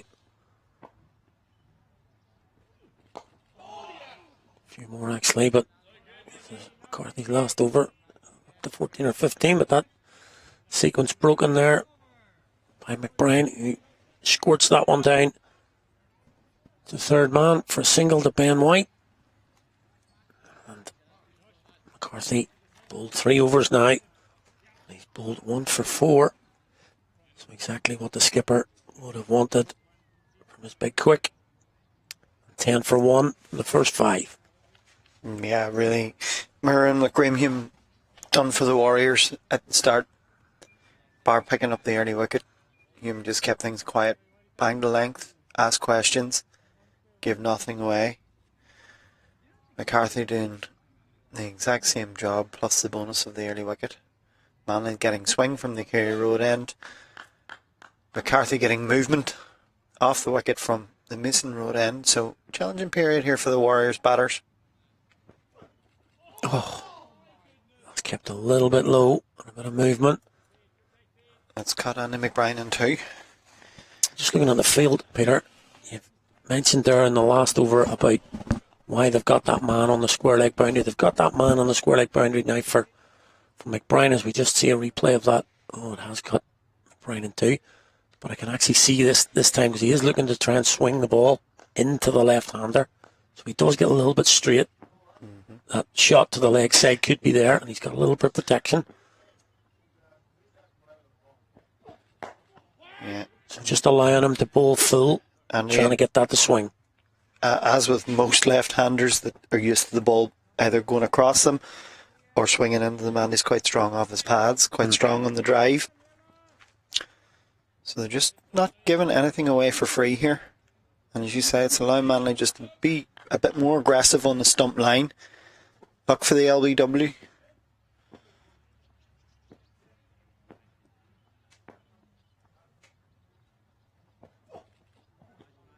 That one got away from him.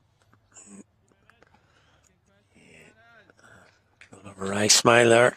Knows that one's just gone too far across. But yeah, a good contrast between these two, McCarthy and Manley.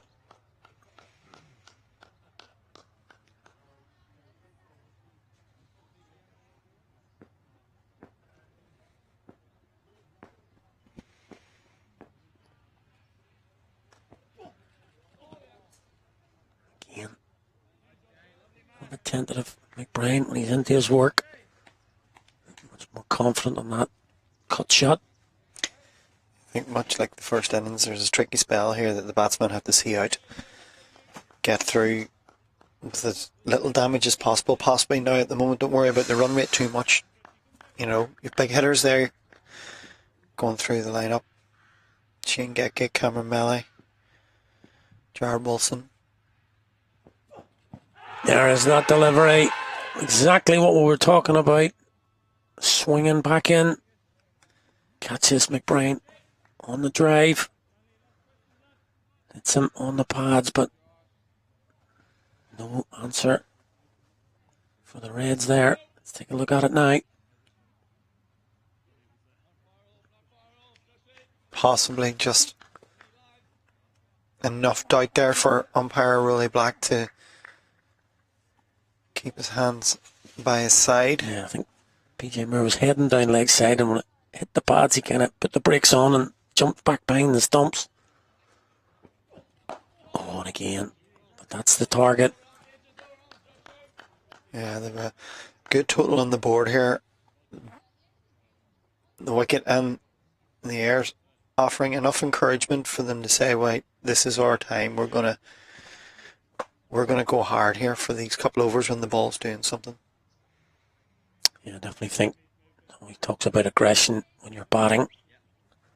There's also a time to be aggressive when you're bowling. Look for wickets.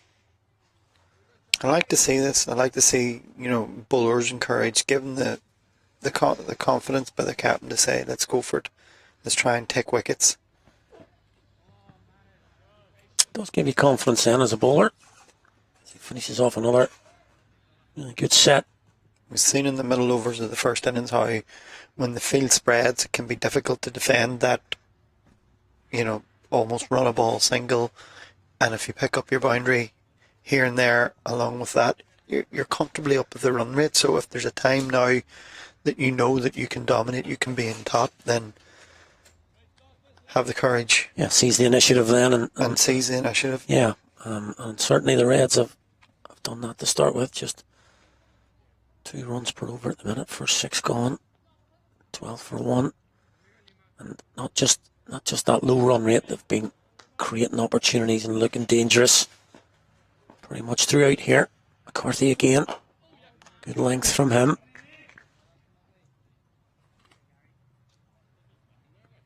Gary Wilson getting told off down there by his Yeah. Andy McBride. Yeah. Get A yourself bright green into the sync t-shirt and screen. a bright green t-shirt and a black side screen. Yeah. Sticks out like a sore thumb. You're all long enough in the game now, Gary,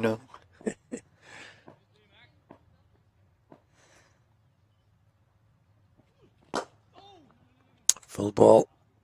Dug out by McBride. Just be 1-0. Again, challenging. Looking for wickets. Doherty's been off strike for a few balls. Yeah, took quite a lot of the strike early. And his partnership, short-lived as it was, Stephen Downey.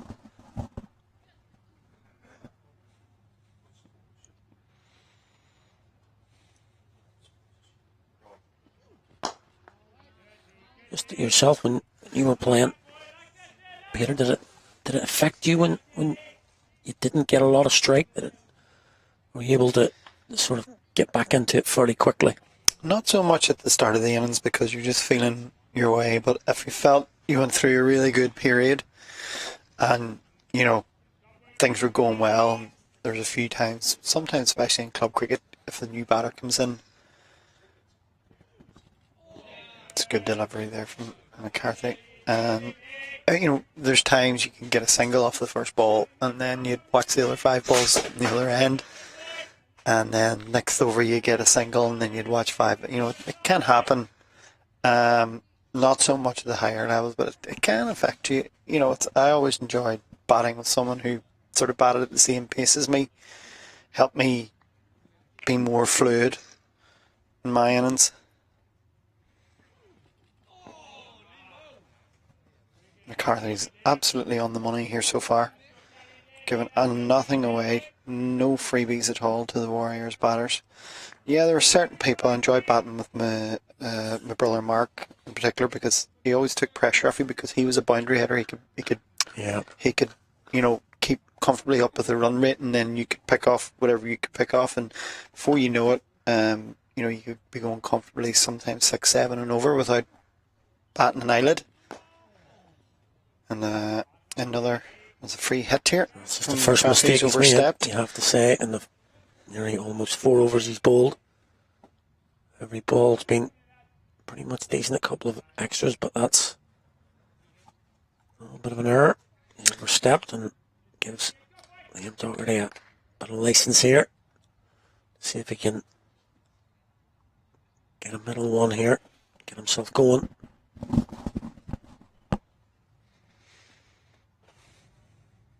Free hit. Wow. See that too often. A leave. Off a free hit. A leave. I've done it once in my career.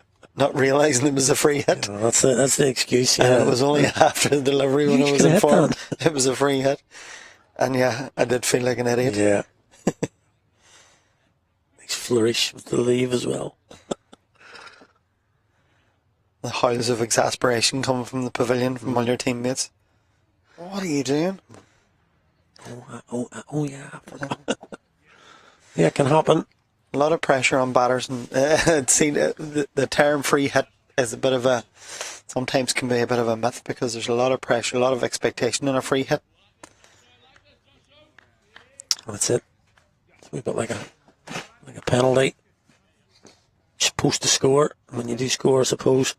And you're just done your job. Just done your job. Back to Manley against McBride here. Seen in the last over. Looking to target the pads. All methods of dismissal here. Got that slip in place. Bold. LBW targeting the pads as well. Got his ring field and a little bit of protection on the leg side.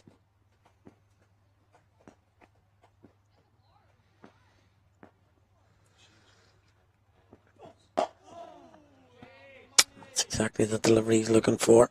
Yeah, just trying to catch Andy McBride a bit off balance, falling over himself, trying to play that to the leg. And he seems to have gone markedly fuller in his last couple of overs. Perhaps sensing the opportunity that the ball is doing something here and now, so let's try and make the opportunity of it.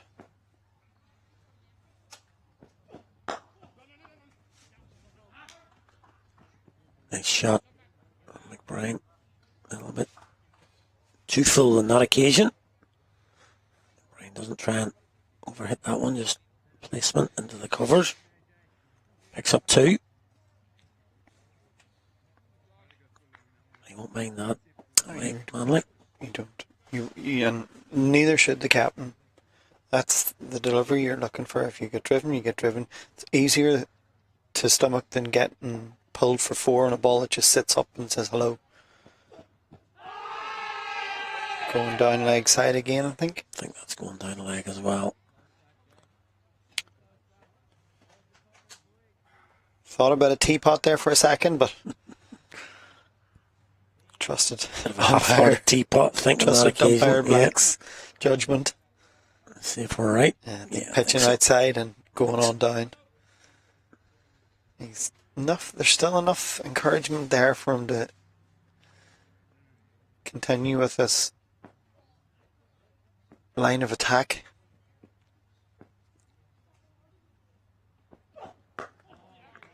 It's well pulled. Yep, a real testing time here. These two. As we mentioned in the first inning, he's got to get through it. Yeah, almost as I say, you're just not worrying about run rates, just getting to your first marker at 10 and saying, okay, as long as we don't have too many against us in the wickets column, we have a chance to bring it down to a 40 over game, even if it means that you're chasing, if your run rate's pushing up to sevens.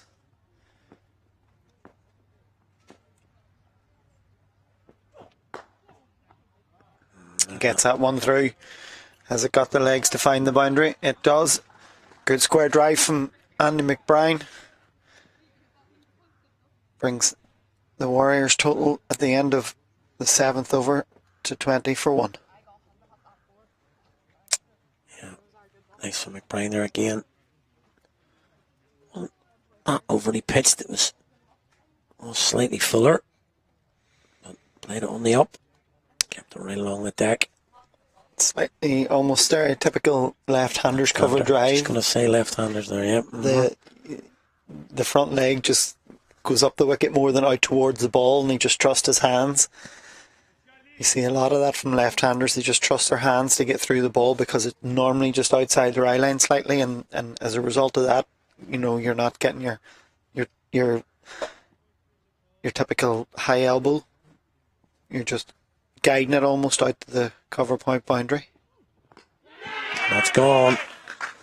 Real good ball from McCarthy.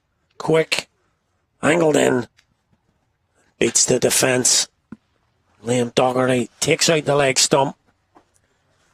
And that good start from the Reds, and McCarthy in particular.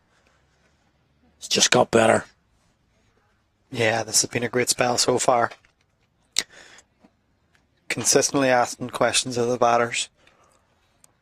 And this time, he goes full, targets that leg stump, and Doherty has no answer.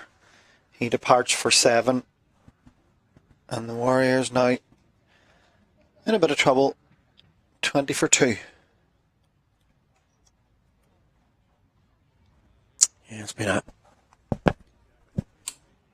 masterclass session so far from Liam McCarthy as an opening bowler. Hasn't tried to do too much, but he's bowled with a good bit of pace and really threatened pretty much with every delivery here.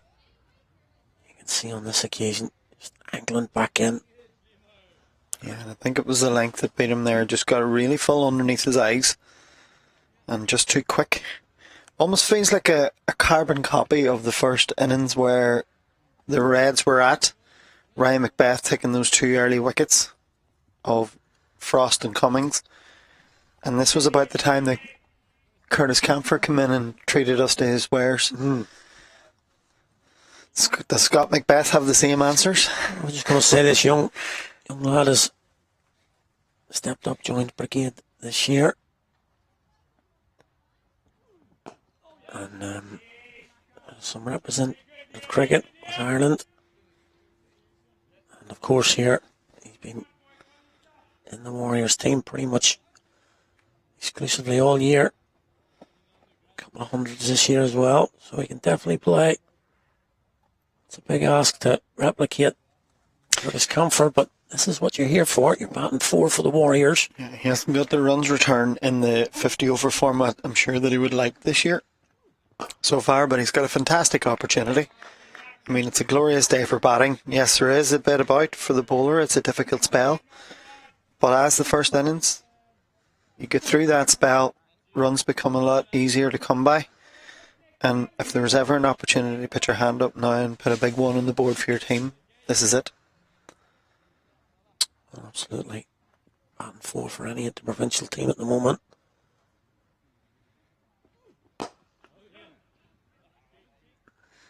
Got to stand up, be counted.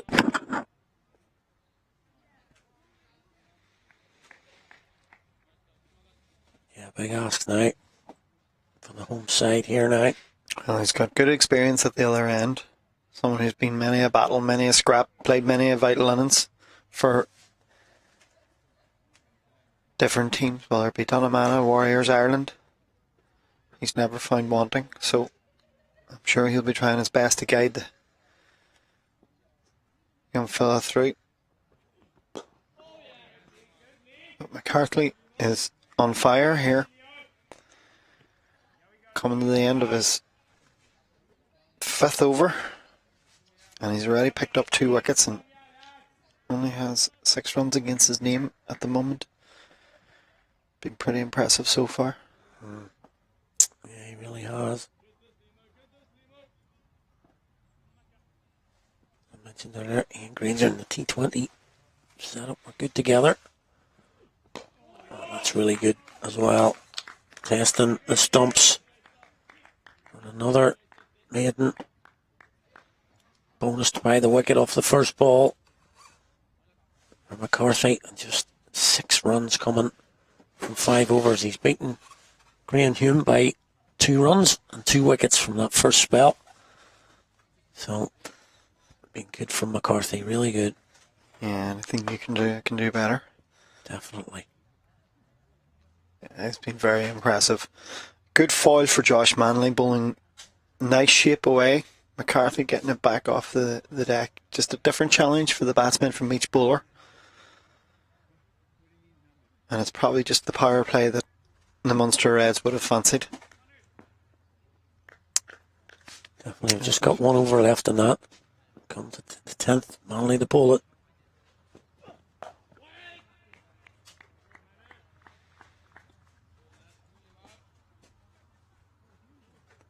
And as you said, not going to get much easier.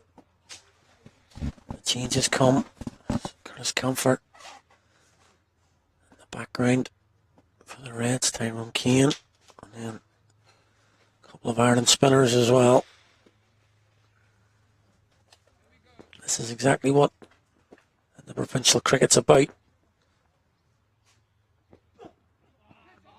He's lost that one. Josh Manley just possibly striving for that magic ball. He's going to go for 5 wides. Yeah, he's disappointed with himself there. It's always the risk when you're bowling that attacking line. You're trying to get it up, as you mentioned, the magic ball.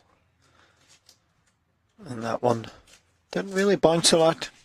There have been a few areas we've seen today in the pitch where it's just died, and fortunately it didn't give the wicketkeeper PJ Moore much opportunity to get across. The Warriors will take anything on offer at the moment just to get through this tricky spell. Most definitely.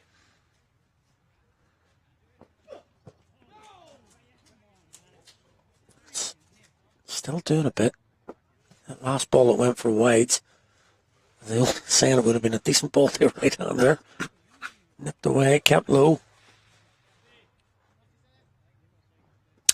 Well, we've seen the Warriors make their first change at the end of the power play. But something tells me that PJ Moore's going to have a struggle on his hands to get the ball. Definitely in McCarthy's hand, for sure. Off McCarthy. Yeah, I could possibly see maybe Tyrone Kane coming on at this end.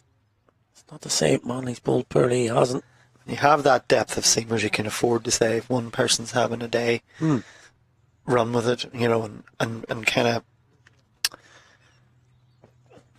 of adapt on the fly to your plans. You might have went in with a plan to say we'll go 5 each, but if somebody gets off to a flyer, let them run with it, because he's certainly. Yeah, you mentioned that earlier when we were talking about Craig Young and his different spells, 3-4 overs usually for a fast bowler, but you have to have that adaptability that if somebody's having a day, and McCarthy's certainly doing it at the moment, you're adaptable to that plan and you can rectify that as the innings goes along. Absolutely. That's a good delivery. I don't think there's any fast bowler worth their salt would be thinking now, you know, no, I've bowled me 5 now, that's my job done. See you later. When the wicket's consistently off and you see movement back in and you're challenging the batter every ball, it's a beautiful line. There's no way that you're going to take the ball off him. That's a good nod from Manley. And it's not to say that Josh Manley's not doing a great job as well. He's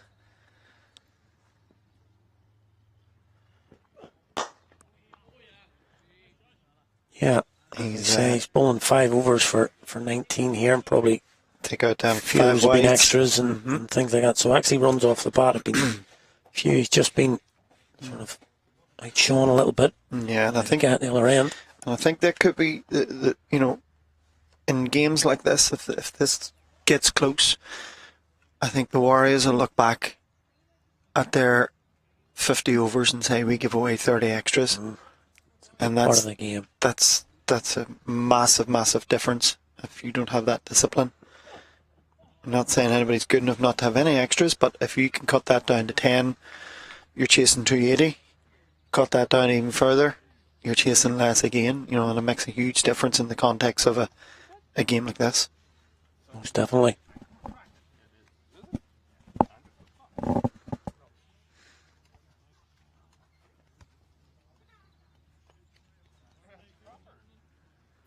Just as we reach the end of the power play, 10 overs, and definitely a 10 over set that's been won by the Munster Reds, 26 for the loss of those 2 wickets. Doherty and Doheny gone to the hands of McCarthy, as we just talked about with Peter Gillespie. Then McCarthy is going to continue. Peter has taken his leave for a few overs here. Once again, delighted to be joined by Lawrence Moore. Warriors under the pump here, Lawrence. Very much so, yeah. That's a nice shot on the up from McBride. Going to be at least 2. He's going to come back for the third. Yep, certainly is. That's really the most confident shot we've seen of McCarthy so far.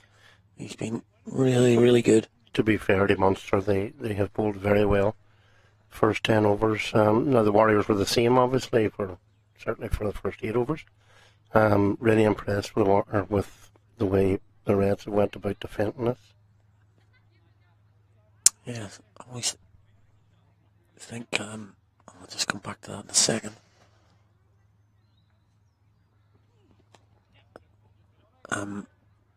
Bowling seam up at the start, a wee bit like golf. Whenever you had a lovely shot into the green, you think, why can't I do that all the time? It's like watching 2 bowlers here coming in, and you kind of think to yourself, well, why can't the bowlers do that all the time? But it's just not. It's just not a thing. I mean, it's very rare that somebody hits their straps just as well as McCarthy has here. Yeah. Ball after ball. But big responsibility on the skipper here now at the minute, on Andy. And just on the subject of Andy, got a wee prompt there during the tea break that James and Junior will be 60 next week. Oh boy. So a shout out to the 2. Tell a quick story about that. Yeah. The 2 boys have been absolutely colossal for Northwest cricket. 100%. Over the last 40 years, I would say. And I mean, you can imagine what those 2 boys would be worth now if they were not going to, playing or competitively playing. So a big shout out to the 2 of them. Happy birthday, James and Junior. We played. I'll probably come back to it at the end of the over. Carrickfergus played Donamana in an old Ulster Cup match at the home. Oh, that's a beauty. An absolute beauty from McCarthy. And this just gets better and better from him. Targeting the stumps. And he's knocked back the leg stump again. This time, the top of that stump is too good for Macbeth there. And really, he's putting on a masterclass here, Liam McCarthy. Absolutely. That was all ends up there, I'm afraid. As we said, just seems to be looking too easy for him, Yeah. It's a lot of effort has to go in here. Yeah. But it's just looking really simple for Liam McCarthy. Run in, bowl quick. You'll take wickets. Here it is. Just nipping back through the gate. Trademark. Celebration. Liam McCarthy. That's going to bring number 50 in his back. Big man for the Warriors, Shane Gatgate. And he and McBride have a serious job to do now for the Northwest Warriors. Very much so. 306 is a long way off at the minute. You were saying about the Donamana game?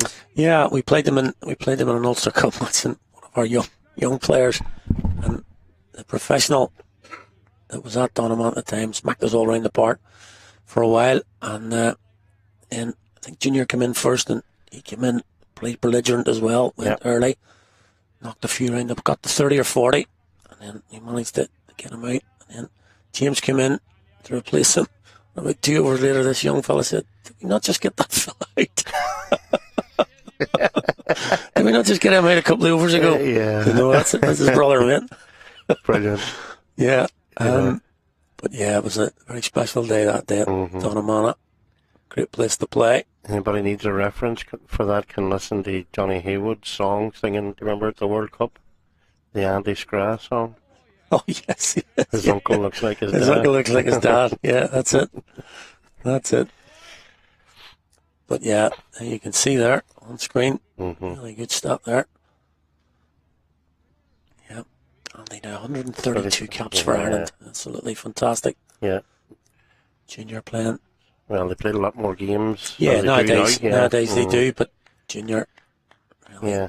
Oh, what a cricketer, Junior. Serious cricketer. And he's unfortunately probably now most famous for that viral clip now, that catch. You know what I mean? If you haven't seen it, I don't know where you've been, but it's one of the most played worldwide on YouTube, etc. That catch he took Haven't seen it. Drops a catch.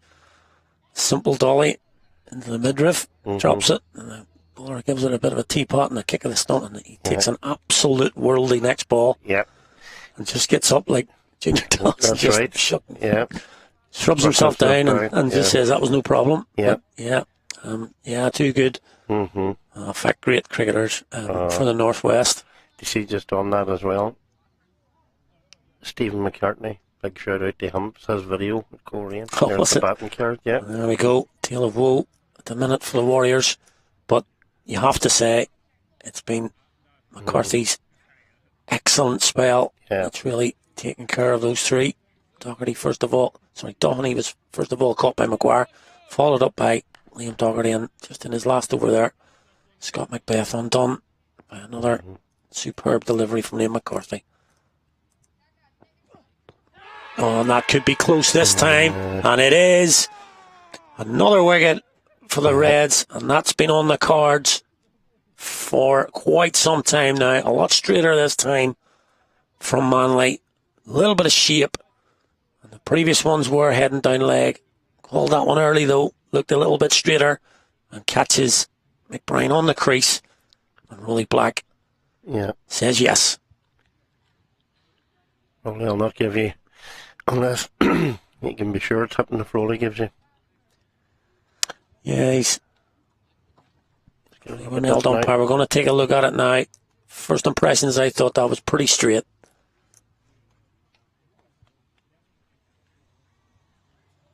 Think so. Yeah. Think so. Possibly just taking the leg stump. Yeah. But really well bowled from Manley. He gets probably the wicket he's deserved, as I say. Probably a lot of the light been taken away from him because of the fantastic spell. It's going to be Cameron Melly now.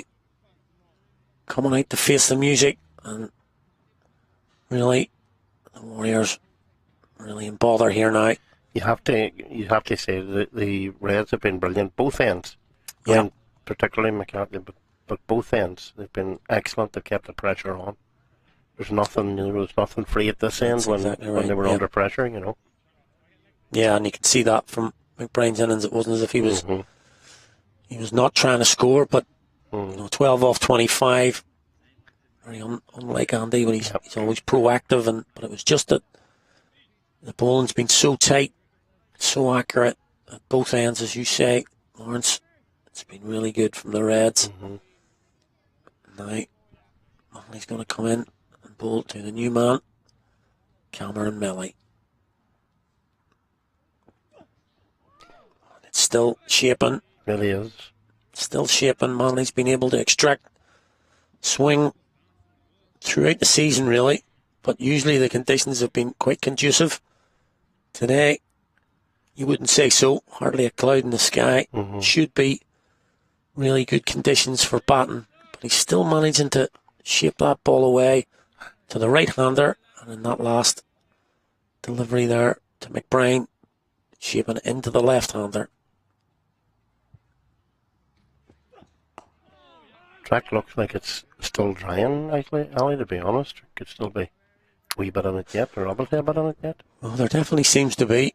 As I say, we've had 4 or 5 hours of unbroken sunshine now, and you would have thought any moisture would have gone. Certainly the dew went within 30 minutes this morning, but the amount of weather that we've had over the past few weeks and months may still be lit in there, but certainly Manley's extracting what he can. There's another one. Right on the money. It's just so accurate. There's nothing there. There are no freebies at all. It must be nice to stand in that slip cordon and be keeper to watch this, not having to do much. Just watch your... It's very effortless at the minute now, I have to say. Yep.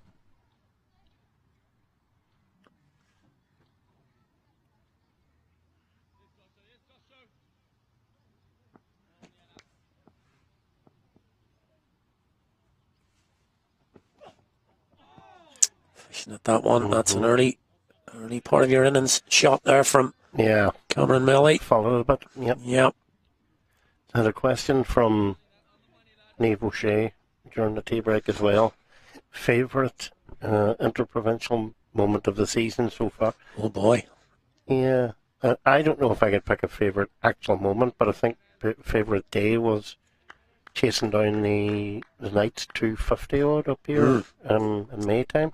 Yeah, I remember that game well. It was the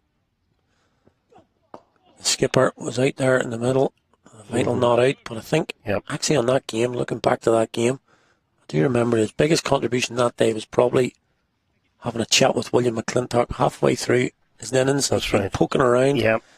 Definitely not William, and he just said to William, put it out of the park. Play your game. Yep. Play your game. Now, if we look at the bowling card, make some reading for both of them. And as I say, Josh Malley will come away 6 overs, 2 maidens, 1 for 19 at the start of an innings and think, I've done my job. He's been sort of pushed to the sidelines by McCarthy. What a spell that is. 3 overs for 10 and has looked threatening almost with every one of those deliveries. Yep. He's going to come off having done more than his job for his skipper. And PJ Moore is going to turn to spin. Just going to get the field in position. But yeah, and I mean, you're talking about moments of the season. Yeah. I wouldn't be far off watching that spell from McCarthy in the last hour. I mean, that's been... That might be yours. Well, yeah, in terms of just the quality of cricket. Yeah, absolutely. But yeah, there've been. I mean, we're coming down to the last week of the Rario Interpro, but I mean, it sounds like a Northwest bashing session here, but the Lightnings, Tucker and Dockrell, when they went absolutely ballistic in that innings, and then even Harbinson came in later. I think he and Fionn put on 80 off 30 balls or something. Yeah. It was just absolute carnage at that stage. It was. And you do, we talked about this earlier, you do like seeing best v best, but Peter and I were talking about that game earlier. I mean, the Warriors, talk about being out of luck. You found Leinster Lightning the day when they had 10 internationals playing. Yeah. I mean, their next out and then they were hammered by the Reds. That's right. You know what I mean? So it was kind of the first and maybe only opportunity they've had, Lightning, this year when they had everybody available. They were excellent. Yeah, Tucker's got the highest score in the Centre Pro Series. I haven't really mentioned it, but Mike Frost is on here. Yeah. Ball left arm spin. And Mike Frost was somebody at the start of last year. There was a lot of talk. Possibly stepping up as the main left arm spinner. But let me drop down the pecking order a little bit as others have come along. Cian Robertson, Manny Humphreys. I think, you and I discussed this the last time we were up here as well. There were 4 or 5 left arm spinners in contention. And that was after Kennedy left for Australia.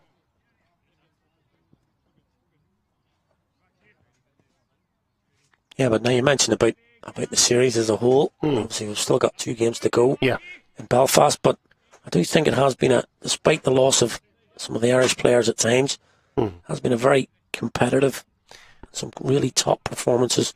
And it's not just with the bat. You know, we've seen some really good performances with the ball. We mentioned Cian Robertson earlier. Yeah, he had performed in both the T20 and early season 50 overs as well. They just give you something different, don't they, left-arm spinners? Just unusually with right-hand batter taking the ball away. A lot of talk about that.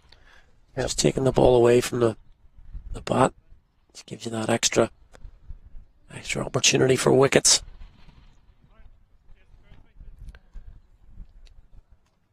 We're definitely off the pace as well here in terms of our run rate. That's 13 gone now.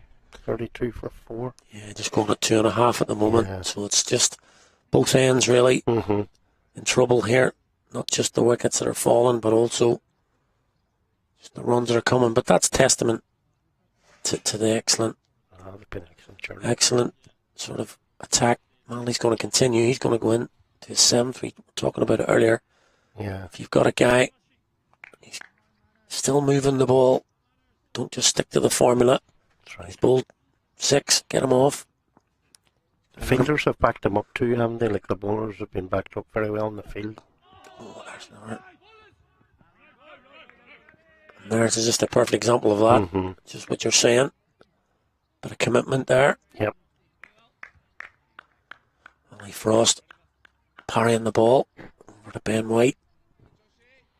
But again, there you can see Shane Kent getting a little bit squared on. He's trying to drive that. Gets the outside edge. Thought there was a single, but good work from the Reds in the ring.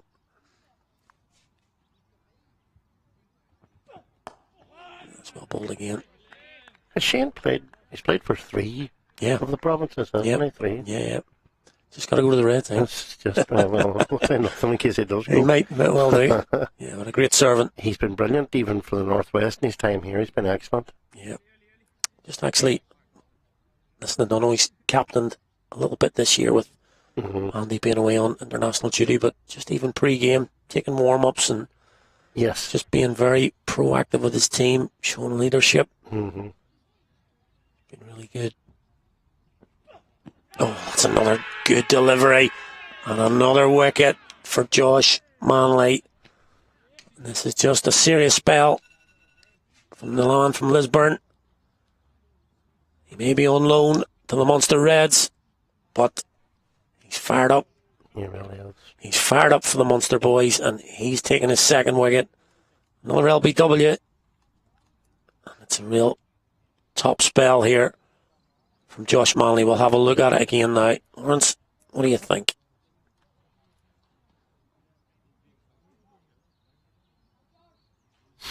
Don't think much to think about there, Lawrence. On the replay. It's never out. You've definitely got your green hat on there. Yeah, that's... As I said before, when is it Rollies at this end, is it? Yeah. Yeah, I think when Rolly gives you out, you're in bother. Yeah, you're pretty sure it's out. Rolly's giving you. But that's it. Halfway up Yeah. the pad and pretty much arrowing in to the stumps. Shane didn't seem impressed. That's why I took my time to look at that there. And We mentioned that earlier about whether it was the shot. I think it was Ollie Frost's dismissal, and he was walking off and he looked a bit disconsolate. And we thought, well, is that the decision that he's worried about, or is it the shot that he's played? maybe. And I think with Ollie Frost, it was definitely a shot 'cause he fell over. Yep. On that occasion, I think just Shane didn't get down in time. It was a little bit sharp for him, but good bowling again. Really good Very bowling. good. Very Really good. is. I mean, it's been a real good start. Goes without saying with the scoreline, but they've got the just rewards for the way they've bowled. And Jared Wilson comes out, face the music, and you have to say it is facing the music at the minute. Very much so. Malian again, full again, and almost gets through. First ball. Do you think, Ali, did David Streak know something that we didn't know? When he broke the commentary. Yeah, we've just broken them down a little bit today. But I don't think we could have foreseen how well the Munster Reds have come out here. I mean, been excellent. Josh Manley's almost seeing this as a bit of a challenge that McCarthy's taken 3. He seems to be saying, "Well, I'm gonna do it at my end now too," because it's been a real show from these two. I'll say that, and he chucks one down the leg side. But actually, I was actually chatting when I was off commentary. Ireland's bowling coach Ryan Ingleton is here, obviously trying to keep an eye on his current internationals and Craig Young and Graham Hume bowling for the Warriors. But I tell you what, if you've been watching these two, this has been an international class partnership between these two. Really good. Hit their straps early, just backed each other up, and almost, as I say, had a bit of a contest with each other. Just nothing from either end, and that was building the pressure. And they seem to be feeling off it themselves as well. Just lifted into the air to the leg side. There'll be a couple for Melly. He's been in for a little while now. He has, yeah. He just watching wickets fall at the other end. It's just tough going. Talented player again, Cameron Melly on the brigade. Yeah, I've seen a bit of him. His brother was over. His brother is over, Hayden, playing with Brigade as well now at the minute. I think he's another guy that a younger fella that Ireland had an eye on for the Pathway programme. So he has a bit of company.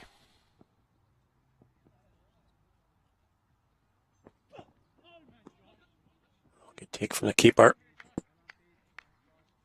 Striving there. At the other end then, it's now Jared Wilson. He obviously is with New Buildings last year, won the league. With New Buildings up in the Northwest last year. And he decided he was going to take up a coaching opportunity at Cliftonville Academy in the NCU. Obviously, not been with the Cliftonville club. Why the coaching's going, but certainly on the field, he's been excellent for the Cliftonville Academy team. Good cricketer. Excellent cricketer.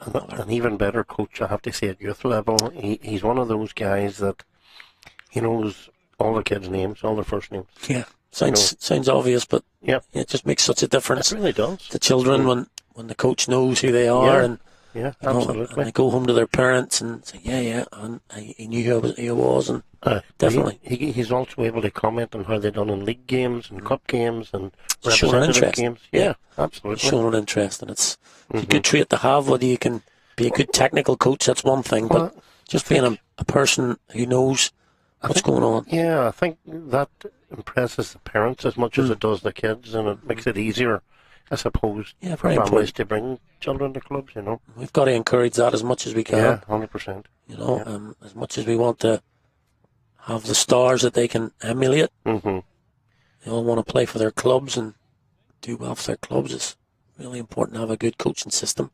And certainly Jared, down at Cliftonville Academy this year.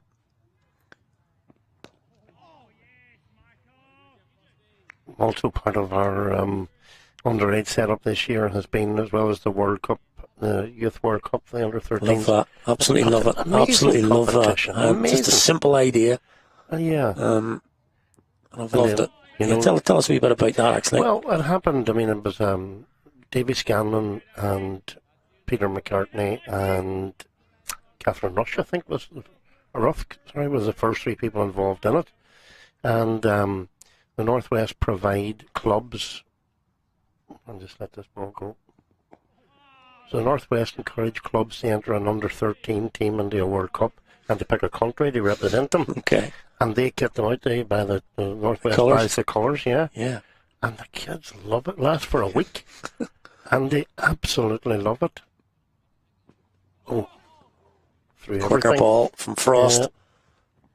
Just check the umpire here. 4 byes. Just clipped the leg of Wilson. A quicker ball from Frost. And with that, any deflection at all was going to go to the boundary. So, they play the competition, and they have Thursday and Friday's finals days for the plate and the shield and the World Cup itself. And this year, the Isle of Man actually sent over a team because they weren't represented by any of the other clubs. All right, okay. So they sent their own team over.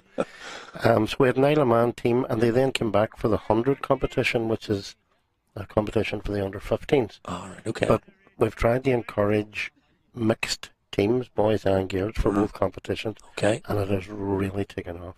Yeah. Really.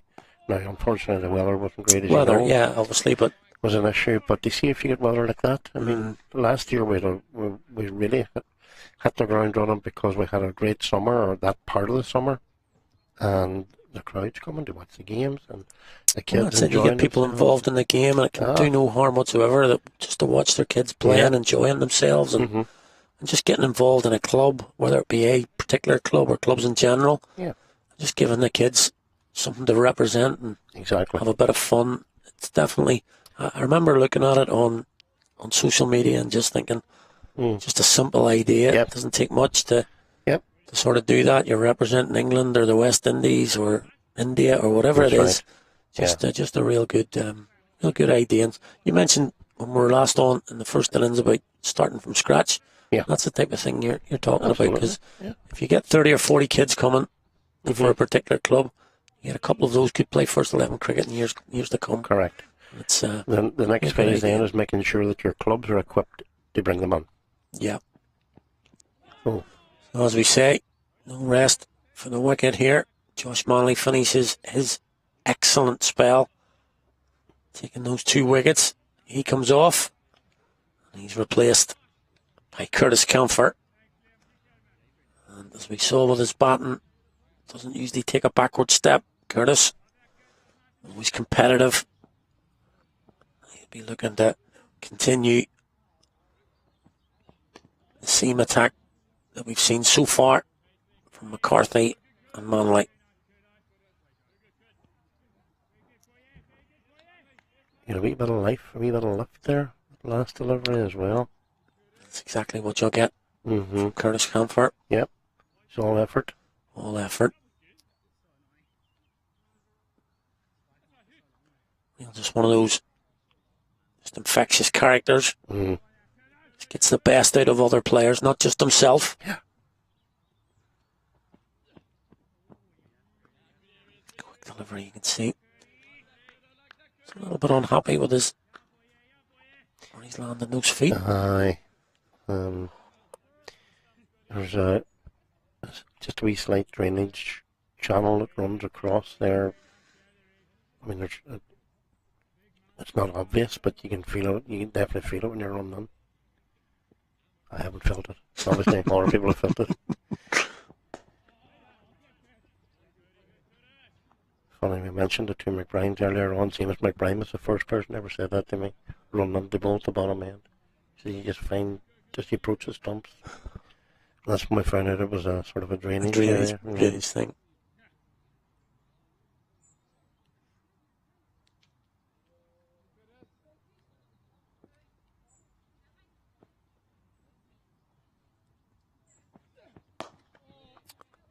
Yeah, nice shot. Through the covers. Oh. That doesn't look good. No. That does not look jarred. good. The physio's been called straight away. The knee has gone into the turf, and we can only just hope that that is not a serious injury. Just got stuck in the turf. I think it's Ben White. Prone at the minute. Hopefully that physio doesn't look to be coming too quickly. Here we go now. There we go. Yeah. A few worried faces out there at the moment. It's just one of those things you just hope that the player has a bit of movement about them. That looked like a proper jar. It really did. Too. Yeah, kind of just hoping, looking for him to sit up. He has done now. He's holding his knee. It is Ben White. Just see it again now. And that left knee. You can see the turf. Oh, I'm just glad to see him sitting up. Yeah. We just hope He's stretching it anyway. he is moving. And if it was overly serious, and he's got a little bit of a smile on his face, I'm absolutely delighted to see him back on his feet, because that looked very, very worrying, not just from a Reds perspective, but from an international perspective as well. He's just stretching it out there. But it looks like he's got a little bit of a limp on it there, but doesn't look to be as serious as we first thought, Lawrence. No, thankfully. Yeah, we're hoping It there. looked a nasty fall now. Stretching that groin out a little bit more now rather than the actual knee. Worrying moments there for everybody involved. All's well that ends well. I hope so.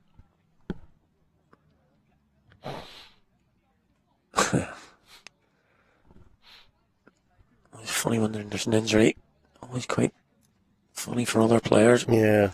I always think it's funny when it's not you. 100%, yeah. Just checking with the physio. She goes by there. Seems to think Stretch the groin. that Ben White's okay. And here's hoping that's the case, as we say. Just stretching a little bit there. Gonna take a bit of a break here. Yeah, so while we're in that sort of break here, Yeah. We'll have a little look at what's happened so far. There is the Warriors card. Sorry, Teal there, I'm afraid. Very words I was just going to say. Sorry, Teal. Top score at the moment. 12. 18. Extras. Extras, yeah. Extras, top score. 11 wides. And Andy McBride just with 12. The only man to get the double figures. And saying that there was a sorry Teal, the batting card. That's anything but. Yep. That is a real nice read for any Munster Reds followers. McCarthy and Manley up top. Put on a real show there as an opening partnership. 3 for McCarthy, 2 for Manley. And it's been excellent from the opening bowlers. Okay. Just And nice contrast between the red and the green in terms of colours, but look at that green worm already well below the run rate. And too many little circles there as well, each one depicting a wicket. And this is when you can see in the Reds innings there, it just started to take off now. Yeah. As the comfort got going. So, a real tough period here. But a bit of a job ahead of the Warriors. They even stay competitive in this. yeah, I was just going to say, it's a little bit of an understatement there, Lawrence. A good Northwestism there. But good to see Ben White still on the field here. Yep. As we say, always worry when we see an incident like that, and he going into the turf can do some serious damage to a cartilage or an ACL even. So really good to see him up and about. May just be a little stretch of the muscle.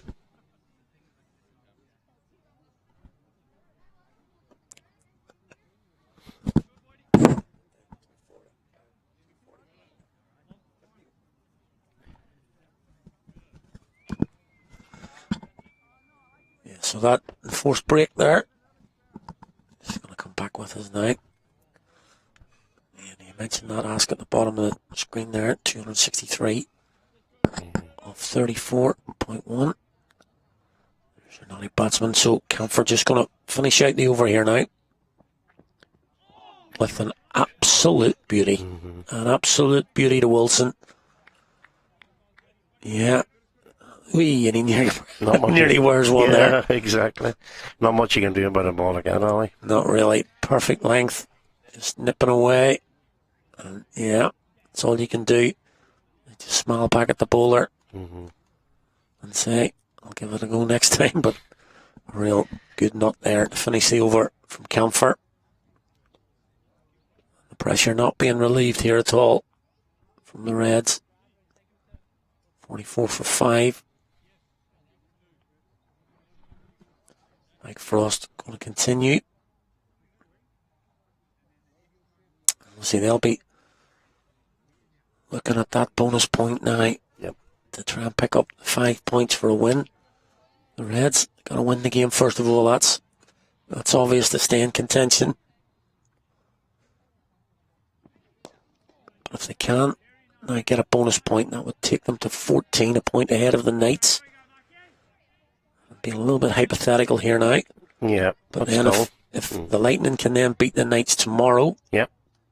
It's all to play for. That would put them on 13 or 14 as well. They would then go to 13. The Reds would still be top. And then if the Knights were to lose again to the Warriors on Thursday, the Reds would end up champions. Yeah. So it is a little bit of a convoluted. First things first, they've got to win this game and win it comfortably. But they've certainly started it in the right manner to do that.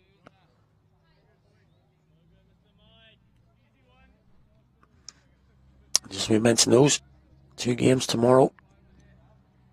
Back in Belfast. Stormont. Lots more flight. And that's in the air. Can he get there? Can't get there. Just got enough on it. He was in the circle at mid-on. Couldn't get back. Got enough on it just. Just got it over. A little bit more flight there from Mike Frost. Mm-hmm.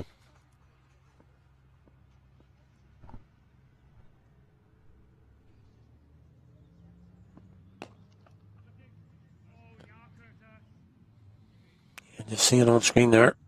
Those figures of 5 for 42 against the Warriors a couple of years back. That's when, just as I was talking about earlier, that's when people were sort of mentioning him in a That's right. capacity maybe to step up into the green shirt of Ireland. He was next cab, but others have come along and maybe overtaken. Test your character then to come back. He's doing okay here at the minute now. Yeah. It's third over, and he's gone for a total of 3. Yep. So, I mean, as you mentioned earlier, Lawrence, no respite, really. No freebies for these Warriors batters. Yep. Curtis had to cap off about 15 seconds before the over was over there. Yeah, good signs, really. Mm-hmm. Good signs. Yeah, but just looking back to the Northwest then, I was at the All-Ireland final. Yes. With Marion and Fox Lodge for the women's. Yep. And I know a bit of a chastening day for Fox Lodge. I know from speaking to them. Yeah. They really, really enjoyed the day, the whole build-up, everything they brought down, a bus of supporters, and really enjoyed the day. And just for the Northwest cricket girls, you know, just that ability to build up a base of players and start to create a bit of a challenge to the Leinster teams. Even getting to an All-Ireland final in Absolutely, itself. yeah. I mean, a massive achievement. And we'd be the first to admit ourselves that women's cricket and girls' cricket needed a lot. I mean, we've been late starters and the investment side of things and the structural side of things, and you have to be honest about these things, Alex. Certainly. So, you know, again, that was part of not a classified restructure as such, but part of just stripping it back to the ball and starting to build. Yep. Getting more young girls on playing to start off with, which gives you more numbers to choose from, etc., etc. And then building up the competition base for them, both at club level and, well, representative level as opposed to inter-provincial. Yeah. And I think that's the important thing. So we had under 13 girls under pros this year, under 15 girls under pros this year. There's enough girls playing cricket now to strengthen the club scheme, the club system. And that's what's happened this year. And Fox Lodge have benefited from that. Well, Brady have benefited from it as well. All the clubs have. But it's just, look, you know, it seems a very simple, straightforward thing to say, but the stronger that your women's and girls and your kids' structure is, the more chance you have of getting it right from there onwards. Yeah. And that's maybe where, look, it's easy to throw money at it, let's be honest. In the senior ranks, it's easy to throw money at it. Yeah. But it's not sustainable. We were just talking about Jared Wilson earlier on. You were mentioning about his ability as a coach, not just break off for a second.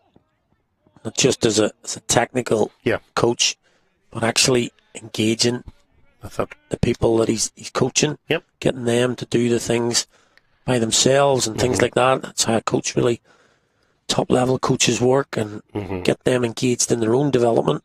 And that's a big thing. If we can get kids enthused in the game, I'm always banging on about kids watching cricket, actually watching the game, because is there some way we can encourage them to watch the game, even for 5 or 10 overs, just to watch what's going on? Because you see that a lot about, you know, in the other sports, rugby, GAA, football. Actually watch the game and see the professionals, what they do. Aye. I mean, I agree with you. That's probably a longer term objective. I think getting them to have fun first and foremost. You know, whenever we have our tournaments in the Northwest, the first thing we look for is an ice cream van and a bouncy castle, you know, and those are all so that you can extend it to the entire family. You can have the younger members of the family can come up and enjoy that too, and see their brothers and sisters playing. Yeah. And it's a whole family environment thing. It doesn't necessarily have to be the forerunner to us having the best All-Ireland teams that there can be. Yeah. Just to That get might people not happen. playing. That might not happen, but exactly. it doesn't have to. Absolutely. And you can make your game stronger in so many ways. it's a really good point. Yeah, it doesn't have to be No. silverware or things like not at that. all. It can be just having a good club. Fox Lodge women are the prime example of what can be achievable. Now, again, that may not happen every year for the next 4 or 5 years. However, there's a chance of, it was the same with Brigade. We were criticising our return in the senior leagues, and you pointed out that Brigade had been to that European League Yep. in Spain only 2 years ago. Yep. And the T20 cricket in particular, if the teams were evenly matched, the Northwest approach to T20 cricket, in my opinion, is the most aggressive. Absolutely. And potentially to every grade of cricket. Well, they were the forerunners. I can remember that coming up here and playing. Even if it was a 50 over game, they'd still play it as a T20. If we're batting in the 21st over, there's something wrong here. That's it. That's exactly 250 on the board. Yeah. That's the way they always play. Well, that's it. And I just think, Trapped on the crease. it was. Millie. He's got away with it. I just think Going to get runs as well. He's got a little nick on that. He's touched that, right? Okay. I just think if you get the structure right from the base up, and that includes off the field as well, your development officers and your sponsors and all of that, it's all a big part of it.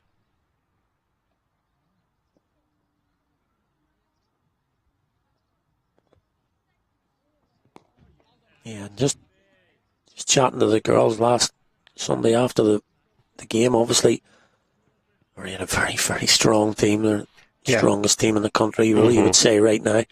A lot of internationals in their team, and it is a real step up for the girls coming down from what they're used to playing, even the ground they were playing on, international ground. But they enjoyed the day, and afterwards they were talking about we'd love to come back, and didn't dishearten them or any way, shape or form. And nor should it. It was just really great to hear their enthusiasm before, during, and after the game. And after the game, Even after, they did take a bit of a tonking, but, that aside, you looked at I looked at the batting lineup and seeing Leopold getting a century. Leopold's a class act, and but again, when they came up here, we had them up last year ahead of the Australia series, and Leo was here, Orla Prendergast was here, Cara Murray was here, and those girls were engaging with everybody. Were up here as well, the youngsters, the younger ones, and they do the same when they're playing with the Dragons as well. It's exactly the same thing, and that's what you need to be doing.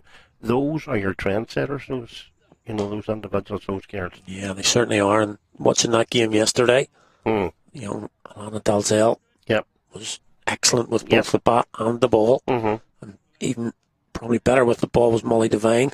Brilliant. Bowled really, really well yesterday. And although Cara Murray got 7 wickets, she was very quick to mention Molly Devine, who broken the partnerships at the top of the innings. So, there's two girls from the Northwest. That's right. Kay McCartney was involved as well.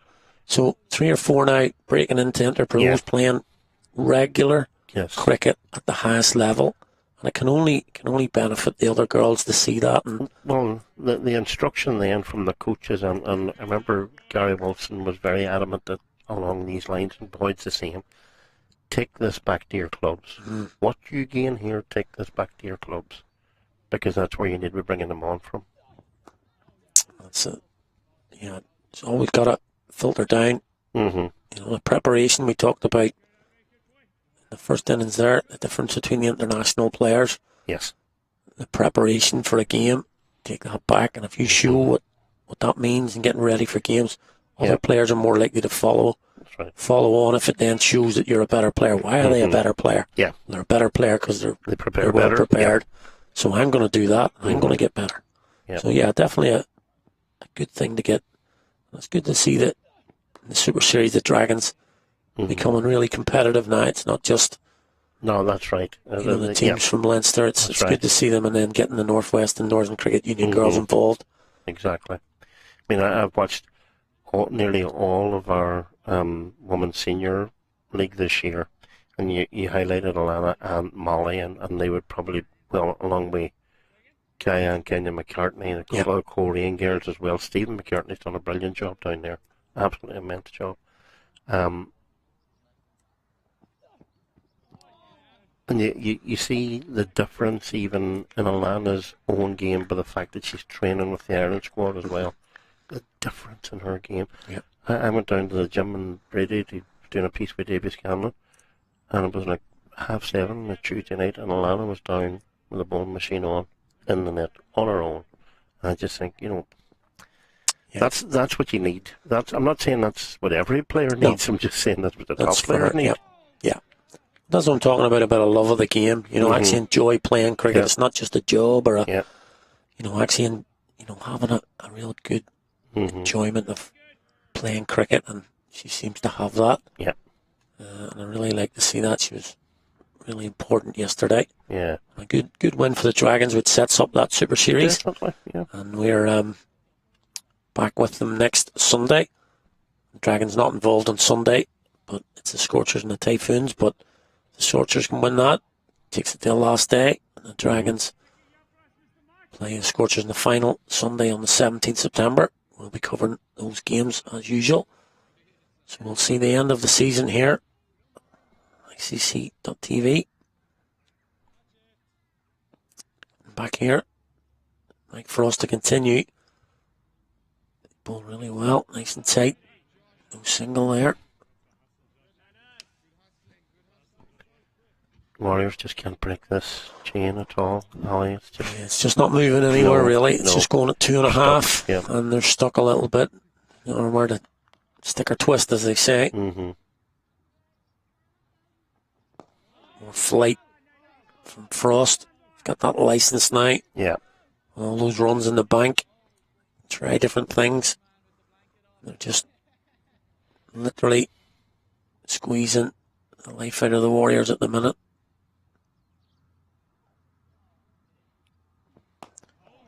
Quicker. Just a bit of a drag down from Frost. He'll only go for one with the fielder on the far boundary. Gareth Delaney out there. I just wonder if Gareth will get a spell. It's quite difficult though, because the seam bowlers have been exceptional, even in that down the track from Wilson. It's the shot of the day for the Warriors. Gets there. It's not down the ground, as I say. He's been in really, really good form in the NCU. Mm-hmm. One of the top all-rounders in that tournament. And he showed his class all year for his side, Clifton Academy. Did top out of the Warriors side early season there, but I was surprised at that. But he's got his way back in now, and he's looking certainly on the attack here. Let's float it up again. Well bowled that. Frost has a little look back at. He's another guy.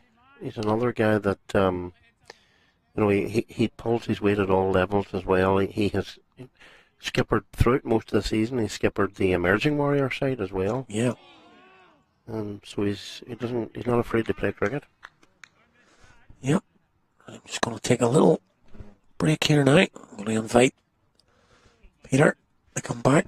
Let these two Northwest boys try and get them back a bit. So Peter's going to take over for a few overs with Lawrence.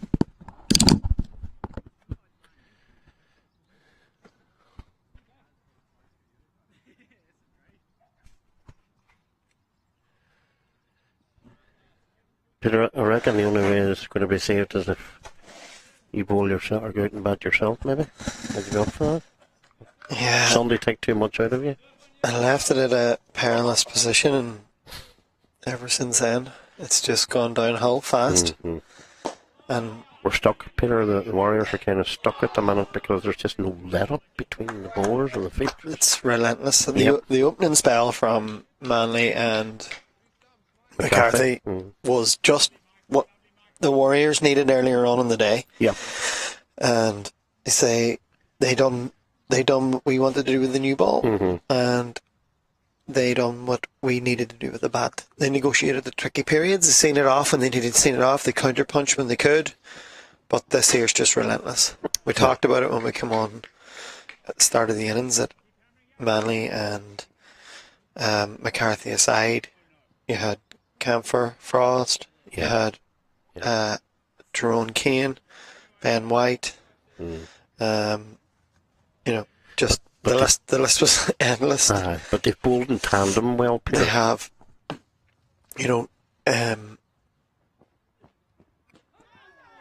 and the Warriors were doing it to a certain extent, and keep going back to this point. They got to 8 overs, and Ryan Macbeth had taken 2 early wickets, and Graham Hume was very, economical, doing him a disservice, miserly. But then that counter punch from Curtis Camphor just wrestled the initiative back to Munster, and although they kept losing wickets, they just negotiated periods well and built partnerships when they could. Something that the Northwest Warriors have just been unable to do. This McCarthy was superb for his 3 wickets and Manley for his 2. Just nothing away. But I think the difference was they realised the length that they needed to bowl a bit quicker than the Warriors did. The Warriors were still on that soft back of a length where they were going full, they were attacking the stumps. McCarthy hit the stumps. McCarthy hit the stumps twice. Throwing a couple of LBs, and I think that's the difference in where we're sitting now at 59 for 5. You would agree, Peter. It's more a case of the bowlers being absolutely outstanding, as opposed to the batsman being, not on top of their game. They were just too good for the Warriors batsmen today. They were very, very aggressive. They bowled very full, targeted the stumps, targeted the pads, set the field for it, and up until now it's been one-way traffic. Yeah, a bit of a resistance from Jared here. And Cameron, and I just don't see, what the Northwest, where they go from here in terms of this match. Yeah. As we see the replay of this ball, Millie just deciding he's going to take length out of it. Yeah. Smashes it back past Curtis Camphor. I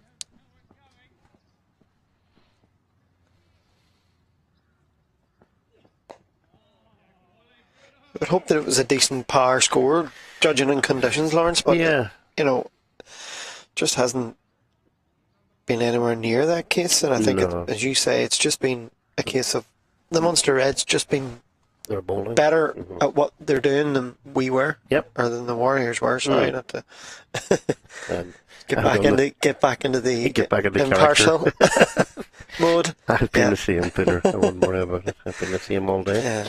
I just look. You have to take your hat off to them. They've been superb in the field. They've been out here 21 overs now and have been totally dominant for 21 overs. Absolutely. So, Peter, you must have a wee James and Junior story for me. 2 boys are 60 this week or next week. Norma was in touch with us to let us know. Brilliant. I wish them a warm, happy birthday. Had many a great battle with them and against them. Was fortunate to play some interprovincial cricket with them.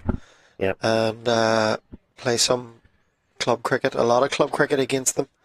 And fantastic opponents. And fantastic exponents of their trade. And a bit like yourself, Peter, they're very unique one-club players as well. Absolutely. I mean, harken back to the old days of Dunnamana, where you never left. You played your club cricket there and stayed there, etc., etc. And unfortunately, coming after that, Dunnamana had a fantastic youth system. When you look at the likes of the people that could have played for Dunnamana and went to play for other clubs, it's testament to what James and Junior were able to do, because it's not for everybody. Nope, that's for and sure. I could probably tell you hundreds of stories about them. Some broadcastable, some not. Very good. But the best thing about them is they always let their talent speak for themselves. That's right. That's exactly right. The most fearsome sight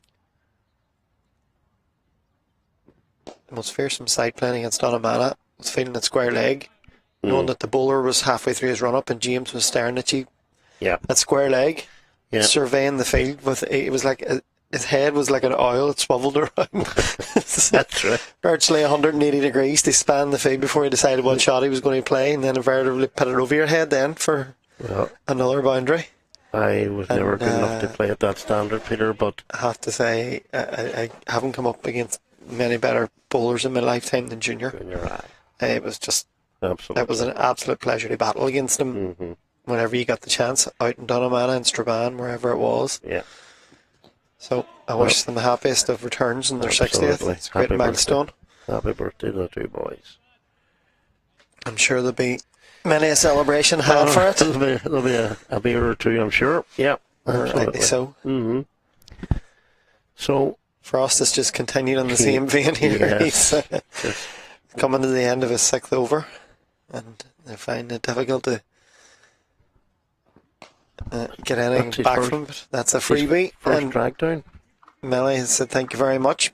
Pulled him ferociously through mid-wicket for 4 to end the 22nd over, 23rd over.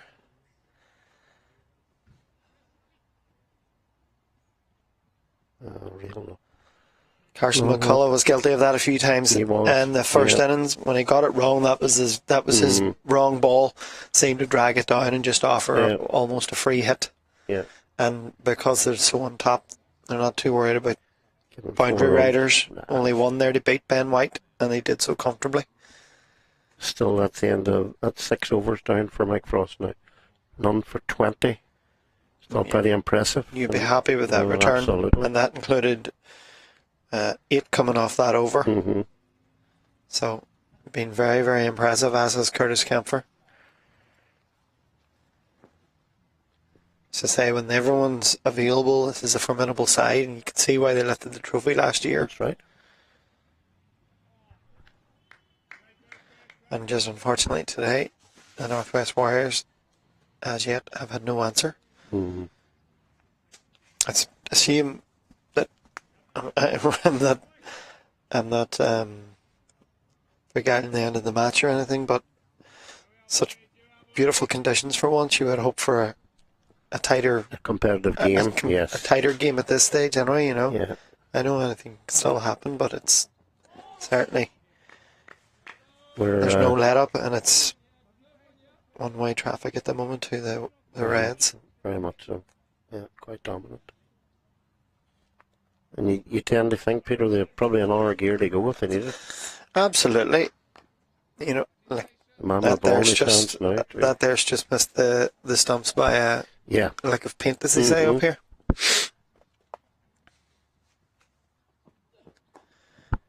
Yeah, I mean this has been achieved again without having to go to an Ireland leg spinner, Tyrone Kane. Yeah. You know, they've got more in the hutch. Well, they've got plenty of reserves yet. When you say another gear, I think they came out in 5th gear, and I don't think they've stopped, Lawrence. So I know a lot of new cars have 6 gears, so I'm sure the Reds have as well. But one more. 5th gear was more than enough to account for 5 top order batters. Oh. But there's been no let up either, there's... And again, it was an excellent delivery. It was. Curtis Kempfer's continuing to ask questions. That one climbed on melee, and he just about gloved it over the keeper. At first slip.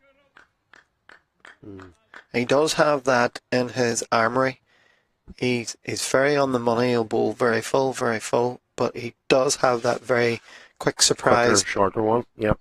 Short ball bouncer that not a lot of people expect. It's a real effort ball. And he seems very in control of his cricket at the moment. Batting, bowling. He really does, Peter. Very impressive. You can see why the Ireland selectors rate him so highly. Yep. And I know this is a step down, but if you have aspirations, these are the guys you need to be playing against and doing well against. Right. And Ireland had the luxury of leaving him out of the first match of the tournament in the World Cup qualifier in Zimbabwe on a tournament that didn't go well That's right. for them, and he ended up putting in some serious performances which kept Ireland somewhere near Mm-hmm. respectability. He looks like the guy just loves to be involved in the game the whole time. Yes. Batting or bowling. He Absolutely. wants to be involved. Absolutely. He's running in here now. His bowling is fast on the Yeah. last ball of his 5th over as he did in the first ball of his Mhm. spell. And his 5 overs, although they haven't brought him a wicket, they've only accounted for 17 runs. What do the Warriors do from here, Peter? It is a stick or twist situation, really, isn't it? Because, I mean, you're halfway through now, and it's only the two guys in the middle that can decide that. I'm sure their head coach Boyd Rankin is a bit lost for words, and these guys are just trying to build somehow, anyhow, as they turn to the aforementioned leg spin of Ben White, yes, replacing Frost at the Mason Road end. I think when you see the run rate, 8.5, it's a mountainous task. So you just have to start somewhere, Lawrence, and try and build something. Whether you feel it's batting practice, or whether you feel because there is another game to come this week, there's a game on Thursday, or whether you feel it's we can do something special from here. Whatever it is, you just have to try and find some way to get going, stop the rot. Sinless delivery. 5 will help. It will. And an extra ball. Yeah. Just didn't control that one at all. Slipped it down the leg side. Didn't give PJ Moore too much chance to get anywhere near it. Yeah. Looked as if he might have got a tickle on that. And my eyes weren't deceiving me, but maybe it just ran on. Anyway, 5 runs to the total. Yep. It's an extra run for not getting a touch to it. Don't tell a batter that, Lawrence. No, The extra ball, the I know extra that. run doesn't make a difference. The batter wants, and it has called. And he's gone up. Oh! Been dropped. Surprised A at that. chance. They've There been was brilliant in the 3 field. fielders converging. Yeah. Curtis Camphor took the decision to go for it. Got there in the end up, He Lawrence. did, comfortably. And probably very disappointed he didn't manage to hold on to it. Jared Yeah. Wilson deciding to have a hit out. I think that's what I was talking about between the stick or twist, Peter. There's, anything that you feel you can score off now, you're going to have a... Well, when a I new think bowler Martha- comes on, if you're looking to make an impression, you're looking to do something, get something going, the best thing to do is just to not let him settle. Try and target him. Yep. Such a way that Curtis Camphor done to Craig Young. Didn't let Craig Young settle at all. Just went at him from very early on and just punished anything short or wide. Yeah. And that was the counterpunch that we talked about that really settled the nerves of and build up the foundations of the total that they're now defending. So maybe they're looking at Ben White and saying, let's just not let him settle. Let's put him under pressure from the get-go. And bar that freebie, which accounted for 5 runs. Yeah. He's only gone for 2 singles on top of that. So Decent start. I mean, it's every bowler's dream scenario to come on where the opposition need 219 and 25 overs. Yeah. We'd all be looking at the captain winding her arms up saying, me please. Nobody's looking for 50 piece in this situation. No, definitely not.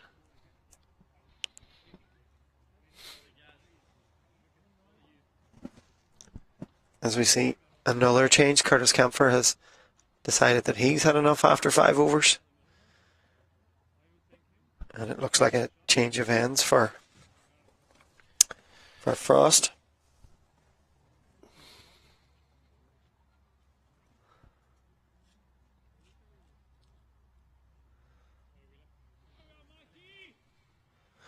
In fact, he's throwing one up into the sun. Potentially, in the September sun. Many tonight we've had ball with low suns here at these grounds, especially the top field. In the old field. Yeah. I played a few games there, Yeah. and we had to stop a game one night.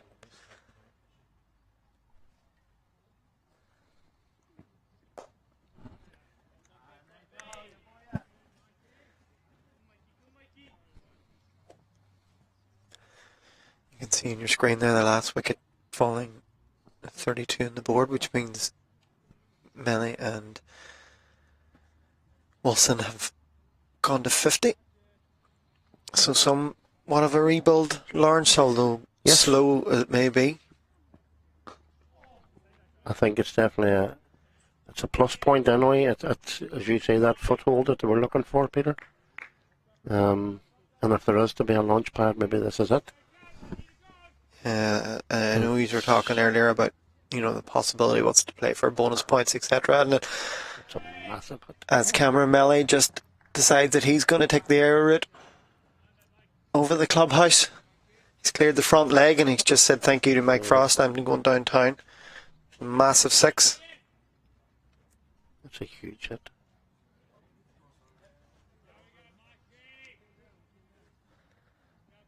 It's on the roof comfortably. Yep.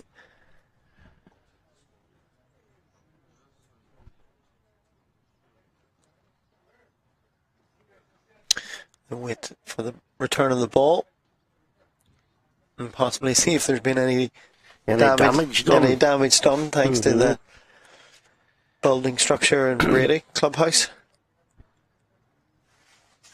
Maybe third umpire required with the box to see.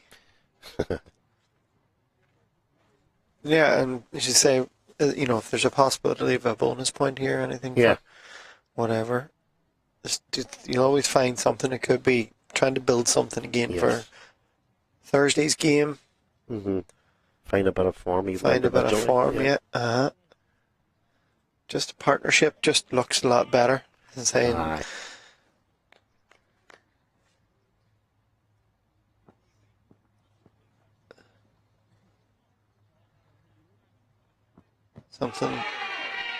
something that the Reds did very well as they asked umpire Rolly Black what he thought of the ILB. We'll see it here now.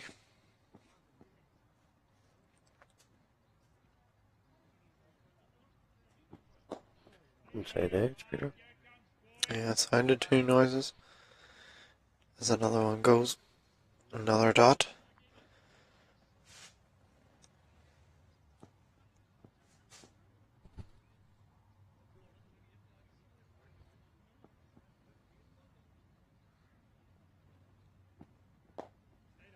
What have you made of Mike Frost, Lawrence? Very impressed with him, Peter.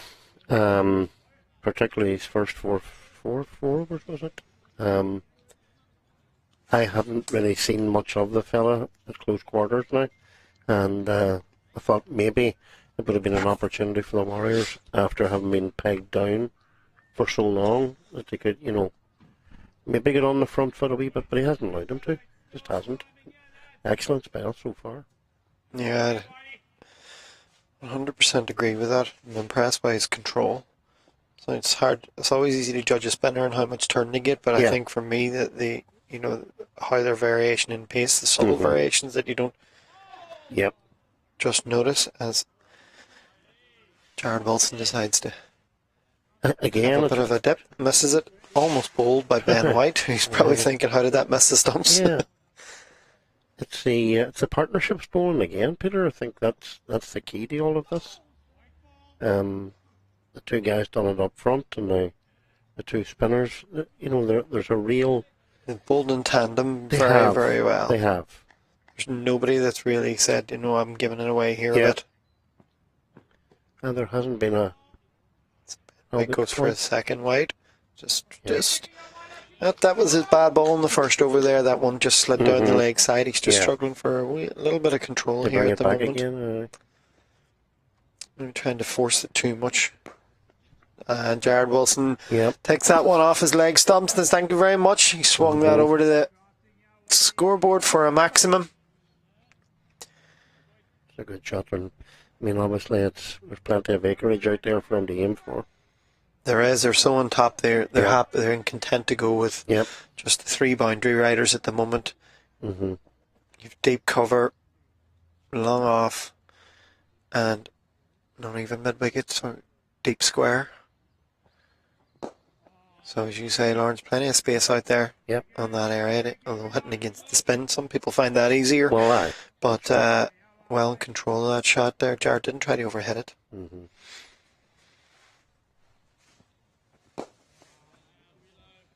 This is the kind of cricket that was the staple of the Munster Club Reds goal. first innings. Just pick off a boundary. Yep. We'll just knock a gentle single around, and That's right. before you know it, there's 9 off the over. Took words out of my mouth, Peter. That's exactly what they're doing. And when they do that, they look just as comfortable as Munster did. Mm-hmm. Absolutely.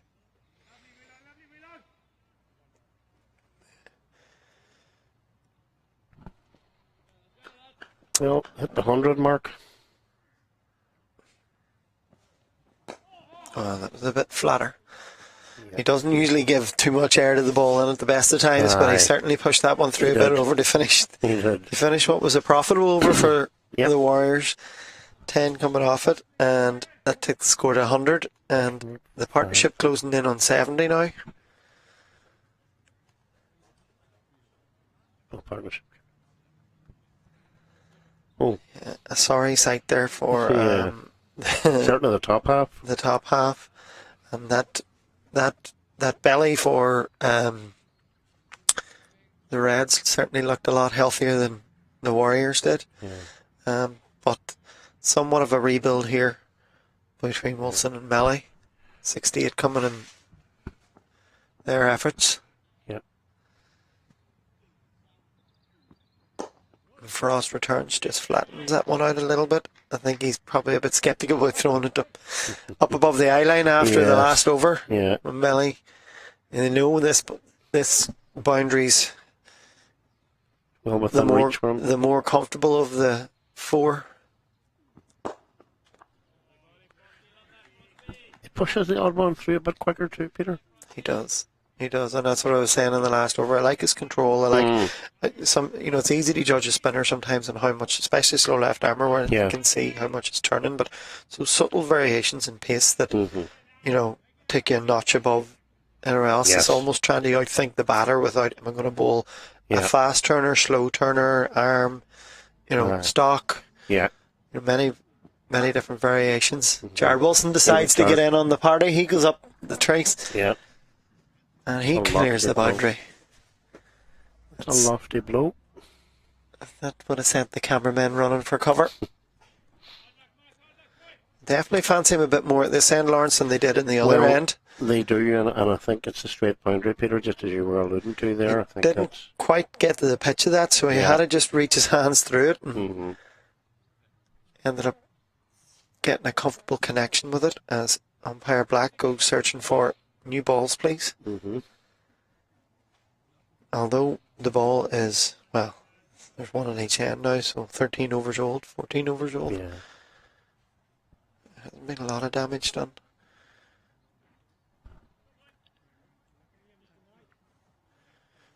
They're digging deep, Peter. That's that's the Yes, there. the positive side of this, the positive spin on it from 32 for 5, and it was looking to A disaster. it's looking to cave in very quickly.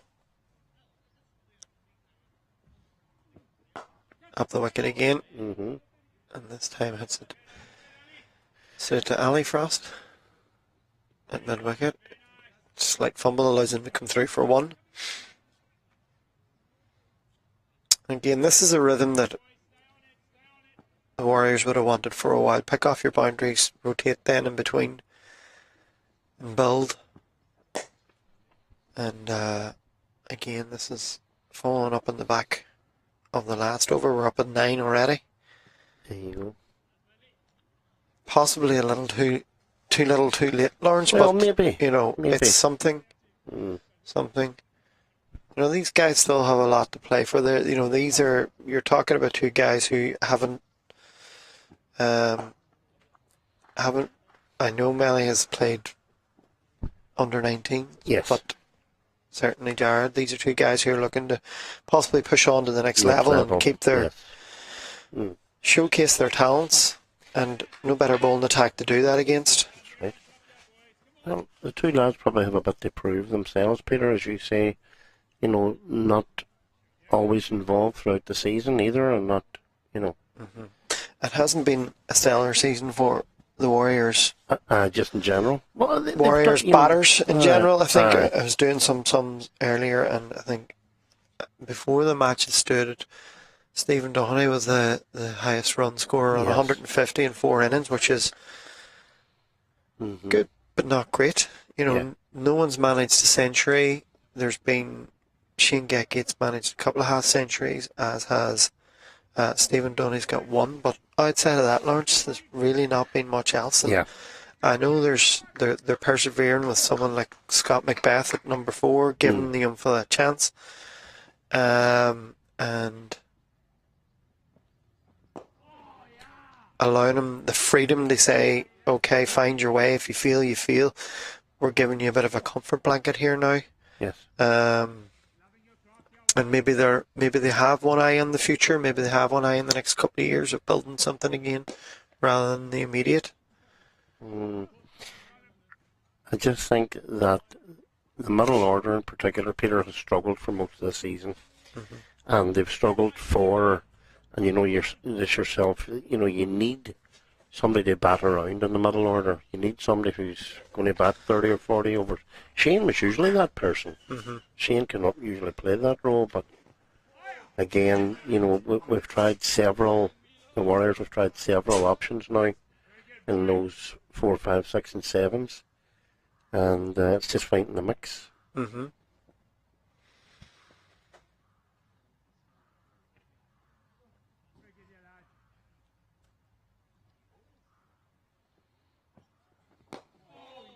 Well, like any honeymoon period, Lawrence, people only get a chance for so long. Yeah.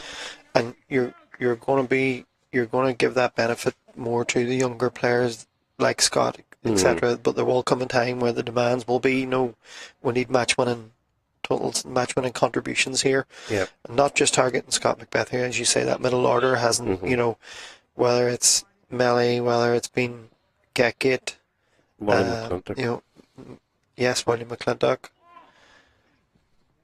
Wilson swings again. That's missed everyone. It's gone between the keeper and first slip. Pick up 4 byes.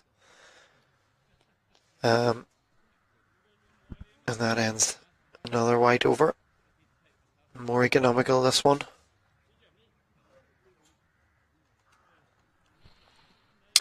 Yeah, it offers the chance to the younger players to say, we'll give you a bit longer to find your feet. Yes. But there will come a time where, you know, the demands of results will outweigh any future planning. Absolutely. And you know, and that will go for everybody. That will go for Liam Doherty, Cameron Melly, as you say, McClintock's, Shane Getgate. Even he's probably been one of the more consistent players this year. But a high score of 58 That's and right. one other score of 56, and then a couple of failures. Then is not the returns that he'd be expecting of himself, never mind Boyd. Yeah. Then the bigger picture, Peter, is, again, something that we alluded to earlier, is that if you're looking for a sort of a settled Warrior squad going forward over those next couple of seasons for this interprovincial, you don't want to keep chopping and changing your middle order and even bringing in new faces, whatever. You know, if you have to do it to stay competitive, then that's what you have to do. But if you had the likes of these guys now, these two in particular, that would bed in and make this, you know, their role in the middle order their own. Well, after 2 overs of 10 from the Kerry Road end, Mike Frost has been hooked in favour of the star of the show, arguably, although it's been close between himself and Joshua Manley. I see McCarthy coming back into the attack with the change of ends. Sometimes wonder, you know, is this the bowler just being flexible? Is it the captain saying, I need you to do your job, but if you take 3 wickets from one end and the ball's on a string for you, I'd agree. no, you're... Yeah. I'd agree. Not that we're in any position to question the wisdom No. of a team that Not at all. have their opposition 116 for 5, but No. I'd certainly be happy to stay on where I'm on. We'll take the moral high ground if we just. Yeah, that was it. Mhm. That was a risk. It was. A clean pick up there would have been interesting. Not to beat. But, I'm old he's school. certainly bowled a different field than he was in his first Yes, spell, Lawrence. No slips. yes, Boundary exactly. riders on the leg. Uh, And the off. Your fine leg and third man. yeah, Certainly, but he's a few more gaps to hit. 100%. I mean, it's an 85-run partnership between these two at the minute, Peter. And oh, Commentator's curse. Strikes there we again. go. There we go. Oh, he's made that into a very Did he good catch it? catch. He did catch it. That's Ben White. Who at one stage we weren't sure if he's going to be on the field after a bit of a tumble in the outfield. He's taking a steepling chance there from Jared Wilson. Tried to come across that one and seemed to climb on a bit. He's top edged it. It's gone up in the air and running backwards and sideways and always. Ben White holds on to a very good catch, and Yeah. McCarthy picks up his 4th. I don't think it was a case of caught in two minds anyway, Peter, that's sure. From the batsman, I think staying on and being aggressive, staying on the attack. And with 20 overs left, you can understand that. I think he was looking to hit that ball possibly a bit more square than where it ended up, but his hands were just a bit too low for the delivery. But I mean, I think if we had any doubt about Yeah. who was in charge Yeah. of today, Yeah. No doubt. McCarthy has comfortably answered that. It's been a fantastic spell, and I can't remember an over where he hasn't looked threatening. Hands don't seem to matter to him. As Graham Hume comes to the wicket.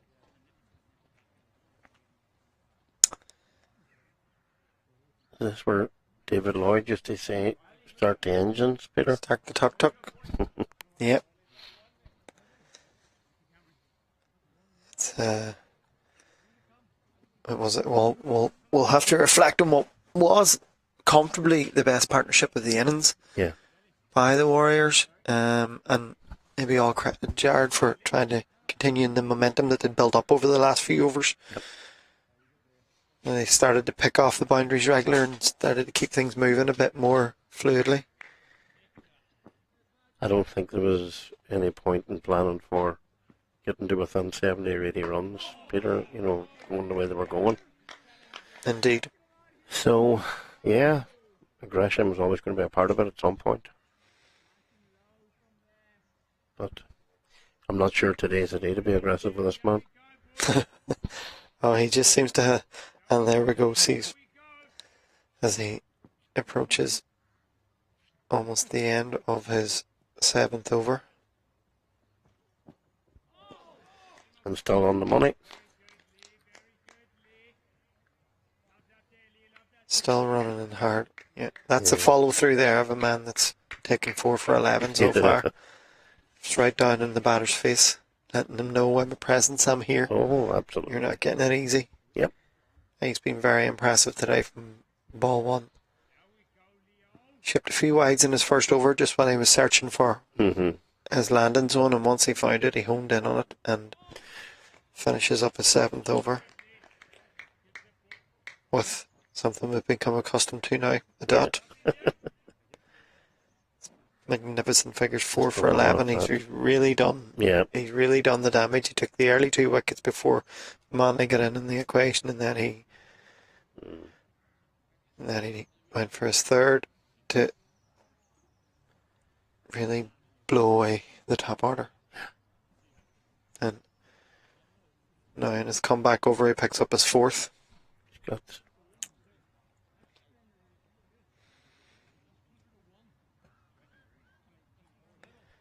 Job done, I think. Indeed. He'll get a big pat in the back from the skipper. Although, when you're one away from a 5-for, you'll be Exactly. You're not taking You'll- pats in the back from anybody, Peter. you'll be handing the umpire your captain Yes. in before the last ball of the overs bowl, just to make sure that the captain doesn't get any bright ideas. Yeah. That's a shot. That's a big hit. It's a very good shot there from Cameron Melly. That ball was fired in quite full. Still managed to get underneath it, get the elevation required to clear the ropes comfortably. Clear the ropes, cleared the covers, cleared everything. 6 runs.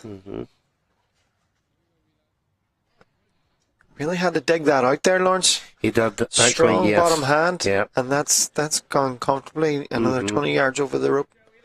Very flat and hard. And Melly all of a sudden just shifts on to 42 off its 57. After being quite circumspect, naturally, understandably so, when he came to the Aye. wicket. Although it's not quite his game, Peter. This is more his game.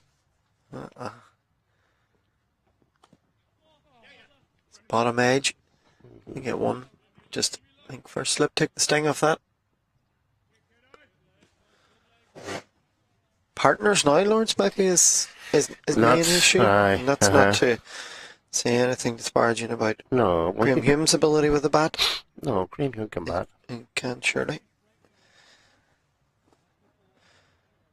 But we're now moving into bowling all-rounder territory. Yes, very much so.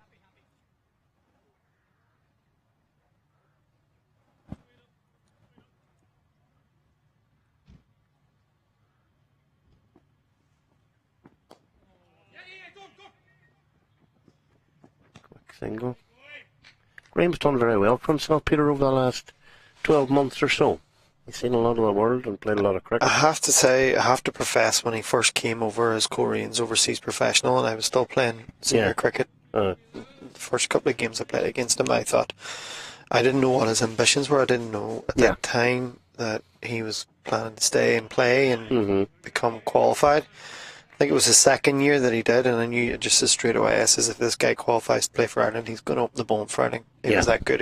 You Yeah. could see it a mile off straight away when you faced him. Yes. A notch above anything you face in club cricket, and it was his consistency. Good shot Yeah. out into the square boundary there from Melly. It was his consistency. Every Yeah. ball he was just causing Yes. you trouble. He was just had a lovely shape, and you could just see straight away if he put his hand up to say I want to be here, then he was going to get picked. And as you say, it's Yeah. turned out to be he's got up in and around that new ball role for Ireland. He, I remember doing the reports on the scorecards in his first couple of years with Corey, and every week, just to echo what you were saying, Peter, 2 for 16 off 10, 2 for 12 off 8. You know, he wasn't a guy who took 7 or 8 wickets on a day, but he conceded nothing.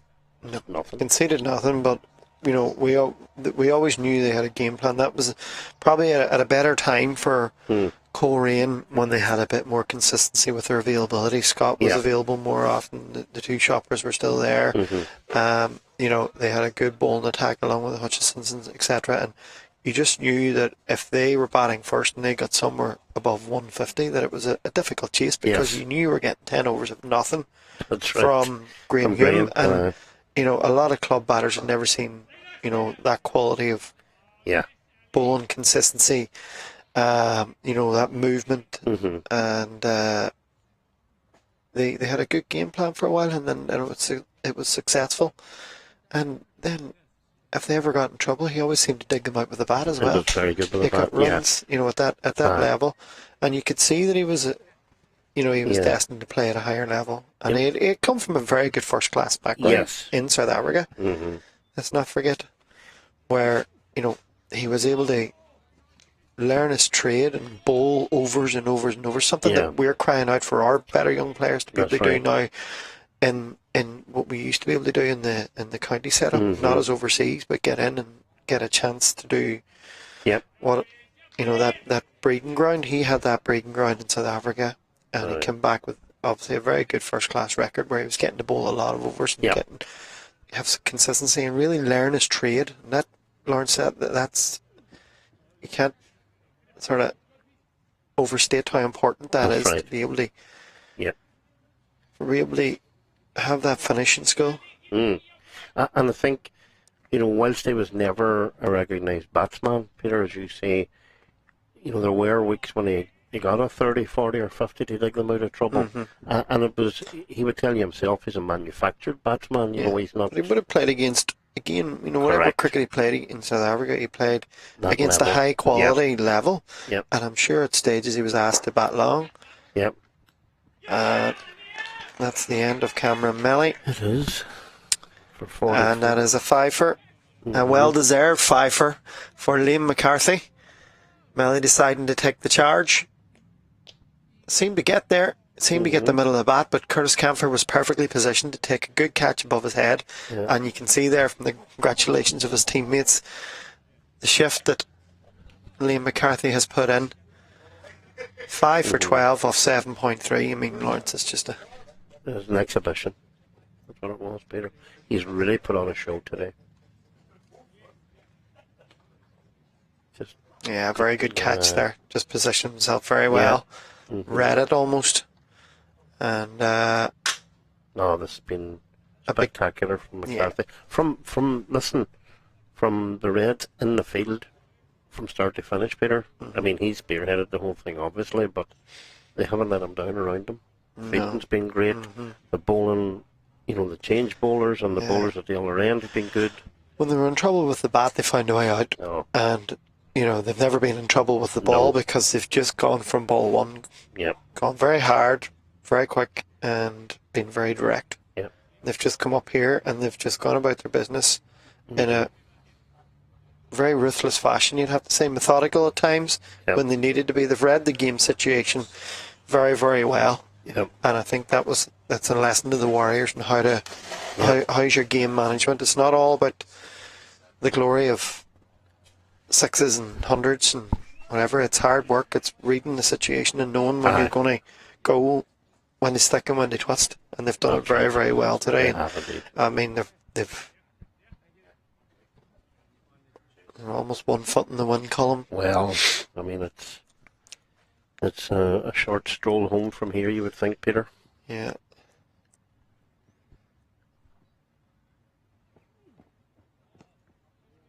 Well, not really when they have to go to Cork. But I know what you mean. Well, yeah, I don't think they can get further from home. nope, indeed. Honestly, I know they come from, like most teams, they come from all parts of the country. Beth will be heading for Belfast, some for Dublin, whatever. But that's right. it's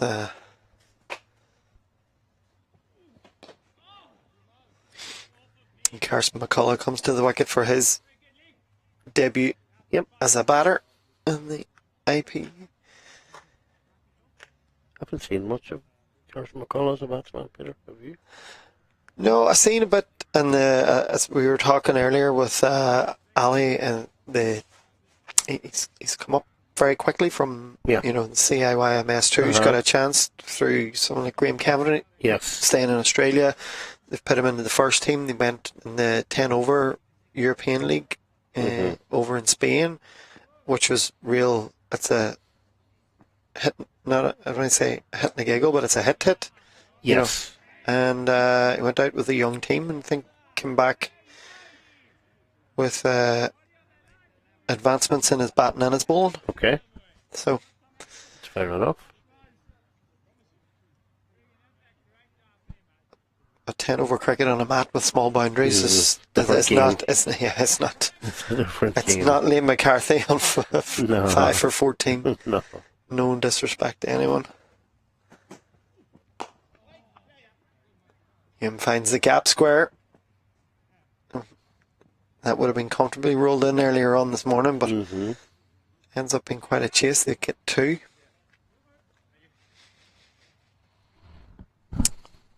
McCarthy's 8 over comes to an end. That's me. Lawrence departs. Pleasure doing business with you, Peter, as And we always. might see you again, Lawrence. We don't know. 3 wickets, we'll live in hope, but taking over from him, possibly to lead us into the dusk, is Ali McCalmont.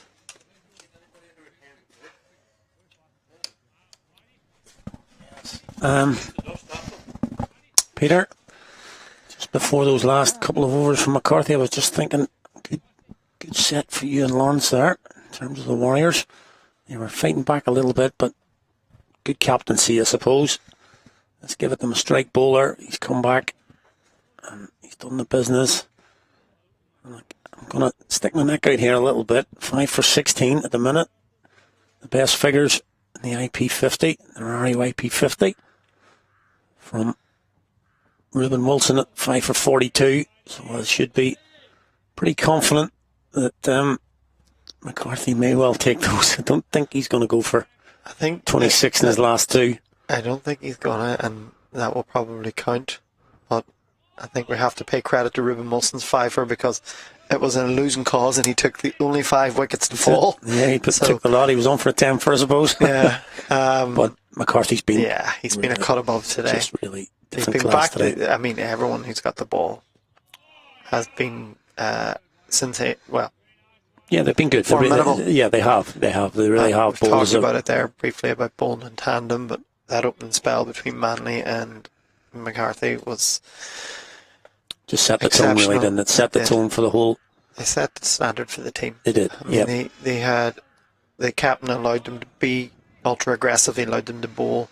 They realised from the first innings where the damage is going to be done. They bowled a lot fuller than the Warriors did.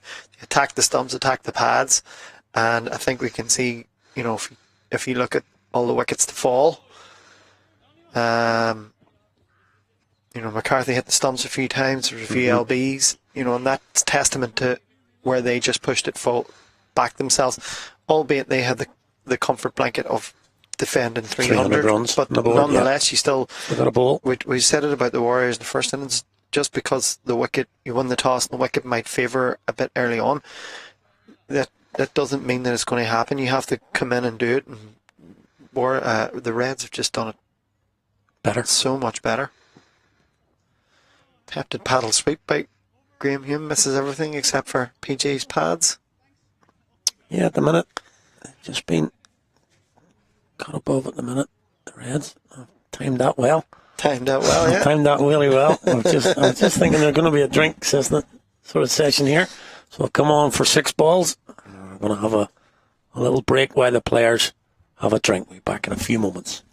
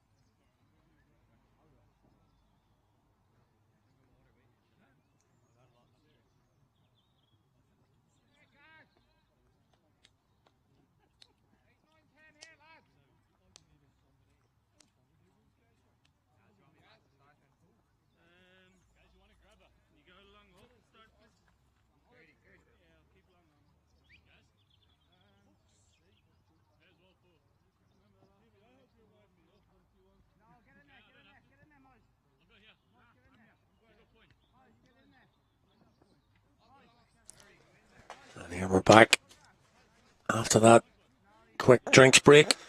After 33 overs in this Warriors reply. Chasing 307. As we've just commented off camera, Peter Gillespie here with me. It'll be a good win from here. Well, as they bring on another Ireland spinner. Yeah, we talked about the lineup I for the Reds. McCarthy's happy he's got his fiver. He's given way to Gareth Delaney. So there's no end in sight for the pressure on the Warriors batters. Yeah, we talked about, as I say, that lineup for the Reds. Possibly didn't expect McCarthy and Manley to bowl so well. But the backup of Camphor, Tyrone Kane hasn't even come into the action today. Yeah, always nice when the skipper's not needed. Yeah, he's And as selfish as he is, he's happy to let everyone else have their it's moment in the sun. well, he's not needed, and then you've got the spin of White, Frost, and now you can have a seventh bowler of Gareth Delaney coming on. A great luxury It is. if you've got that. And in such a dominant position as well. Nice time to bowl. They always talk about a nice time to bat. Nice time to bowl here for Delaney. Anytime the sun's out, it's a nice time to bat, Ali. Always. Even now. That's a great shot from Graham Hume. Even now. Even now, Even now. What a super attitude, even now. never a bad time to bat when the sun's shining. We'll marvel at that strip from Graham Hume. Yep. Good full swing on the bat from Hume.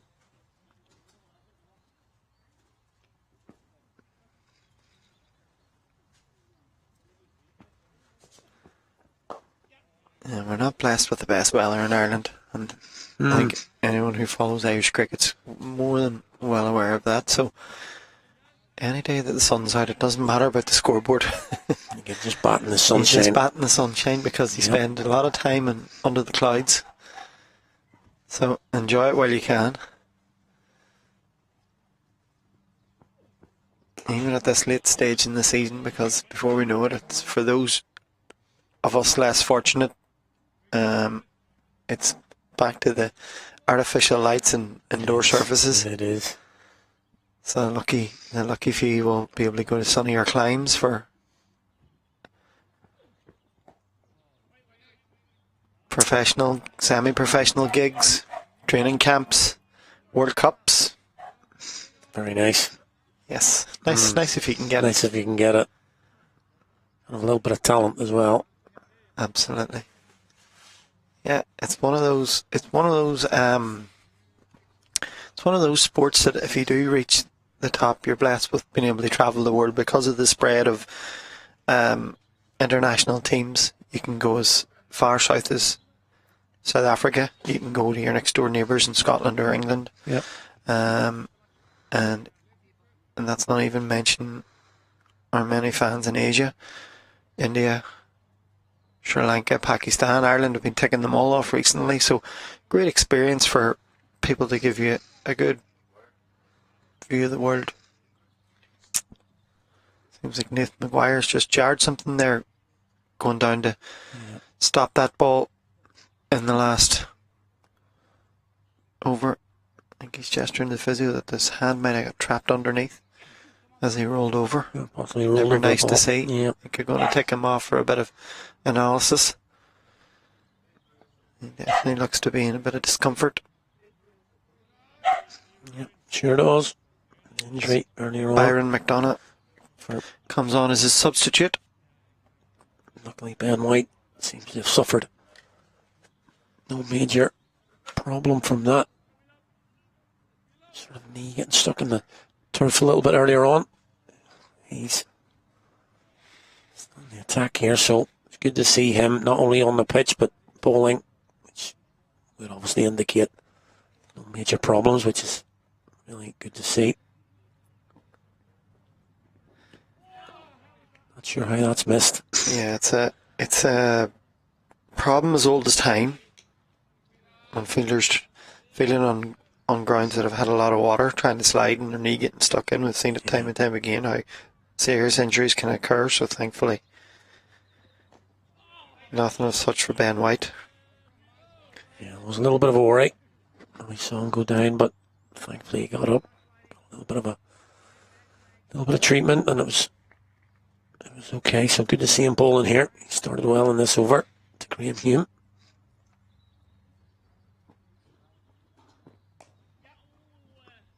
Is that one away for one? Yeah, but just important for the Reds here not to just switch off here, because as I mentioned a few times now, they do need to win the game first and foremost, and then pick up that bonus point. Well, I think if anything that's gone on today has been an indication, then they're definitely not going to let this game drift. They've been in fifth gear since at least the start of the second innings, and I've talked a lot about their game management throughout the first innings to get to that total. At times it looked tricky, and at times it looked as if it could be a little bit better, but whatever. They managed the key moments very, very well. Yeah. Knew when to stick, knew when to twist, and they got the first job done.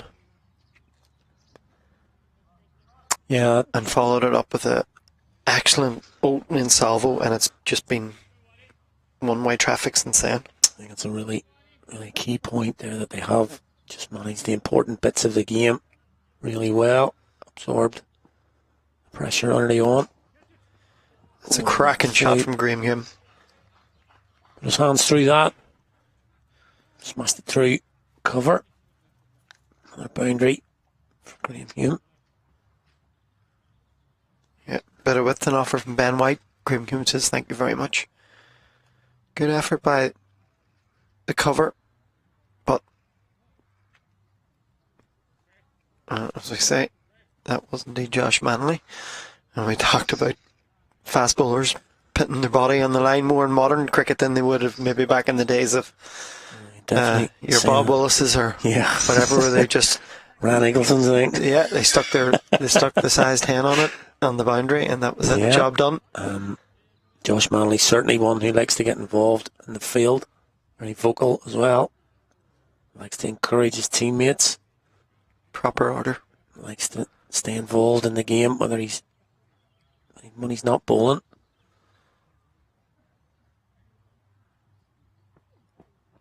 There he's in the game here. Oh, I thought that was being chipped straight to him. He's actually at cover. Even that you wouldn't see back in the day. Fast bowler cover unless quick men were round the boundary. The change in the field, bringing Curtis Camphor up. What would have been long off is now coming into mid-on circle. Yeah, just enticing a little gap here, saying to Graham Hume, maybe have a go if you think you're good enough. And he responds in the affirmative. Plants that one firmly over the side screen for a wonderful maximum. Just as Ali said, Curtis Camphor's decided to reverse his decision and come back to long on after that, but I don't think it would have mattered. It would have cleared him comfortably. Good full swing in the bat again, Ali. That's a clean hit. That is a clean hit. That's another ball required. The cameraman had a good view of that, and as you say, umpire Willie Black's gone back to the box for new balls, please. Yeah, he's a few helmets required up there for the old cameraman. Yeah, been a few digs at them recently. I think we're going to have to equip the cameramen with helmets in the future. Bruce Oxenford's the arm shield.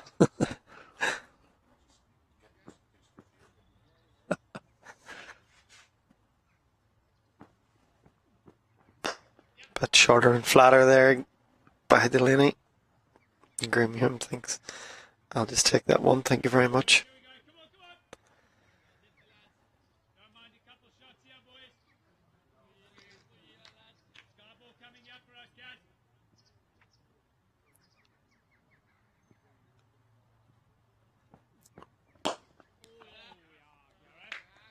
Nicely played. Not preempting anything that might happen here within the last 3 wickets, Ali, but certainly been a few candidates stuck their hand up today for man of the match. One of them with the ball in hand at the moment, although he doesn't have any wickets. If they were to pick up a few, it would make things interesting. 98, same as Curtis Camphor versus Curtis Bowling and that magnificent opening spell. That's always talked about, isn't it? I mean, we had the decision yesterday in the Super Series game. We had 100 from Mimi Hunter. Cara Marie took 7. And it depends what way you fall, really. If you're a batter, you're saying, the 100 always takes precedence. And then if you're a bowler, it's difficult again here because I was just so impressed with McCarthy's opening spell, and then he's come back. Oh, that's a shot. That is a shot. Carson McCullough's pulled that one out of the bag. Just not worried about anything here. He's worried about reputations. He's just gone into position there, and actually, just looking at the way he's played that, really calm. We talked about position of the head, right in line with the ball, a nice whip of the wrists, which is important with that shot. Get the power behind it. It's a premeditated shot, but the important thing is if you keep your head still, your eyes level on contact, you're watching the ball all the way under the bat. Doesn't matter what side of the square you're hitting it. You do the basics right. You're giving yourself the best percentage of it is strange getting reward for it. It changes. It's the same as a cover drive. If you get into the right positions, you can play the ball on the up. Chinese cut there from Graham Hume. So when we look at a reverse sweep, everybody says, it's still a shot that you practice and get into the technique. It's been a traditional high danger shot, but it's, more risk. But it's like, as you say, when you're taught to play cricket from a young age, when you're taught to play cricket from a young age, you're taught high elbow, get your head over your front knee, get your shoulder pointing where you want the ball to go, do everything correct. That can be attributed to any single shot in the book. If you execute the technique right, then it becomes less risk. It's only high risk if you're trying to do something that you don't practice, you don't do before, but it's part of the modern psyche of batsmen to be able to play that shot. And the old guard, if I had went down and played an orthodox sweep back in my early days, the old guard would have been shouting in the pavilion, don't be playing that, if you miss it you're going to get given out. You're out, and now it's second nature. It is. Yeah. Just total second nature. The cricket's become more 360 now than ever. As we talked earlier about scoops and reverse slaps and reverse sweeps, batsmen have to take the ability and say, well, you've got the traditional areas covered, so I have to look at the non-traditional areas. They're not so non-traditional anymore. But they have to eye up and have these, and that's Carson coming in number 9 as a young player and quite comfortable playing that shot, as you say, regardless of reputation, etc. Yep. Good to see.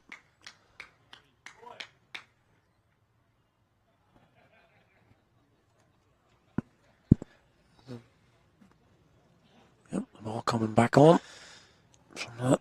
Is it the return of the original match ball or the one before it or the one after? It's been a few. It's been a few headed over. Really doesn't like what he sees, so he says thanks very much. We'll stay with what we have. Garrison, and he comes back for another over.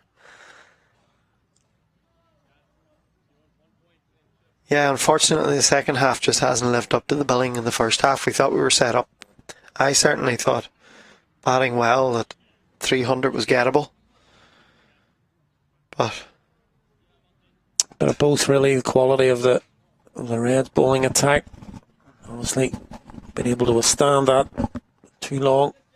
The upper order from the Warriors. Again, it's been good from the Reds, you have to say, in all departments today so far. As Graham Hume gets in on the reverse sweep action and absolutely nails it. He picks up 4. Yeah, I think on reflection, although I'm sure it'll not be too harsh, as we see this replay of Graham Hume's 4. Good connection again, good position.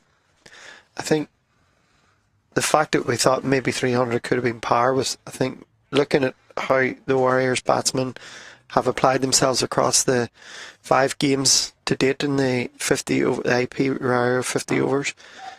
They haven't really threatened anything close to 300, and there hasn't been anybody really put their hands up for big scores. So maybe it was a bit more in hope than expectation, but certainly look at the conditions. You know, it should have been a bit closer, but it wasn't. You kind of screamed a 300 wicket, didn't it, with the conditions? You say sun all day. Really, we thought the first 5 or 10 would do a little bit, but after that, it'd be fairly flat. But, you know, it has, as you mentioned, just looking back over the series, it's in the air. Oh, that's a great catch. That is a great catch. Liam McCarthy once again. I tell you what, he's having a day. If I'm not bowling, I'm gonna stay in the action here with my fielding. It's a great fantastic movement forward and right to pluck that one. Just, I would say, just off the grass and no more. An inch off the deck, but that's good enough. It's good enough to take the wicket of Hume. Just took that 4. It's perished. We'll see the catch now. Keep an eye on Liam McCarthy here. Cover. There he goes. Excellent diving catch forward. Never easy to just judge it. And he's done well. As you say, Peter, can't keep him out of the action at the moment. And he's been involved in 6 of the 8 wickets to fall, so you can't ask for better than that. Yeah, really good. 5 of them at his own hand. He's got a wicket. Gareth Delaney there. 2 of the 3 that we might be talking about. I think it's Ryan Macbeth, who's just come out to the wicket. Yeah, we're talking about 2 of those 3 people that might be involved in the player of the match, and McCarthy may have done himself a little bit of a disservice by taking that catch. He's given a wicket to Delaney. So, of course, these things don't matter too much. But Delaney picks another couple here. It might be difficult to take it away from him now.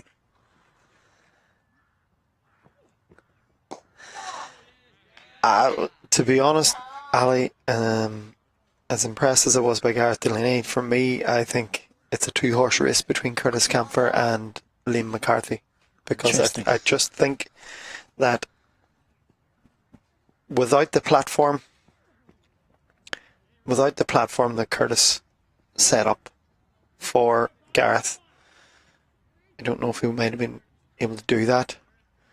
And I think that counter punch where he came out, the intent that Curtis showed when he came out to bat, that set the tone for the whole innings, and he carried it on. Both of them fell short of well-deserved centuries, but I think he set the tone. He changed the momentum, changed it very quickly, and they had a wonderful partnership together. And then Gareth really accelerated. He went better than running a ball towards the back end of his innings, but I think it was based mainly on, yes, his 98 runs, but the platform that Curtis had set. And then similarly, Liam McCarthy set the tone for the Reds in the second innings. He came out with that intent, found his areas very, very quickly, and was relentless along with Josh Manley.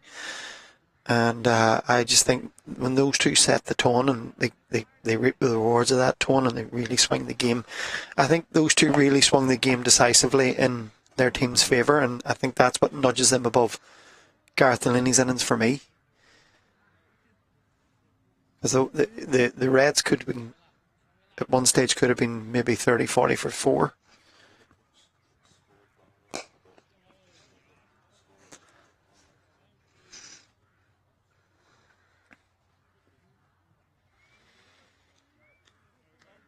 See there that the Warriors are 164 for 8 from the 38 overs.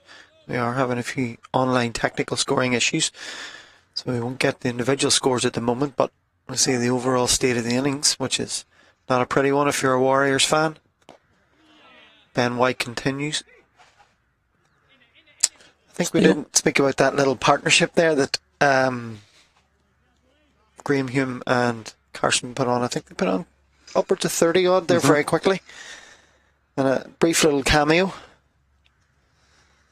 One of the few highlights of the batting display.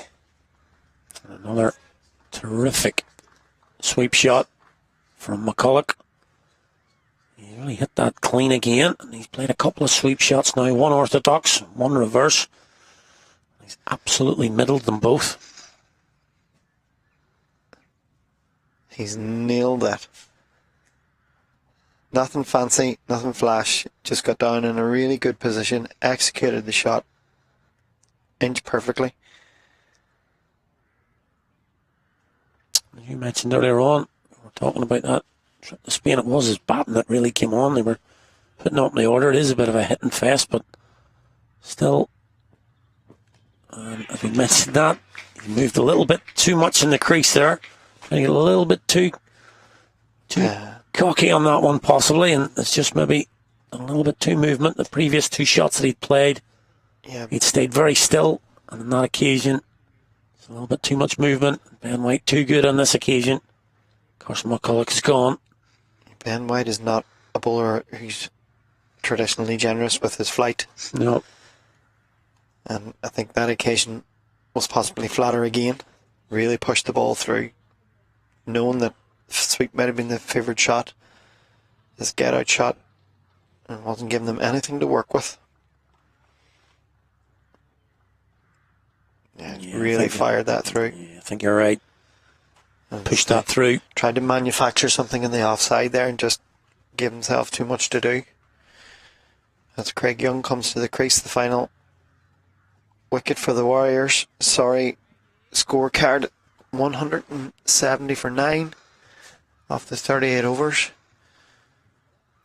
I think all over bar the shouting has been generous. This has been a thoroughly dominant display by the Munster Reds. I was just going to actually mention about the Reds, and the only little downside possibly, Peter, from this is that it is their last game in the tournament. And there'll be a little retrospective possibly now saying, you know, one more win, if we'd have turned that sort of 130 for 5 against the Knights into 200 all out, we could be sitting in a really good position here now.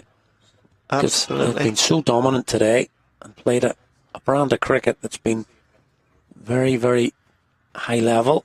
They've taken care of the Warriors here and might be looking back in a few weeks' time on the end of this week thinking what might have been.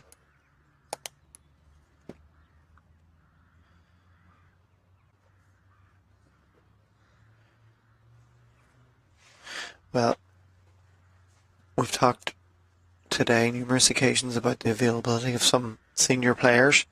Obviously, Curtis had international commitments, but he also then had some Somerset commitments, and as a result, he's played 3 out of the 6 games on offer, including today. And you know, that's resulted in 2 wins out of those 3 games. Overall record of 1-3, lost 3. Josh Manley has only come in for the last 3 games, and he's taken 3 wickets, 4 wickets, and he's been good 2 today. Yep. And I think possibly a bit more consistency and availability would have helped their cause at times. But say when you look back and you say at the end of a season we won 3 and we lost 3, and 2 of those were against Leinster Lightning, you would think, God, we could have got something somewhere else there. You know, traditionally the two tricky fixtures against Leinster, and that's not saying anything about the Northern Knights or the Warriors, but any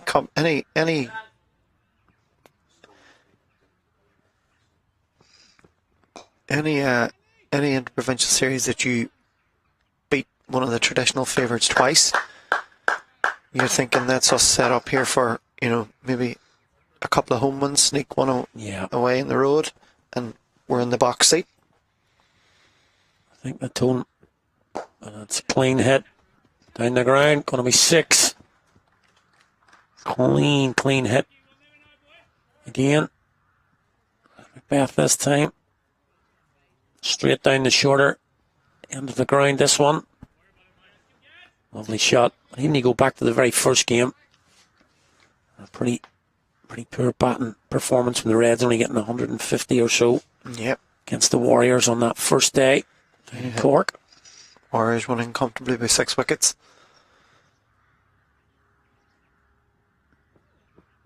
Should have, would have, could have. Should have, would have, could have. It's always a look back, isn't it? I'm saying that. I think head coach Jeremy Bray will be happy with,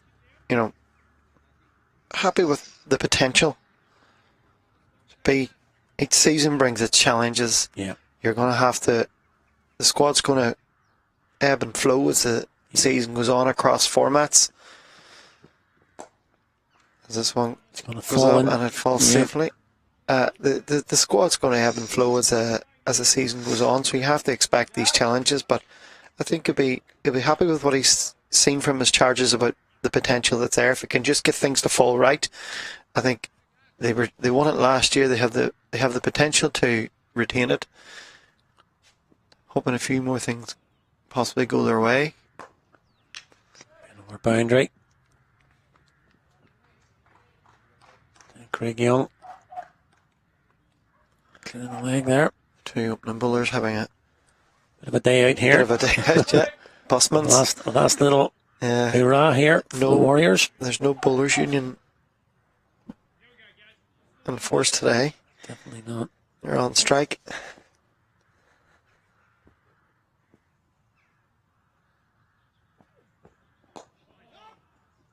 A bolt. Delaney on that occasion. At the end of the over. 186 for 9. So yeah, just looking back on the campaign for the Reds, I think they have played some good cricket, particularly today. I think this has, without doubt, been their best performance in the 50 over competition as a whole. And as you mentioned, no great surprise that this is we mentioned at the very start, probably one of their strongest lineups they've had all year. No surprise in that. And White will continue. So we move into the last 10. Yeah, it's been key. I mean, we've looked down their squad list today. Talked about it on numerous occasions. Another good hit from Ryan Macbeth. And when they're at full strength, you can see the quality, the star quality. Definitely. And those stars have shone today. The two Warriors batters here at 10 and 11 having a little bit of fun. 4 more to Macbeth. Cut into the offside. As you can see, I'm going to take a single there. We've got our graphics back on board there. There we go, 191 for 9 now. Macbeth on 13 now. Craig Young on 4. Ben White into his 9th over. Nicely bowled from White.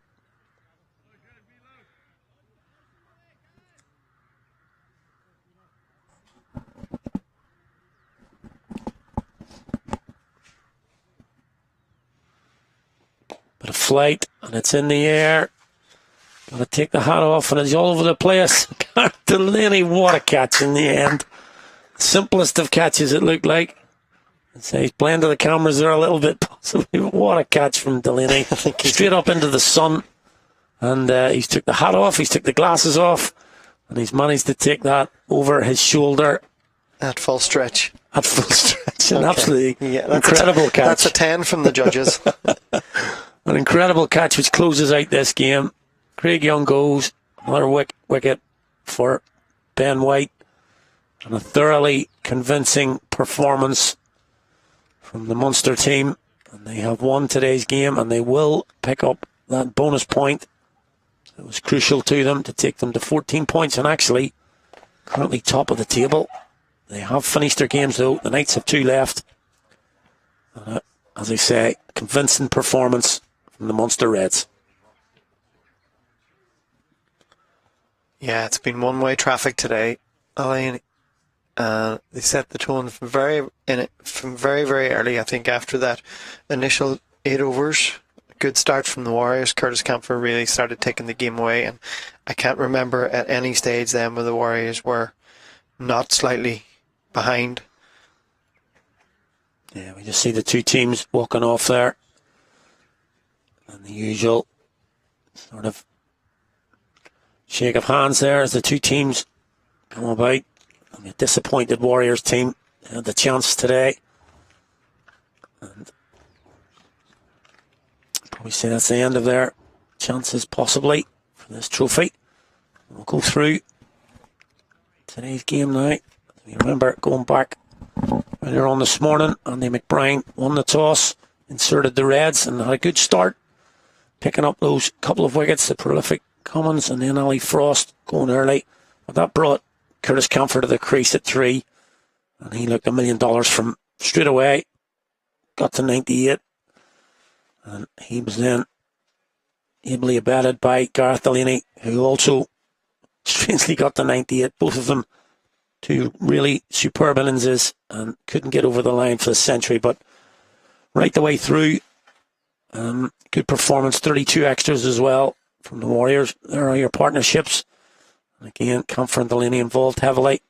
Partnership between the two of them of 90, but right in that middle order of 36, 57, 90, 43, 53, really set a good platform for the Reds. Yeah, the Warriors bowling led off by Graham Hume, whose 2 wickets came at a cost of 40 runs in his 10 overs. Ryan Macbeth picked up the 2 early wickets and looked to set a good platform from the Warriors, but they weren't able to capitalise the same way that Munster Reds did. Craig Young would be disappointed with his spell, although he picked up 2. His 10 overs went for an expensive 75. Carson McCullough on his debut, a real baptism of fire, bowled some good overs, bowled some bad balls, and seen what happens at this level, got punished. His 8 overs resulted in 1 wicket, but 64 runs. They came at a cost of 8. Andy McBride, his usual miserly self, didn't pick up any wickets today, but his 9 overs only went for 45. Scott Macbeth, 6 overs, went for 33, picked up 1 wicket, and left them to chase 306.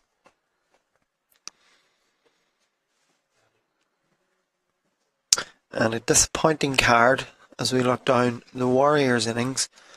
Nobody really got going, bar a brief cameo in the middle from Cameron Melly and Jared Wilson.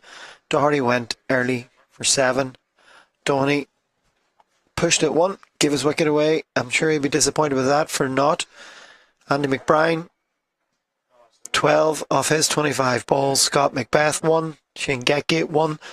That opening spell from the bowlers really destroyed the Warriors' top order, left them languishing at 33 for 5 until that partnership between Melly and Wilson.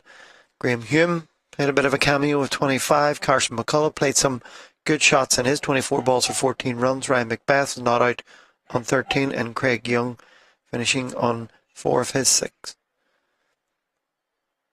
And in contrast to the Munster Reds partnerships, only one of note, and unfortunately it was too little too late. Cameron Melly and Jared Wilson putting on 85 in 96 balls, which was a good rate at the time, but there was so much work to do after that opening salvo by the Munster Reds bowlers. Yeah, there is a card for the Reds. You mentioned the bowlers, and really a quite exceptional opening spell from Manley, but even more so from Liam McCarthy. Took 3 up front, came back, take another 2, 5 for 16. Really exceptional from the big quick. Well backed up, as I say, by Manley, and even the rest of the bowlers. Mike Frost only going at 4.5. Camphor White picking up a couple of wickets for 48. And Gareth Delaney getting 1 for 36. A little bit expensive, but plenty of runs in hand for the Reds. A really exceptional bowling performance from the Munster team. So there is your match summary. The Reds posting 306 and a total that the Warriors really never looked like chasing, and they've eventually ended up on a total of 191. A convincing win for the Munster Reds. They finish the Rario IP50 tournament with a win by 115 runs. So delighted to have you with us today. I'd love you to join us for our next match, which will be tomorrow.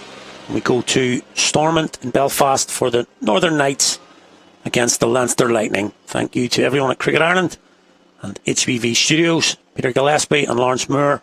I hope for you to join us again tomorrow.